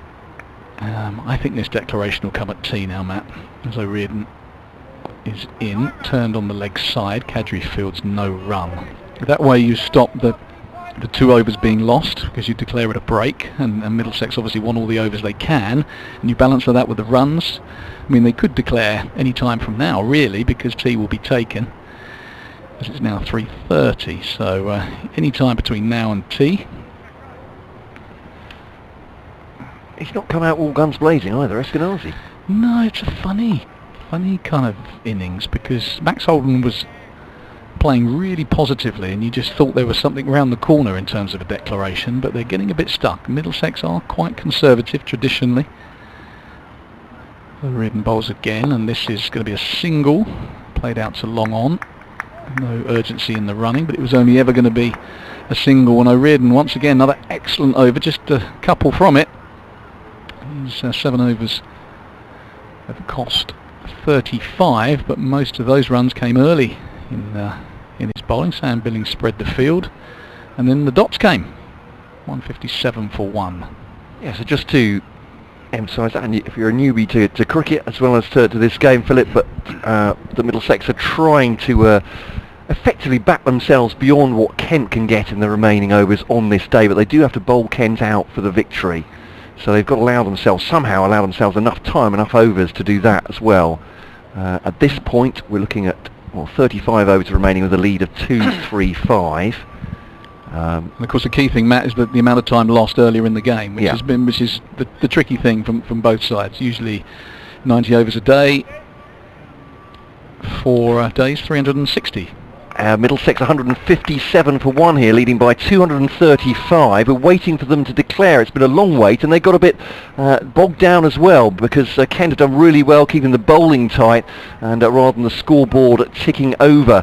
So 157 for 1, 235 at the lead with 35 overs remaining in the day. Kent will almost inevitably have to defend through the last session to make sure they get a draw. Earlier on they made 191 all out in their innings. Joe Denley 89 on his return from England duty. Miguel Cummins, a Middlesex best, 5 for 62, the West Indian former test bowler. That's the cricket, and commentary continues via our website and the BBC Sport app. That is the cricket with the weather. Here's Elizabeth. Daniel Bell-Drummond just tucking the ball into the Robson tucking the ball in the onside from a delivery from Daniel Bell-Drummond, Millsfield, and there is no run on this occasion. Yes, just going back to the point that we were making, 90 overs a day, the new Bob Willis Trophy rules. Obviously you can bowl more than that, but a minimum of 90. So 4 days, 360 overs should be enough, the way the modern game is played, to get a result. But we lost 120 odd overs on across the first couple of days, and that made things particularly tricky. A little bit of weather around yesterday, Matt, as well, I believe. Yeah, just a little bit before lunch. And all the time that's taken out the game means it's harder to force a result, especially if both teams kind of have one eye on not losing, which I think has been the case today. Drummond to Robson then. Defends it off his off stump. There's no run. So 15841. So T will be at 340. It's an immovable feast, isn't it, on the final day, I believe? So I'm not going to speculate on anything, given that I didn't know that the draw was 8 points this year. That's a rule that slipped by me. I thought it was still 5, but the Bob Willis Trophy rules have moved a bit. So Drummond then to Robson, cuts this down to third man, and there's a single. 159 for 1. So I hope we've explained that fully. I don't know, Philip, if you're new to cricket or just perhaps new to the situation of first time tuning in this afternoon. But as someone who's trying to learn baseball this summer, there's questions when you come to those kind of things. So you're learning baseball? Yeah, or just learn. I've been watching a little bit of the Major League. And you want to speak to Ed Smith? He wrote a book. Yeah, he wrote a book on it. Yeah. Yes, yeah. So certainly interested in the game, but a bit like cricket. There's Drummond bowls to Eskenazi, runs this down to backward point. They'll just take a single. The throw for Marcus O'Riordan did really well, actually. Made them think about the second. They didn't take it. 5 for Eskenazi, 79 for Robson. But the subtleties, I mean, the scoring is straightforward enough when you score, but the subtleties are myriad. The interesting thing I found, speaking to Ed about that, was the difference between the batting and bowling, because when you bat in cricket, runs are plentiful, and it's obviously different in baseball. It's always the opposite. So he was saying that when you're batting at baseball, it's very much like the bowling side of things. Drummond bowls to Robson, now reaches outside the off stump for this one. It's going away from him to Ollie Robinson. That's the end of the over. 34 overs remaining now. Lead of 238. Should we take it through to T now, Kev? Should be 5 minutes, I think. Right, there we go. Kev is anticipating a Middlesex declaration. Yeah. Well, were you waving from the balcony? Had you called them in? Yeah. His thumbs down from Kevin. Yeah, Kev not happy. He wants messages sent to Stuart Law, smoke signals perhaps from the BBC box. Hand wants declaration. I thought he's doing everything but. Yeah, I think they could have gone. I think they'll declare at T. I think they could have gone. They should have batted more quickly. As O'Riordan's in again, Eskenazi drives out to deep point. There's no urgency in this batting, and that will please Kent. Yeah, they could have declared 2 overs ago, and that would have been T. It was T 3:30. The declaration at 3:30 would have prompted an early T and brought forward.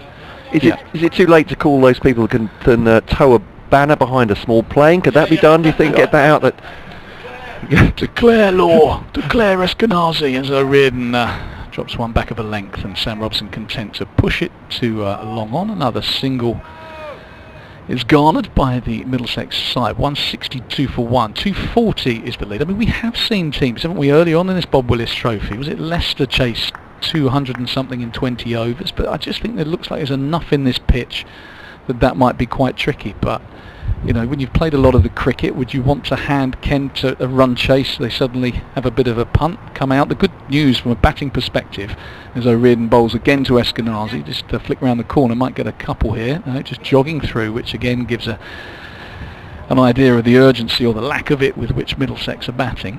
When you have a short game, 25, 30 overs, the batting side can they can burn a few wickets. Sometimes we'll say, well, should we chase these down? Well, maybe we'll burn 3 or 4 wickets having a look. And if the first few batters come off, you go for it. If they don't, you've got enough batting in reserve to shut up shop. So a short-term run chase does usually favour the batting side. And Middlesex might have one eye on that as O'Riordan bowls to Robson, flicks to mid-wicket. There's going to be no run. They're not trying to stretch this over out to T, are they? Or are they? 241, so 241. So if it did stretch to a T and a couple of balls. 8 and over, isn't it? Yeah, 8 and over. If they come out after tea, then we'll have to get the parcel conversations back out now as O'Riordan bowls to Robson, who's going to be pushing to long on, gets another single. And they might take a view, Middlesex, that there's absolutely no chance of them being able to bowl Kent out in such a short amount of time. The pitch is flattened out, and the sun's been on it for most of the afternoon, and they might just go, we can't win this game. All we can do is perhaps give Kent an outside shot at winning it. Why would we want to do that? And they'll just bat. There's an option available to them. Last ball of O'Riordan's over. He's bowling to the Middlesex captain, Stevie Eskenazi. He's going to get 4 for this one. It was wide, and he had a bit of a slash at it, held the blade open, and directed it behind square for the boundary. 168 for 1, the lead pushing up towards 250, which is what I think they'll need. We might just get another over in here. Nigel Long's looking like he wants his tea. He does. Well, the body language is not overly enthusiastic from umpire Long that he'd like another over, but it's not ticked over to 340, and the field has changed over. I don't think the batsmen were that interested either. Dave on the emails, Dave from Sidcup. Question this one. Really interesting comment from David Fawley, says about Middlesex being traditionally conservative. Conservative. Is this in David's experience or a nod to historical attributes back to the times of Allen and Compton, and how are Kent viewed by opponents? Well, I'm talking in a recent history. I think it's fair to say that even when they won the championship, their method was fairly conservative. It was bat people out the game. It was put themselves in a position where they wouldn't and couldn't lose. Beldrummond to Robson, and this is pushed into the offside, and they'll take a single. Sam Billings doesn't bother throwing the ball in because they're taking a quick run. I think in the days of Mike Gatting, Mike Brearley, there have been some famous Middlesex declarations which were anything but conservative, but it was a different game then. 3-day cricket meant you had to be at times very creative as a captain, and these days you get your 300 and however many overs, 360, you do it the old-fashioned way. Beldrummond bowls to Robson. That's drops down on the middle stump, and it's pushed back to the bowler, and there's no run. I think it's fair to say that you were known as an aggressive captain in that respect. Yeah, words like maverick, foolhardy, idiot. Shane Warne said my declaration against Notts was the dumbest thing he'd ever seen in cricket. I was reading that in the Wisden Almanac just the other day. Yeah, there you go. So there are all different ways of doing these things. I mean, he had reason for saying that, a very vested interest. Yeah, he had a vested interest, as did we. That was the reason I declared. Yeah, Beldrummond to Robson. Eskenazi rather has a shy at that outside off stump, and it goes through the wicket, and there's no run. Yeah, there'll be Kent fans out there thinking, what was I doing? But we had a rain-affected game against Notts, and Notts were about 15, 16 points ahead of us in the championship, and anything but a Kent win meant we could not mathematically win the county championship, I think. So we had to win that game. It was the penultimate round of matches, and the weather meant we couldn't force it, and Stephen Fleming held all the cards. Here's Beldrummond bowling to Robson, just chops that into the ground. One hand, one bounce for Robinson behind the stumps, no run. But of course I think Notts were leading, Hampshire was second, we were third or fourth, and if we had drawn, Hampshire played Notts' last game of the season, so by Notts beating us, it meant that they won the championship with a round to spare, and as it turned out, Hampshire thumped them last game of the season, and had they not beaten us, the county championship may have gone Hampshire and Shane Warne's way. Hence his annoyance. Here's Beldrummond, a full toss, looping one, hit straight back at the stumps at the far end. Kevin Hand's very disappointed by that. Those should be runs, he says, is that right? He's still moaning about the declaration. I thought he was after a rule change, but no, he's not. No. Get on with it, says Kevin Hand. Wait a minute. 33 for 4.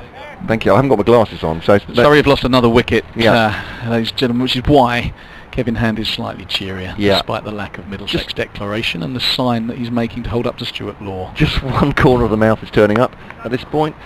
Played into the offside. Danny Beldrummond keeping it pretty tight for a part-time bowler. End of the over, 4 overs, no maidens, none for 18. Middlesex 169 for 1. That will be tea. Is that a declaration? They're 247 ahead, and we'll have 32 overs for the final session of the day. Did you see a declaration or no? No, it's just that's not to say that there isn't one. Although now the fact that the captain of Middlesex is going to one end of the ground and the Kent captain going the other direction it might be trickier to signal a declaration. It used to be you pop your head round the door of the dressing room. So in 10 minutes.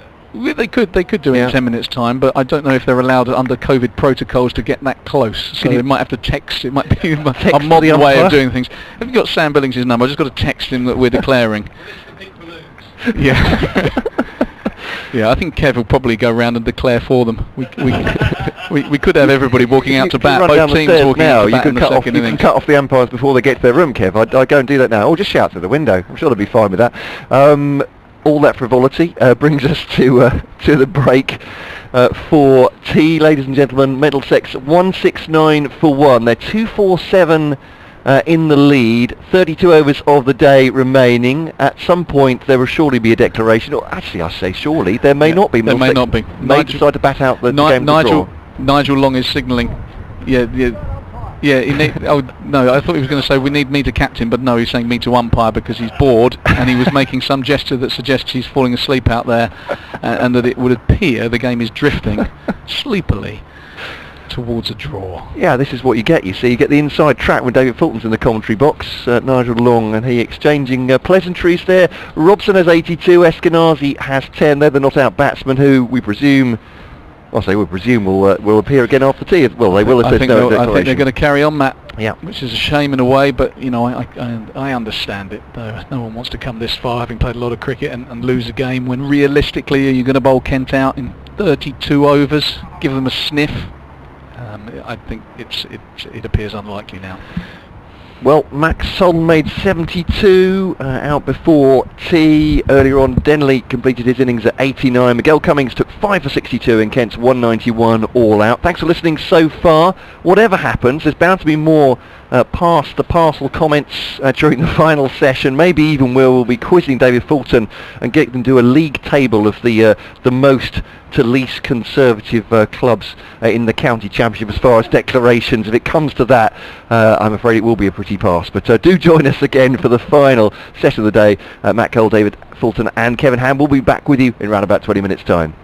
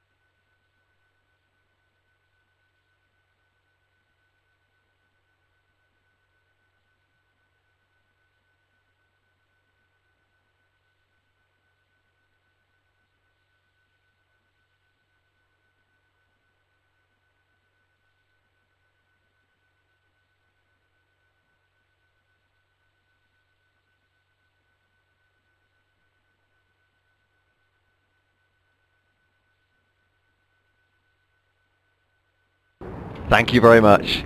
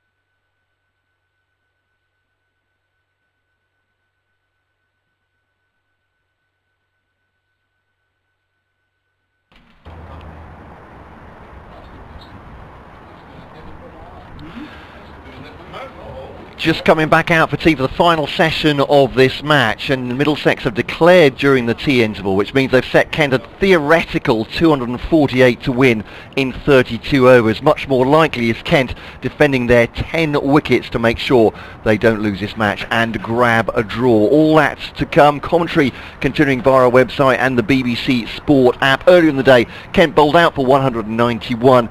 Cummings taking 5 for 62, a Middlesex best for him, and Denley with 89. Middlesex then made 143 for 1. Max Holden making 72 and 82 not out for Sam Robson. That final session just about to get underway. That's the cricket with the weather. John Hammond.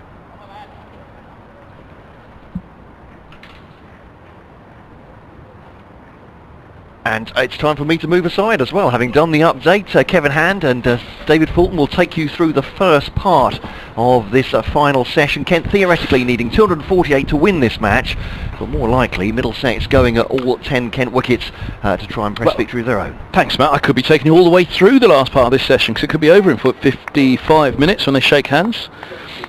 So, what's that, Matt?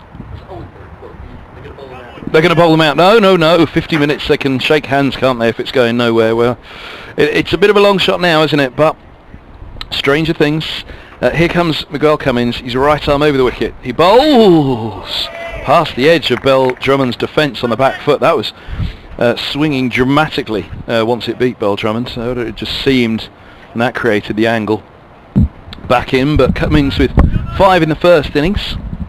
Took 12 for against Essex for Worcestershire in a short spell, his only other spell in county cricket, back in 2016. Middlesex would take a 12 for here. Welcome back, Fulls. Yeah, thanks, Kev.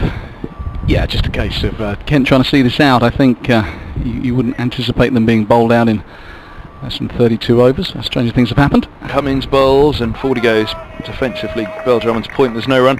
And he thought even remotely that Kent would think about going for, I mean, it's just not going to happen, is it? 248 and 32. I think if that had been the case, if they harboured any aspirations of knocking these runs off, and I think you might have seen one of the bowlers come in, not quite sure which, maybe a Milnes or something like that, or even someone like a Kadri, just send him up there to have a whack. I think if one or two of the bowlers had walked out, or someone who was perhaps in better form than Daniel and more experienced than Marcus, then possibly, but I think this is going to be a watchful vigil. Cummins bowls and back and across. Well, Drummond gets behind that one. Eventually, they were all about to get excited, thinking he got himself into a spot of bother. Slightly disappointed in Middlesex. I'm not going to lie, Kev. I mean, let's be honest, we all are. Well, look, they've kind of been bossing this game, and Holden played really well. Robson played nicely too. There comes a point when you're none down and you can't get bowled out. Surely you have to give yourself the best chance of winning. The best chance of winning means having longer to bowl, and longer to bowl to keep Kent out of the game means more runs. And 4 runs and over, I think they could have gone 6 or 7 runs and over. Cummins bowls, a lifting ball outside of the off stump, and Drummond plays inside the line. Well, exactly that. 1 down with a run rate of 4 and nothing. 169 for 1 could have been 210 for 7. With 40 overs to bowl at them. Yeah. 210 for 7 if you've just gone harder and accept that, okay, you might lose a few wickets going that route, but then you get 40 overs. And let's just say Middlesex have Kent 8 down. I don't think they will, but let's just say that happens. They will look back and think that is a missed opportunity. But also learn from these things. The big problem is Essex are 86 for 2. They're about to go 3 from 3, you would have thought, as Cummins bowls and forward goes Drummond driving to mid-on and there's no run. So yeah, Essex are 86 for 2, Westley 16, Lawrence 21. As they resume after tea, Essex require 110 to go 3 from 3 at the top of the group, and Middlesex go to Essex final game. But at best they will go there with just 2 wins to their name and hope that Essex haven't made it 4 from 4 in their next round. Yeah. But listening to Ian Healy once, I think he declared and lost a game for Australia or Australia A, whether it might have been even just might have been county game that the Aussies were playing and Healy was captaining. Cummins bowls down the leg side and that booms away, jags away down the leg side for 4 byes. Kent are off the mark. A bit harsh on John Simpson. He was never going to reach that, but technically it wasn't wide. It wasn't wide because on the angle, Simpson couldn't get to it. But yeah, Healy played against one of the counties. I think they might have lost the game, and he said there is no crime in losing a game of cricket. He said the crime for him, and I paraphrase, was not trying to win it. And to me, this looks like a little bit of a token gesture of trying to win a game, and I'm not saying that the odds would have been in Middlesex's favour had they pushed harder, but why not push a bit harder, because you're in no danger of being bowled out, so give yourself the best opportunity. Best opportunity to win a game, everyone playing for the team, and I think that from a coach and a captaincy point of view would be what I would want to see from my players, to give myself 42 overs instead of 32 overs, and that might be the difference between winning a game or not. Here's Ethan Bamber. All yours, Faults. Yeah, Ethan Bamber. Haven't seen a lot of the young man. Bustling run up. He's in and he bowls to O'Riordan, who punches this nicely off the back foot. He's going to get 4 for it. Fielders give chase down the hill. They were never going to catch it. I've been really impressed from what I've seen of Marcus O'Riordan. At Chelmsford, he was good with bat and ball. He was pretty decent last game against Sussex as well with ball in hand, and getting another opportunity, this time at the top of the order. And that's a nice way to get off the mark. 1 ball faced, bang, 4 off the back foot. What has Bamber got as a riposte? 54 on his back. He's past umpire Neil Bainton, bowling from the pavilion end. O'Riordan is watchfully forward. Decent technique. Interesting story, Marcus O'Riordan. He was in Kent Academy. I guess was deemed not good enough. I've spoken to Marcus O'Riordan about this and was basically told that they didn't see a future for him at that time. They couldn't offer him anything, so he went away. He was involved with the Ireland setup, plays his club cricket in Tunbridge Wells, fell back in love with cricket, having had a bit of a break from it, and got called up to second team cricket and has never looked back. As Bamber's in again to him, this one on the back foot. It's a good message out there to lots of young players. You see it with football all the time, but there'll be cricketers as well who perhaps don't make the grade at 16 or 17. It doesn't necessarily mean your career is over at that point. There are other ways to work your way back into the system. And he's a shining example of that, because he looks every inch a first-class cricketer from what I've seen so far in this Bob Willis Trophy.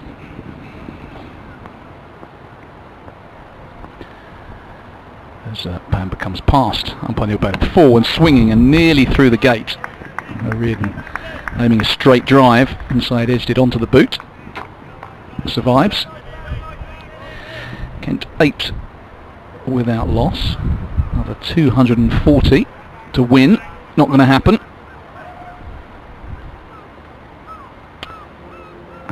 point do they shake hands? What's the earliest, Kev? 5 o'clock. 5 o'clock. We could be looking at a 5 o'clock finish. It's funny how that's one of the rules and regulations we never forget. At what point can they shake hands? Yeah. Bamber is bowling. Swinging delivery. Nice looking on drive. Swung kind of early from the hand. Yeah, and the players will be looking at that. And the interesting thing from these situations, that Middlesex will give this a crack with the ball, but there'll come a point, if Kent haven't lost a wicket, that all of the batsmen who never normally bowl, this was what I call Rob Key time. Keysy will be sniffing around, because at one stage I had one first-class wicket, and Keysy had no wickets. Right? He's now got 3 wickets, and that all happened after I retired, and it killed me. I saw it on CFAX, and I was distraught when I saw that he'd taken a couple of wickets. He got 2 in one game, 1 in another. Bowling from Bamber, could have been, inside edge from O'Riordan, and he might get 4 for it as Cummins runs round and tries the old big size 12s, but doesn't quite get to it. And the Neil Baton signals 4. Good delivery, nip back up the hill, inside edge past his leg stump for 4, so he doubles his taps onto 8. Kent 12 without loss. Yeah, so it's the old afternoon game going nowhere, exactly as we could have here over the course of the next hour. And Keysy, when he became captain of Kent, in these situations, would give himself a lengthy bowl and an aggressive field. And I think he knocked over, I want to say, David Willey or someone who was a decent player. And I was devastated. Because up until that point I had one more victim than him. One victim over a 15-year career. Who was that victim? A very fine player by the name of Will Kendall. He played at Hampshire, Hampshire vice captain. I got it in the Oxford University game, in truth. But yeah, then Keysy went well past me. Cummins is in, bowls, Belgium plays inside the line. But on a serious point, this was a situation that so I think we would have been playing, it might have been 2002, 3, something like that, and it was a game a little bit like this, which wasn't going anywhere at all. I mean, Middlesex have got a sniff. Leicester on this occasion had no sniff of winning the game. So they threw the new ball to Darren Stevens. And it's the first time we'd ever seen Steve-O bowl. And both Keysy and I walked off the pitch and said, that fella can bowl. Little did we know that a couple of years down the line, that bowling spell that he opened with would have been so significant. Cummins bowls, brings that back in towards the top of the off stump, defended by Cummins on the back foot. When I'm having a conversation with the Kent committee that goes along the lines of this guy averages 28 with the bat and 68 with the ball, it was a tough sell, but at least we had both Keysy and I faced him, and we're telling you, we think he can bowl. And I've also heard from Paul Nixon and Vince Wells and 1 or 2 other people who played some cricket at Kent that this guy can bowl. His figures just didn't suggest so at that point. So they need to name the ends after you and Keysy for getting him, not after Stevens himself. Not so knackered yard end all that's a very knackered yard end for you guys. Cummins bowls and forward goes Belgium pushing back. 12 for no wicket. Yeah. The Darren Stevens end. It does think. I mean, it was a lovely touch earlier this week that he's the bench that he dedicated to his dad. That was a real special touch, and Bob would have loved that. And I saw the picture on social media of Steve and his boys, and the inscription on the bench. It was a real kind of tear-jerky moment. That lovely touch, but he's given so much to Kent over the years, and hopefully for the foreseeable future. Cummins bowls and Belgium rises down to 3rd man for a single on the back foot. He's off the mark. 10th ball, 13 without loss. 2's coming to the 3rd over. Hampshire is throwing a further spanner into the works, which makes today that a little bit more difficult. Winless Surrey are about to go 3 from 3. They're 41 for 5. So Hampshire will have 2 wins. Essex about to make it 3 wins. And the 2 of them play each other next. Yeah. Which obviously everyone don't want Hampshire to win, and they've both got 3 wins each. But running out of games. Yeah, exactly. What you're saying, and one of these teams, if they had realistic ambitions of progressing, comes to Wells, and that beats O'Riordan on the back foot, just followed it slightly through to the keeper. Well, the fact of the matter is that I suppose a draw is the only. I'm not even sure a draw is a good outcome. Yeah, I suppose it is. Draw in a Essex-Hampshire match next week then would at least allow Middlesex to win 2 games, which includes winning at Essex in the final round, and potentially takes top spot with the draw points from this one. But there's a lot of ifs and buts. Ifs and buts. I think if you're going to push on to the Lord's final, then I think you have to look in the mirror and go, I've left no stone unturned, I've given it everything. And if it doesn't work out, it doesn't work out. Cummins bowls. Oh, that's a lovely ball through to the keeper. 13 without loss, into the third over. It just lifted on O'Riordan and, well, beat him all ends up, didn't it? Beltran will have strike on 1 and O'Riordan has ace. The gutting thing for Middlesex, or Kent, because Kent could find themselves in a situation where they win their last couple of games and just miss out, is if they look back at this moment and think, what if? And that's a horrible place to be in, as someone's missed out on the championship a couple of times by points margins that you think, oh, if I'd taken that catch or if I'd made that bowling change, it lives with you. Now, the Bob Willis Trophy is not the county championship, and I absolutely agree with the likes of Matt Hawker, who say this is the year that is about planning for 2021, giving young players an opportunity, and I think there's a lot of merit in that, and Kent have really got a young team, and they're persevering with that. And that's been said by Middlesex as well. Yeah, and there's nothing wrong with that. As Bamber comes in, bowling Daniel Bell Drummond, who's forward. Not quite where he aimed. He's got to be wider mid-on. Going to be a single. But it's still a trophy to be won. And it's still the first-class trophy. It is, and it's a Lord's final. It's a Lord's final. When I was predominantly a red ball player, I was lucky enough to play in a limited overs. It was red ball, but it was so long ago because I'm old. But it was a red ball one-day final at Lord's. But to play a final at Lord's and Bob Willis Trophy was that when you did the Carl Hooper impression? Yeah, but that will be special for a lot of these players, and that shouldn't be overlooked getting to that final. Bamber into a really nice looking on drive, tipped onto the stumps, no appeal because Daniel Bell Drummond had his bat, Mack in his crease, and they are going to scamper through for a single after the ricochet from the stumps. Yeah, so I don't think you replied to that tweet from me. There was a video, wasn't there, of you? There was a video doing the rounds. I talked about this in the last game. Oh, okay. It wasn't inundated, but I got the usual abuse I get from my sons about ridiculous goatee and this and that. So that was a lot of fun. But that was 4 years before Ollie Robinson was born. My kids also reminded me, as Bamber's in, looks like Bell Drummond nearly edged that ball. It was a cracking delivery. Didn't bounce much, but just seamed down the hill and beat Bell Drummond. How many years have you had with Carl Hooper here? Carl Hooper, about 6 years, 92 to 98. He would have had a year off for the West Indies. Fantastic player, just a privilege to bat with and to share a dressing room with and talk cricket with. Real genius who probably should have scored more runs at the higher level. Bamber into Bell Drummond, great looking cover drive, Hooper-esque that was, albeit with a full flourish, or as Hooper liked to check his drives.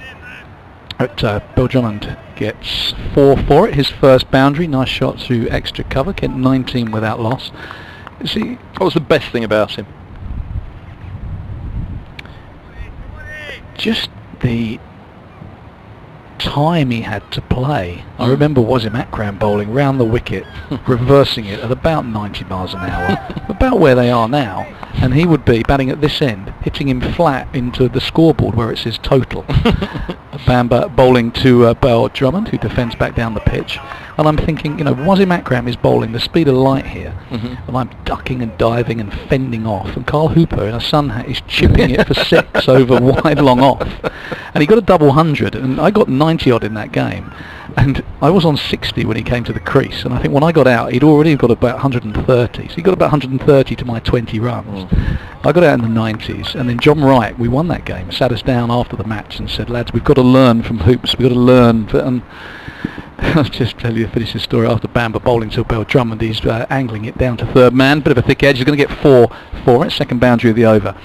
And he said, we've got to learn from Hoops the way he bats and everything. So being a bit of a smart aleck, I got to almost put my hand up and said, so righty, when Wasim Akram's bowling those 92 mile an hour reversing things that are crashing into the top of off stump, what you're saying is you'd like me just to rock on the front foot and just flick it for 6 over wide long off into the scoreboard. And he went, yeah, you're right, Fultz, maybe just all concentrate on your own games. And the meeting was concluded. So, but it was a different game when the likes of Hooper and Dravid and now Ravinder De Silva. I was going to say De Silva, yeah. They played with some brilliant players, and you pick bits up off them, but also you realise that these guys are batting on a different level to you, and there were times when I'd played well, but you never felt you were getting anywhere close to the level they were batting at. Cummins, 3 slips in place, he's right arm over the wicket, he bowls outside the off stump.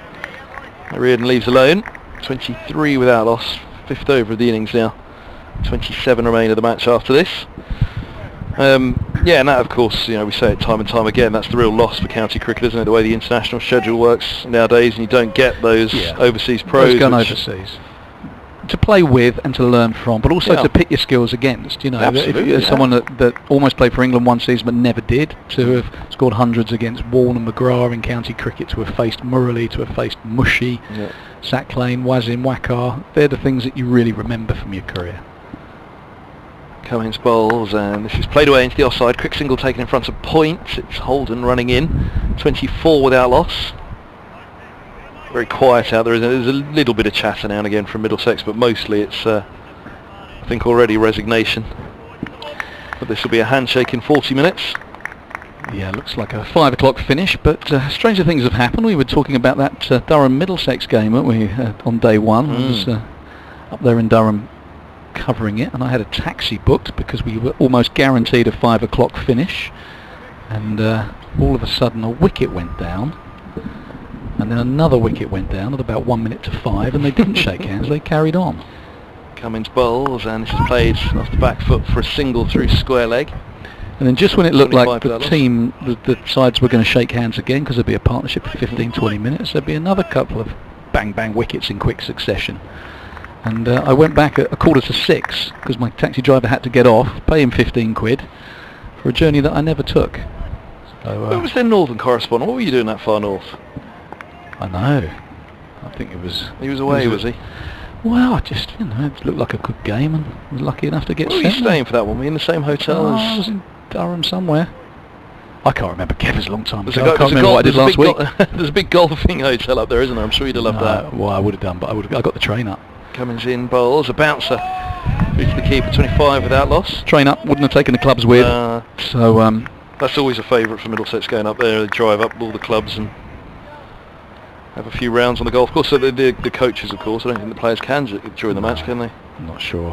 One or two umpires I know over the years have loved their golf. I remember, who shall remain nameless, I was at the Oval and the pitch was taking spin from day one, and the square leg umpire said, I got my golf clubs. This one won't go 3 days. I might get a bit of golf on day 4. I thought, hold on a second, we might bat quite well on this yet. We didn't, he was right. He got a day and a half of golf. Cummins, 2 balls of the over left. Bowls a lifting delivery to Reardon and through to the keeper. He looked to carve a cut, but extra bounce again from Cummins. That's been the mark of it. In that first innings, it was that extra bounce from Cummins that really brought the game to life, but it just all looks a little flat out there at the moment. He's got that lovely loose-limbed kind of languid style, hasn't he? Kind of fairly effortless jog in, and then the arms come over. It doesn't look like he's going to generate much pace, and then suddenly that ball flies through. When he gets it right and he gets his rhythm, it's just been slightly different to anything else on show. Yeah. Off he goes now. Little shuffle to get him going. Not much of a sprint in there. The delivery, push back up the track, and there's no run. Elasticity, I guess, in the arms or the shoulders, that generates that. And that, Kev, is why I took 1 wicket in 15 years. There was no elasticity anywhere, let alone the shoulders. Flexibility of a plank. Now, I've been teasing about this, but we're actually... Oh no, they've just lost a 6th wicket. I was about to say that actually, if Surrey could hang on for the draw against Hampshire, then we'd all be cheering on the Hampshire draw against Essex, and just maybe and go to the final round, and there's something to play for. Essex are 107 for 2. Don't start working out all the permutations that will see Middlesex qualify top of the group, because you'll then have to go into the central and the north group and work out, because they haven't just got to finish top of the 5 a.m. this morning. Yes, that was part of research. As Bamber bowls to Bell Drummond, he punches off the back foot, well fielded in the covers. It would just so happen that I couldn't get back to sleep, and so nervous was I for this big occasion that is Kent Middlesex. I thought, you know what I need to check my stats and check the tables, and then probably got it all wrong, because of course I forgot that it was now 8 points for a draw, not 5. That was shortly before I declared an excellent lead from Joe Denley as his off bail got knocked back by James Harris. Ethan Bamber doing the bowling. Young man, bustling action onto middle and leg. Big shout of no, which you could probably hear from our effects mic by Daniel Bell Drummond. And they don't take the single. Last thing Kent need now is a run out. 25 without loss. Mini Mertz, we've dubbed him, Ethan Bamber. Mini Mertz. Mini Mertz. That's a big compliment. He's a bit quicker than Mertz. He's a bit quicker than Mertz. He's deadly accurate. So far. He's a bit more arms and legs, I would say, but... Yeah, I mean, in terms of you know, he's not the tallest, he's not the quickest. He is a fraction quicker than Mertz, as he said. Well, he's in now. He's bowling to Daniel Bell-Drummond. Swings out. That's nicely bowled. Yeah, I see what you mean. Mertz is more controlled in his gather and everything. The big, no, I mean more in terms of in the years when Mertz eventually decides that's it, and Middlesex are looking for a nursery end bowler. He's actually step up. Bamber has the makings of that man that could take the nursery end at Lords for Middlesex, because he's not going to knock the likes of Roland Jones and Helm off the pavilion end at Lords, but he's got everything for the nursery end. Like Merton, that slope also helps him to get a bit of bounce, doesn't it? Yeah, he's got operating with a similar slope here from the pavilion end at Canterbury. Those of you who know the ground, it slopes away from the right-hander. But if like Merton, that because what stuck out first of all from Bamber was his unerring accuracy, and you know, he just kept on hitting the top of the off stump in a game at Northamptonshire. He thought, well, if that boy's got that kind of accuracy, then you know, there is somebody that can perhaps help Middlesex out when Merton decides the time has come. Does Merton ever turn around a bowl from the pavilion end, or is he only ever very occasionally? Very, very occasionally. Bamber is into Daniel Bell-Drummond. That's about as good a forward defensive as I've seen Daniel Bell-Drummond play all season, and an indication that he might be finding some form. But you know, you think Merton was 26, 27 when he came across from Surrey. And was still having to learn about the control of the red ball because he swung it so much. It was almost to his detriment, swinging it out of the hand. To swing it later, managed to get the one to nip back in. You know, Bamber, well, like I say, if he can bring that accuracy now, then the skills will come over time, because he clearly has skills with the ball. Last ball of Bamber's third over. That's not such a convincing forward defensive from Daniel Bell-Drummond. Squirts out to square leg, keeps it out. Maiden from Bamber. Gets some nice shape on the ball, doesn't he, Bamber? And he does have the ability to nip it back in as well, as Bell-Drummond nearly found out to his cost in the first innings. I think it was Fabian who was with us at that point, and two of us nearly fell off the chair when we saw one come back in. I think he shaped the first two away a little bit wide. The next one, a similar line, almost took off the top of off stump, nipping it back into the right-hander. So yeah, he'd impressed Fabian in that first over he bowled, and like I say, most who've seen him have seen enough of that potential. What do you got, Fultz? You got something on? Well, Matt's just passed me his phone, and it says Surrey 51 for 7. Gus Atkinson out first ball, trapped LPW. James Fuller 8. He's on 51 for 8. Has he got the hat-trick?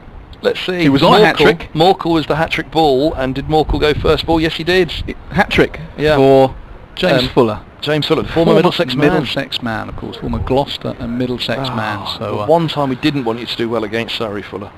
Here's Cummins, he's in, bowls a bouncer. Whoa, that jags down the leg side. And again, Simpson's unlucky that'll go against him as buys, because that one did go. He got a fingertip on it though, didn't he? That was turning it round the post for a corner kind of effort. Which probably saved the fall, didn't it? Yeah, Bamber then got to it at fine leg just. Yeah. So it was a pretty decent effort from John Simpson. Yeah. Wow, what's happened to Surrey this year? I suppose they've been, in fairness to Surrey, and I say that guardedly because no one likes being too fair to Surrey, but they've lost a lot of players, haven't they? But England call-ups in the bubbles, Mornay Morkel's only just arrived, Hashim Amla hasn't. They've only got Stoneman, Borthwick, Jacks, Roy, Smith, Evans in this game, Morkel. They're stronger this game. I think they have been missing a few. Here's Cummins.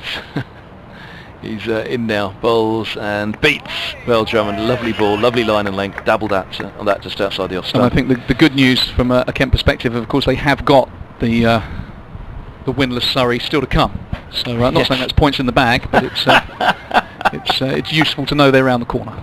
We'll see you in half an hour, Fultz. Unless they're shaking hands at that point, but maybe we'll see you anyway, just to say goodbye and thank you for your company today, and day one, Fabian with us, day 2 and 3, but yeah, Hampshire on their way to victory, which will be back-to-back wins for them after their win against Middlesex at Radlett last week, as Cummins hits the crease now, he bowls, and that beats the edge of the bat through to the keeper. There's no run. Yeah, 2 and 2 balls that for Cummins, wasn't it? Beating Danny Bell-Drummond outside the off stump. And 3 and 3 balls, though we take no pleasure in it, of course. Sorry, reduced to 51. You see, everybody gets involved in the end. You just start to stir that a little bit, and everybody joins in. We take no. It's just it's a thing that's happening. I'm just reporting it. I take no pleasure or despair from it either way, of course. Oh, update coming for our BBC Radio Kent listeners as well. I won't be mentioning that. Don't quite have time to fit in the whole of the Surrey collapse. Well, it's quite easy. Surrey are winless and have lost another game. This ball's cut away out to cover for 4. Bell Drummond moves to 15. 30 without loss for Kent, and we are rapidly approaching the end of this match in half an hour, you'd say. I was going to say, you wouldn't say that if Mark Church was in the room, but you would. So, to be entirely fair to you, all's fair and all that. Essex look like they're closing in on victory. Their game against Sussex. Need 83 more, 113 for 2 at Hove. I think Cook and Lawrence are in there as well, so... No, Wesley and Lawrence, beg your pardon. Cummins bowls outside the off stump. It's punched away again by Bell Drummond, and 4 more. He moves to 19. I think this might be Cummins' last over, because the game's up really, isn't it, now for Middlesex? It's been flat since the start of this innings. Cummins has generated some pace and bounce like he does, but it hasn't quite had the tempo the start of this innings that you'd have hoped. It hasn't had the pressure, has it? And that pressure's just come off a little bit more now. Kent up with the required rate, by the way, from this over. They got 9 off this one, 8.5 needed and over, so closing in on the victory, Kent now, as I'll be reporting to... Have you just heard what they've read in that news bulletin? A Lego hand has just come out of a boy's nose a year after getting stuck in it. It's Cummins bowls and it's eased along the floor to third man.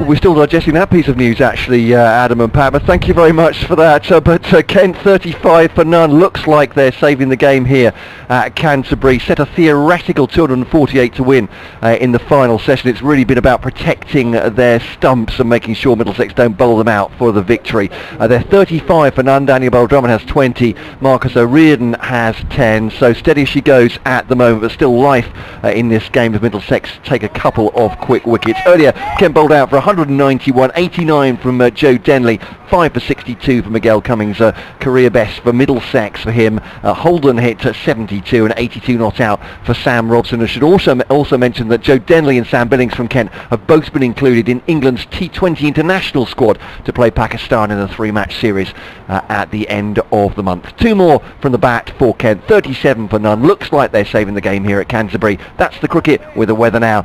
Is it Elizabeth? It's not Elizabeth, it's John Hammond. John Hammond? Oh dear. Yes. Well, if the legal matters on the emails aren't getting me fired. He's only Elizabeth on Thursdays. It's... well, it does in his spare time. It's none of our business. Here comes Ethan Bamber then to bowl to Daniel Bell Drummond. Apologies to BBC Radio Kent staff. It was all going so well. And... no run off that one. Bell Drummond out of his crease and a shy at the stumps from this end, but it's all come to no avail. So a raft of emails have come in. Pass the parcel gate. Phil's back on that. He has given me safety to read this one out without reading it first, says Phil. Don't worry, your job should be safe, he says. At least it doesn't look like Middlesex to be keen on giving the result a go. Perhaps we could get David Fulton's ideas on adding tough love to other childhood favourite pursuits. I tell you what, if we come to a last hour, Phil, we'll throat some of these to David, certainly. Outside the off stump, and Danny Bell Drummond pushes that into the ground. He was looking for a cutaway and rehearses that. Actually, a back foot shot there. Buckaroo with a real horse, perhaps, says Phil. I like the idea of that. Replacing Monopoly money with the kids' pocket money. Excellent. I dread to think where games such as Operation or Hangman could leave, though. Phil, this is excellent stuff. Thank you very much for that. Looks like a draw here, Phil saying. Certainly does at this point, as well. I know your email was earlier. Ethan Bamber coming in for the 4th ball of this over there. What can he make work for Middlesex? 37 for none. Ken, couple of wickets here will make it interesting. Seeming to seem away from Daniel Bell Drummond, but he defends it outside the off stump. Politics, says Trey Bolton. He says, Messieurs, he says, just before the break you mentioned Middlesex being conservative. He's an old school conservative, Michael Heseltine, Norman St. John Stevens, John Major, traditional family values, etc. Or the 2020 Barnard Castle version. We shall move on from that, Trey Bond. I'm not getting myself in that. I'm not getting myself in an argument about that sort of thing. Let's keep it... I think we're talking small C is the answer to that, but thank you for your email. leading me down that path. How dare you? Ethan Bamber to Drummond. Pushed back at the bowler, there's no run. Kent against Middlesex. Kevin says this does cricket no good. It's a game both sides have to win. If I was a Middlesex supporter, I'd be very disappointed. Why don't both captains shake hands now? Could you imagine Asif Iqbal playing like this? I forget this is the modern way. Well, that's one to argue for the next few minutes, certainly. Also, Kevin saying, I see on the screen they've declared at last. Yes, indeed, they did at tea, but that was Alan on the emails as well. With Middlesex, the title of his email, it's kept down by Daniel Drummond, squirting through the vacant fourth slip area there. He'll get 2 for that. Just kept it down, really. Reacted as much as anything to the ball from Bamber, which was a good one.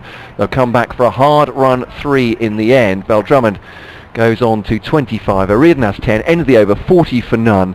Alan saying Middlesex have shown no ambition to win this match, from the initial team selection to the batting performances in the second innings. The declaration delay ranks alongside the decision not to enforce the follow-on against Essex 2 years ago. But enjoying the commentary. Thank you for your kind words, Alan. Discuss Kevin Hand. No ambition to win this? Yeah, you know my thoughts. I spoke about it before tea and after tea. I really thought, Dave Fulton said as well, that this period now, these 8 overs, this should have been the period before tea, and it also comes as a different spell then, because it's a different pressure for Kent, and you try and pick up a couple of wickets. Then, as Fulton said, to be 1 down with a run rate of only 4 for that second innings, that should have been a lot more down with a run rate of 6 or 7 and had more time to bowl at Kent, especially in a short season like this. Yeah,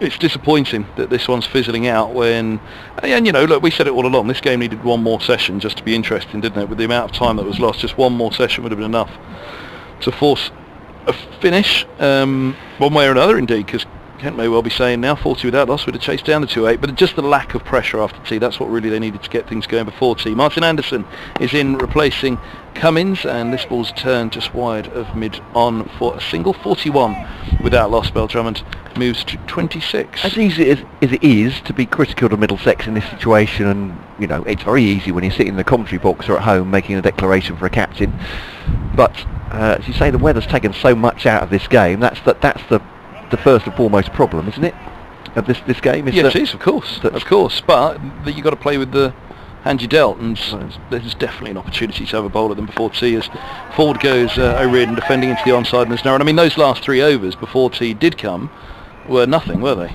It was absolutely nothing. No, that's fair enough. And again, those 3 overs declared at that point, it just would have been tea, and but it just would have put more overs in this second innings. But the point is, really, they needed to declare a bit before that and have a few overs at Kent before tea, just to try and force it. You buy 1 or 2 wickets in 5 or 6 overs before tea, then all of a sudden this is a different session. As Anderson's in, bowls, and O'Riordan punches away off the back foot through the covers, and that's 4 more. A bit of a long hop. As I say, it's all a little light out there now. 50-run partnership in the 9th over for Kent. It's all a little quiet, and everybody now is waiting for 5 o'clock. And a Forsyth on... sorry, go on. Yeah, do you think they'll run it that far? I mean, how many overs will we have done? But there'll be still 16 left. You're allowed to shake hands at 5. You're allowed to. What I'm saying is, will they at that point, do you think? Still 10 wickets possible in 16 overs? It looks very quiet out there. I don't think they'll go on much past 5 as here's Anderson. He's in, bowls, and this ball's played off the back foot, and there's no run. No real pressures built in this period after tea.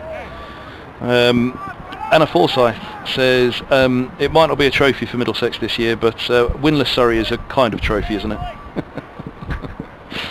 She also adds, let's go. When your bowlers tire and it don't look good, who are you going to call? Sam Robson. He was the man that ignited things on the final afternoon at Surrey. 2 wickets and 2 balls, the part-time leg spinner. Anderson's in, bowls, and through to the keeper it goes, and there's no run. Don't worry, Anna, we are not far away from Robbo o'clock. Robbo o'clock, yes. Another phrase I didn't think I'd be hearing when I started this commentary 2 days ago.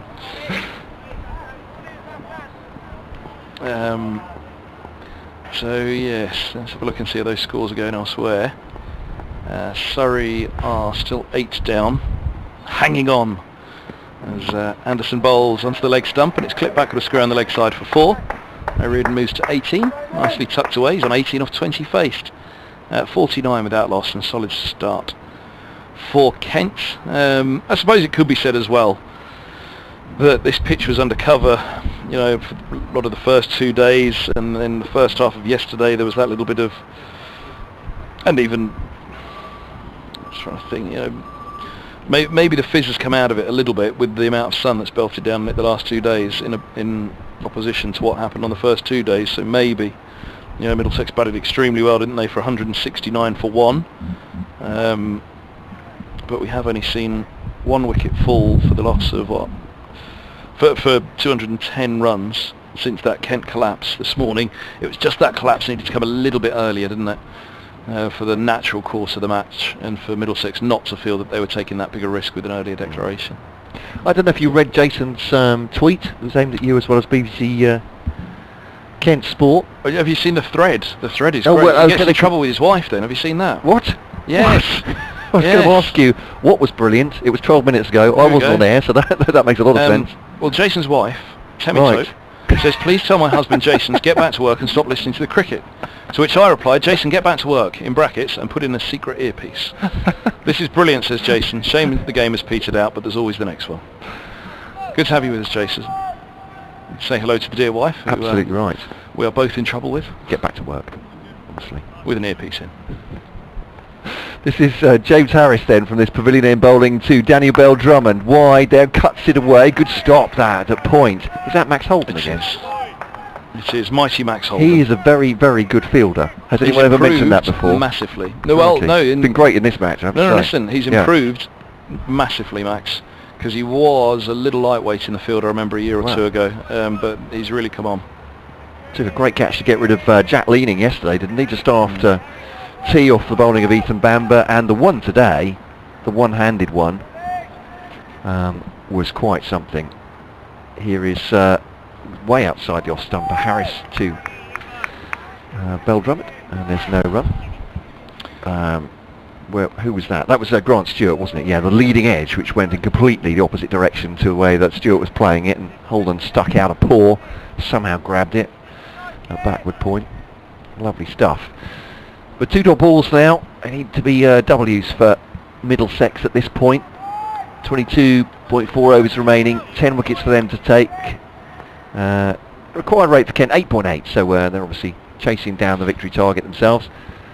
As Bell-Drummond angles that through point. It's a lovely shot actually. Little foot movement, but deflected out, just opens the face slightly.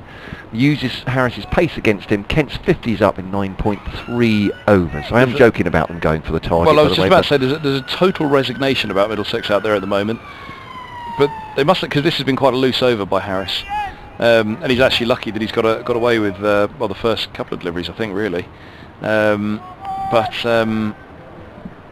just waiting for that 53-run partnership to come down off the scoreboard up there to tell you the exact equation. They obviously do need to mind their work slightly, because like I say, it's been a little flat for a while now out there. 2 slips in now, got a bit defensive as well, outside Bell-Drummond's off stump, and there's no run. Seriously though, it's been flat for me about 5 overs, and we're only 10 overs in. 195 to win off 22, all wickets standing. Middlesex might, there's a moment here that Middlesex might actually need to think, hold on, we need to cop ourselves on here a little bit. You look at the stats, and Kent are going at 5.5 and over at the moment, which is obviously not what requires 8.7. Exactly, but that's doing that without even launching. That's what I'm saying. Is they're going at 5.5 with just basically procedural, I would have said, in these first 10 overs, outside the off stump left by Daniel Bell-Drummond, and there's no run.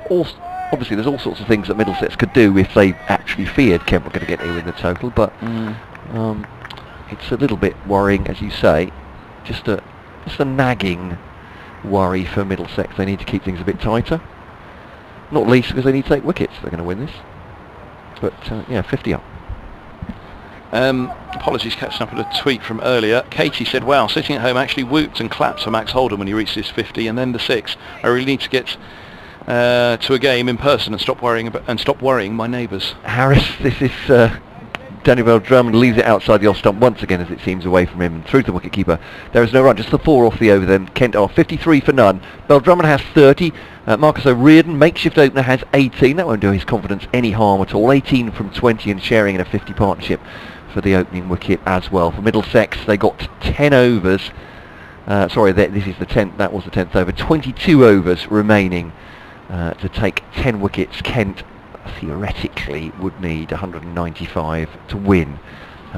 Both of those looking second and third favourites to the draw at the moment, I would suggest. The Void says, can I just check, do Middlesex think there are second innings batting points in the Bob Willis Trophy? Declare, he screamed. This was an hour ago, long before tea. Something that was echoed by Simon as well. Well, tongue-in-cheek, the second innings batting points that they're clearly going for. Anderson setting off, start of the 11th over. He bowls, and that's played off the back foot into the offside. 53 without loss. Ed's asking on the emails, do you think Middlesex will bring on Simpson and Eskenazi after Robbo o'clock? Quite possibly. Like the first game of the season. Last season, against Northamptonshire, apparently that happened. Is that right? Yes. Yeah. Robson followed by Simpson and Eskenazi. Not quite at this point, though. It's not quite Robbo o'clock now, is that right? I think it's not far off. Here's what ball that beats the edge of the bat from Anderson through to the keeper, and there's no run. But again, as you say, the required rate's 9, the current is 5, and they've got 10 wickets standing. They've had a solid 10 overs, which have grown steadily. It's just not had much of a tempo about it this passage of play from Middlesex in the field. But equally, they need to be very careful that all of a sudden, feeling that they batted it to safety and just 32 overs after tea, they don't get themselves into a little sticky situation. Essex have lost a wicket, by the way. Anderson bowls to Milnes. Has he got bat on it? Anderson, and those behind the stumps are convinced. The umpire says no, it must have been a little inside edge. Quite full and straight. 53 without loss it is. Sorry. Sounded woody, didn't it? Essex have lost the third wicket. They need 78 runs to beat Sussex, though. But the Hampshire thing's what's blowing it. Unless Surrey can hold on. 62 for 8. Hour and 10 minutes to go there. 63 to win for Essex. Cook's the man that's gone. Ooh. Oh no, he'd already gone. It's Wesley that's Wesley's gone. Sorry, yeah. Bowled by Mika. Yeah. But as you say, Surrey are not doing a decent thing. No, this was ever thus. This one's cut away in front of cover for 4 by O'Riordan. He moves to 22 from 24, 57 without loss. 191 to win. Just the first Anderson's first over went for 9. Middlesex just can't afford a couple of overs here that all of a sudden you look up at the scoreboard and think, well, is this on? But they've been Spitfire. It is a Spitfire. Wonderful. Look at that. That's lovely, isn't it? Lovely. Do you see them often? Because I know the other day you see it yourself. You do. Absolutely, yes. Yeah, have done during these trophy matches, certainly. Ah, lovely. Anderson to O'Riordan. Bowls, and that's left alone outside the off stump. Through it goes. I think someone on kentcricket@gmail.com will tell me where they're stationed. I think there's one at Biggin Hill. There's definitely one at Headcorn. I don't know which one it will be. That's not the same one I saw the other day, unless they've changed the colours, because they had stripes on the wings for invasion colours. I had to look that up, apparently. They put stripes on the wings for... they were invading or defending invasion? Defending. So actually D-Day and the Battle of Britain, I think, they had stripes on to make sure that whoever was manning the guns basically knew exactly who the Allied planes were. Anderson bowls, and this ball's turned into the onside for a single wide of mid-on. O'Riordan moves to 23, 58 without loss. End of the over. He'll keep the strike. Bell-Drummond 30, 11 gone, 21 remain, 190. That victory, or the runs required still for victory. Inspection at 5 p.m. at Edgbaston. Warwickshire 140 for 8, so Somerset 2 away from victory if they can get back out there to fair old if. Who's left standing? Miles and Hannon Dolby for Warwickshire. Apparently the entire Somerset squad have been seen out there with small pieces of kitchen roll on the outfield at Warwickshire. Everything they can to get it dry. I thought you meant it was a socially distanced picnic in the outfield. Maybe. Well, each to their own. It's going to be Harris to continue. Just having a quick word with Miguel Cummins, and fielding helmet's on the ground now. Steve Eskenazi is taking it back behind the wicket keeper. I don't think they're going to put in a short leg just now. O'Riordan will face. He's 23 from 26. 58 for none, Kent.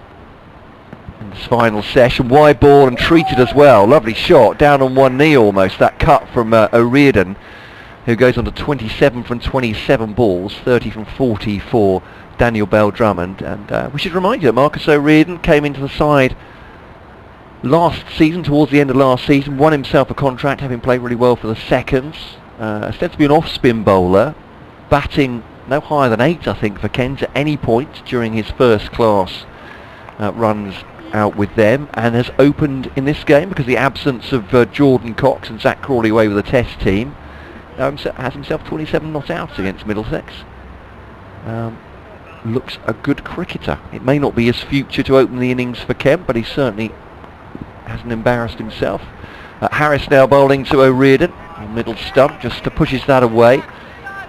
Looking to push it into the onside, I think, there, but just squirts away on the offside, but all on the ground, and there is no run. 62 for none.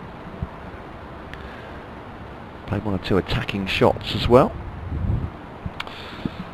Yeah, 62 without loss, so 186 more required with 20 wickets remaining. And with 20 wickets, 20, might have a chance then. 20 overs remaining. Bell-Drummond 30, O'Riordan 27. Yeah, you can't see why they're not throwing the bat with 20 wickets remaining, can you really? They should go for it. Here's Harris outside your stump, chopped near his stumps by O'Riordan, but goes up harmlessly back to wicketkeeper. It's a passage of play which has really started after tea. The declaration came at tea. For anybody just joining us, that we all thought could have come a little bit earlier, actually, to at least create some pressure before tea, because there hasn't been any pressure at all since tea. And yeah, 60 for 2 after Middlesex declared 169 for 1. Their first opening stand since the first rounds of the season in 2017, when they got 2 century opening stands in the match against Essex. A match that was drawn, as here's Harris. Bowls to O'Riordan, straight back at the bowl, and there's no run. So welcome to listeners on 5 Live Sports Extra, which I'm sure Kevin was just about to say. I took the words out of his mouth. It's Matt Cole and Kevin Hand with you. BBC Radio Kent and BBC London as well, of course, with David Fulton, former Kent captain, due in 5 minutes or so to join us in the commentary box.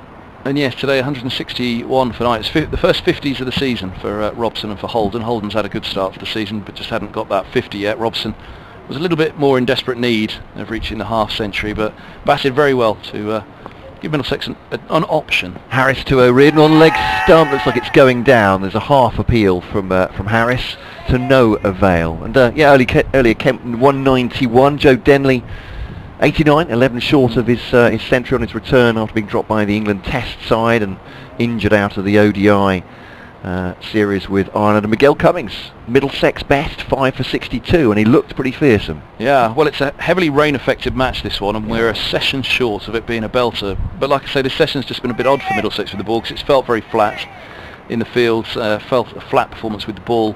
But they do just need to be a little bit careful here. Yeah, 62 for none, Kent.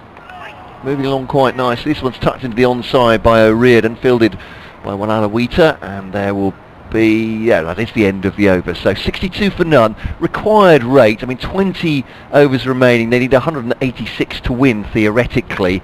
At the moment, they are obviously at 62 for none, defending their wickets as well. 10 wickets for Middlesex to win. I wonder whether we're coming to the point where the captains could get together for a handshake. The batsman in the centre, just looking towards the Middlesex camp there. I wonder if they thought maybe there was going to be some sort of message from the Middlesex team. Daniel Bell-Drummond just looking towards Steve Eskenazi. Was having a chat with Marcus O'Riordan. No communication between the fielding unit during that sanitizer break. And so yeah, it's Bell-Drummond 30. Marcus O'Riordan, as I explained, I think just before 5 Live Sports Extra came to us, pressed in as an emergency opener with no Zach Crawley off with the Test team and Jordan Cox not available for this match. An off-spinner hasn't batted above 8 in the Kent line-up before, and obviously Daniel Bell-Drummond, who's opened for the batting for Kent many times before. Just starts to get a little bit gloomy here, isn't it? Yeah. Dark cloud somewheres Managed to creep in front of the sun over our head here at the pavilion end, so just maybe the floodlights will go up, and that's when things can change a little bit here at Canterbury, as Martin Anderson's in, bowls outside of the off stump, right arm over the wicket, but it's left alone by Bell Drummond on 30. And yes, the situation here kind of perplexed even more by events elsewhere, where Essex had been storming to a third straight win and probably still are. 137 for 3, Wesley gone for 24, Lawrence not out on 53, Tendaskasa on 8, and they're going to make it 3 from 3 at the top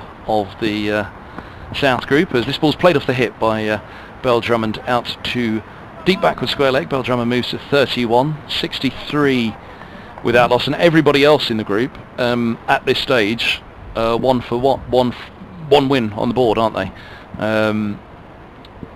Apart from Surrey, of course, who are in trouble at the moment and heading to a third straight defeat, where they're 65 for 8, trailing Hampshire by 61 runs in their second innings, as Anderson's in, bowled and driven wide of mid-on. Lovely shot by O'Riordan. He moves to 31, and Kent moves to 67. 181 to win from 19.3 and all 10 wickets standing. All of a sudden things are swinging towards, should Kent go for this, required rate of 9.3, current rate of 5.4, 10 wickets standing. And I just said to you guys 7 overs or so ago, Middlesex need to mind their work here, because this is all very flat, and all of a sudden the whole setup here feels like it's changing. I know what you mean, certainly. They're just ticking along, Kent, but they're ticking along at 5.5 and over at the moment. Anderson to O'Riordan, who is edged just out of reach of slip. Walla Luita has managed to flick it back in down below. He's done very well from third man, saving 4 there. They had just removed the second slip, and that one goes just out of reach of slip. Isn't it always the way? O'Riordan moves to 33, 69 without loss, 179 more for victory for Kent from 19.2 overs. And that flatness, that quietness from Middlesex, it feels like it's just starting to turn to a little bit of a nervous twitch out there at the moment. BBC Radio Kent and BBC Radio London live on 5 Live Sports Extra at the moment. Dave Fulton with us for this game as well. Matt Cole alongside myself, Kevin Hand at the moment, as Anderson hits the crease now. He bowls, and that's run along the floor down to third man for a single more, and O'Riordan moves to 34. Once comedy over. Fultz, thumbs up for a Kent chase here. All 10 wickets standing, 178 from 19 overs. Thumbs up, full on thumbs up. It would be though, wouldn't it? So Fulton will be sitting down alongside Matt in a couple of minutes' time as I make way. And here comes Anderson once more. He bowls on the back foot. It's defended by Bell Drummond into the onside. Up at Edgbaston they still wait, don't they? There's an inspection at 5 where Somerset are looking to go 3 from 3. They need 2 more wickets to beat Warwickshire, and really powering away at the moment in the Midlands and West groups. So there'll be a few doing a rain dance around the country, around the Midlands and the West, to hope that it continues to rain there at Edgbaston to deny Somerset that crucial victory. Little natter out in the middle. Is Eskenazi asking them? Are we shaking hands at 5? And is Bell Drummond and are Bell Drummond and O'Riordan saying no, thank you? Was that the question? There was some chat. There was wasn't chat there? between them, certainly. And I think Kent are well within their rights now to say no, we're all right, thanks. Well, if that's the offer, they might as well give it 5 overs and have a look, Kent, at this point. I don't see any point in Kent shaking hands at this time.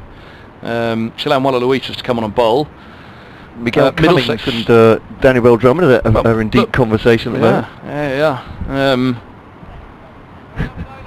Interesting. We'll be updating BBC Radio Kent listeners shortly. Walla Luita's bowled nicely. Yeah.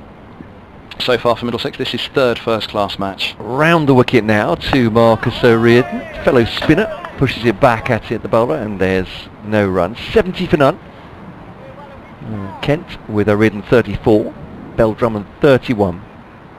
Chilan Walla Luita is bowling his left arm spin round the wicket, flat delivery, pushed into the offside. It's no run. Kent have lost a 4th wicket, but they are close. Essex have. Sorry. Yeah. Essex have. That was wishful thinking there, wasn't it? 142 for 4 Essex, 54 more required, and Surrey are 9 down, 64 for 9 against Hampshire. Well, the beater then once again to O'Riordan. Encouragement from the fielders, but that's pushed very gently back up the pitch by O'Riordan. He's got a slip for company, but otherwise no other close fielders. Maybe just looking to slow down the progress here, Middlesex, as much as anything. Flattish delivery again. That's some turn and some bounce outside the off stump, but through to the wicket keeper. Worcestershire won by 78 runs at Northants, didn't they? Glamorgan leading Gloucestershire by 108 runs with 2 wickets remaining in their first innings. In once again a flash delivery. Can tell he's getting some grip here, but O'Riordan seeing him off. Derbyshire Trail Yorkshire by 121 runs with 3 wickets remaining in their first innings. That one heading to a draw. Rain delay Leicestershire Durham despite the forfeits there. Well, Aloita once again wheeling his arm, and that will be defended once more by Marcus O'Riordan. Well, that's stopped the flow of runs. Required rate up near 10 now. A maiden for Aloita. The left arm spinner for Middlesex, and the score, it just disappears off the scoreboard as it would. 70 for none. With Belldrummond 31, O'Riordan 34. The sides coming together again. Oh, they are. I think they may have shaken hands. And in fact, this is the end of the game. They just little surprised. One over. So's faults. Well, sorry, they're not literally shaking hands. They're actually they're doing the knee, touching knees, touching boots. Touching boots, a bit of Morris dancing on it. But that is the end of the game, ladies and gentlemen. We'll be doing a last update for BBC Radio Kent, and then thanking Kevin Hand and David surprise. Fulton. I'm baffled, Fultz, why they didn't throw the bat at that, Kent. 10 and over with 10 wickets standing. We're a bit confused as to why Kent didn't go for that. So it's been a confusing day all round for us in the commentary box here. Why didn't Middlesex declare earlier, and why haven't Kent gone for it from this position? Thank you for joining us on 5 Live Sports Extra, but that is the end of the game. Kent 70 for none. That is the as the teams shake hands, metaphorically at least, on the result. A draw here at the St Lawrence Ground, Canterbury.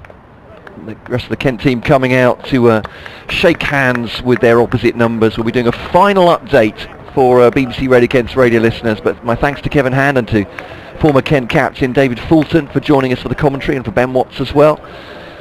We'll be saying goodbye. Wonderful timing, because the game has just finished. The teams have metaphorically at least shaken hands on a draw. They're not literally shaken hands because of the COVID protocols. It's more of a Morris dance, touching insteps and ankles between batting lineups and fielders. But Kent 70 for none when eventually the game has finished now. 31 for Danny Belldrummond, 34 for Marcus O'Riordan. Middlesex sent them a theoretical target of 248 to win in the final session. Kent just need to protect their 10 wickets. They did that ably in this final session. Earlier, 89 for Joe Denley, returning from England duty for Kent in their 191 all out, but it finishes as a draw, this Bob Willis Trophy match between Kent and Middlesex here at Canterbury. That's the cricket with the weather now. John Hammond.